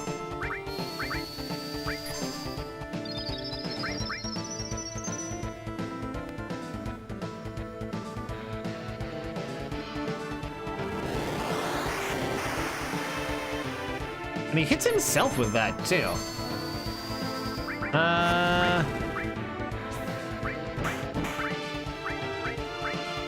heal you. What is your limit even? Healing wind. That is probably worth it. Dang it.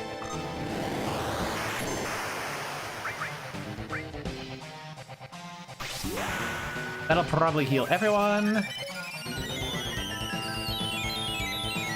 Yeah, I did notice the who takes the most damage. Okay, so she just has like a crappy cure-all. That's a not super impressive limit break. That's just that's just the heal. Okay. Okay.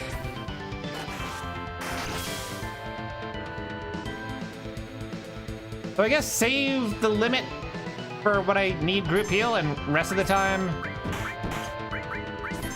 just have her cast fire.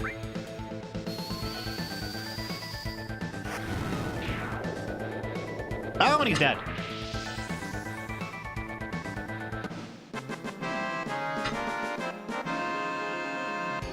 And they really did nerf Tifa's tits in the remake, didn't they?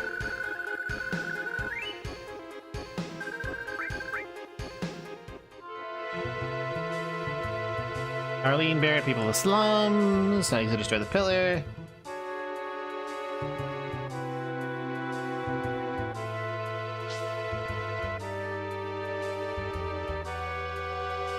Oh yeah, I haven't even seen any. Ah, my god, another combat.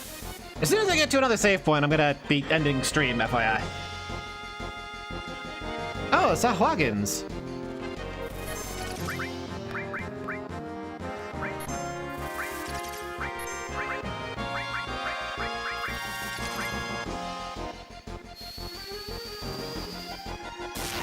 Make more athletic? I don't know if big tits make you look more athletic.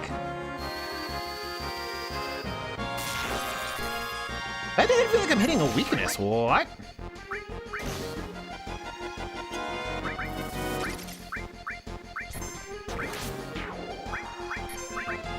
Are they all weak to fire?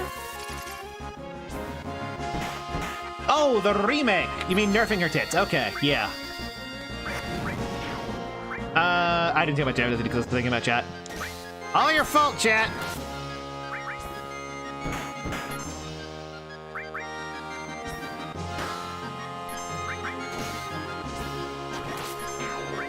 Not true, Charlie Fool! They gave her just the right amount of muscles around her stomach that whenever I saw someone streaming it and she was on screen, the only thing I was looking at was her tummy. Like, that is the best tummy in gaming history.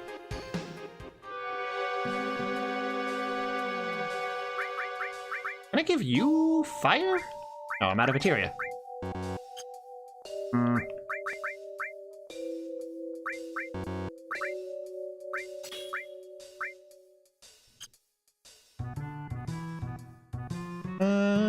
Basically fine.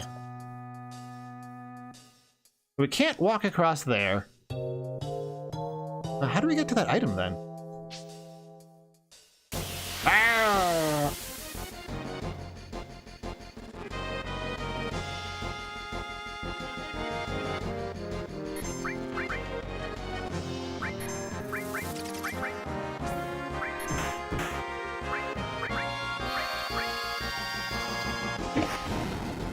At point Aerith met two different guys were both connected with each other because they randomly fell through the roof of a church. Oh, you're talking about like Zack, right?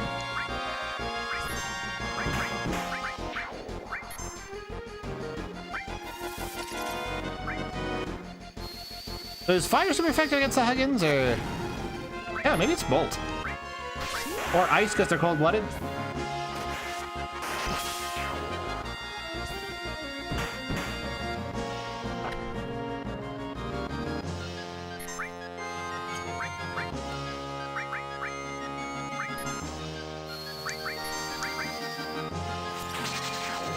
Looks like it's Ice that's good against those guys.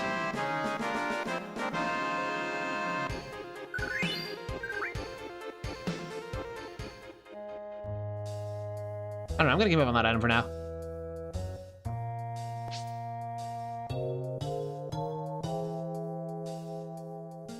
Here. Heal materia. Well, Tifa doesn't really deal damage, so... Oh. Materia.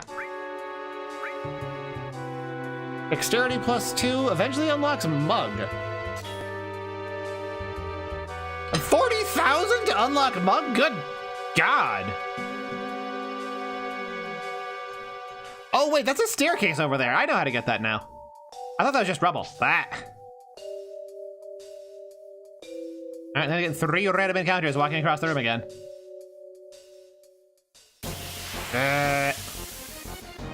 Nice run.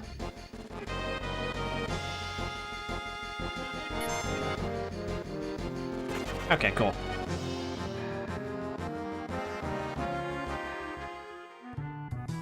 Yeah, Mug is super cracked in Final Fantasy V if you know what you're doing with it. All of that just for a regular ass 100 HP potion that barely fucking matters. Ah!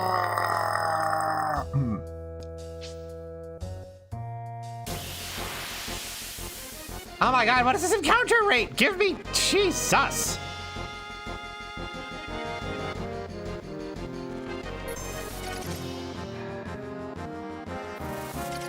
I do not care. Let me leave. Thank you. Yeah, this always winds up being my problem with Final Fantasy games, except for like 5. There's just some sewer level with just a shitload of random encounters, and I'm just like, oh, I'm sick of how long these random encounters take.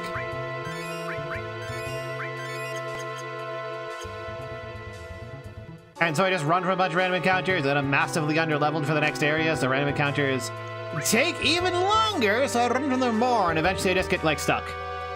I don't feel like grinding. Final Fantasy V doesn't actually do anything with level, so that never happens there. Level is just, like, more hit points. And beyond that, mostly useless. I think it's also more MP.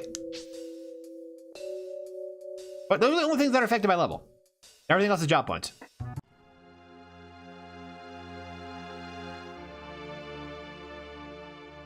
There we go. And save point, too.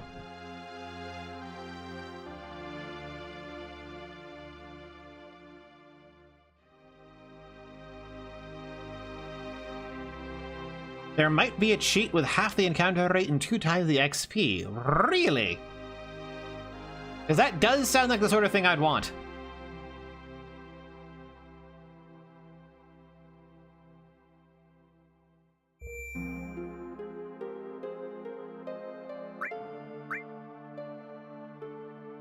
Boom.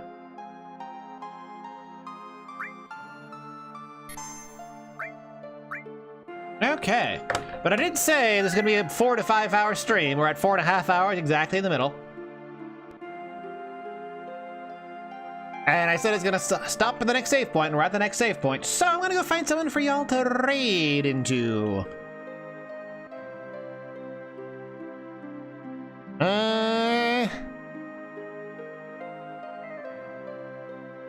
I'm sick of raiding into Ezra. Anyone else?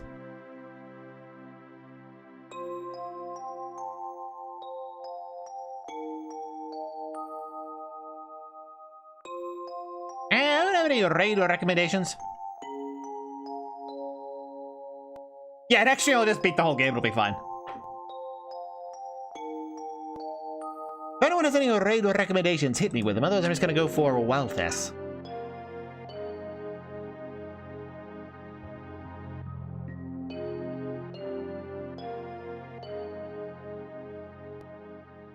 Anyway, check out my video tomorrow. Let me just type video. You want to go watch that. It's gonna be amazing. And I will see you all on Sunday for more of the incel run of Elden Ring, which has been going very poorly recently. But I think I have a way to dig my way out of that hole.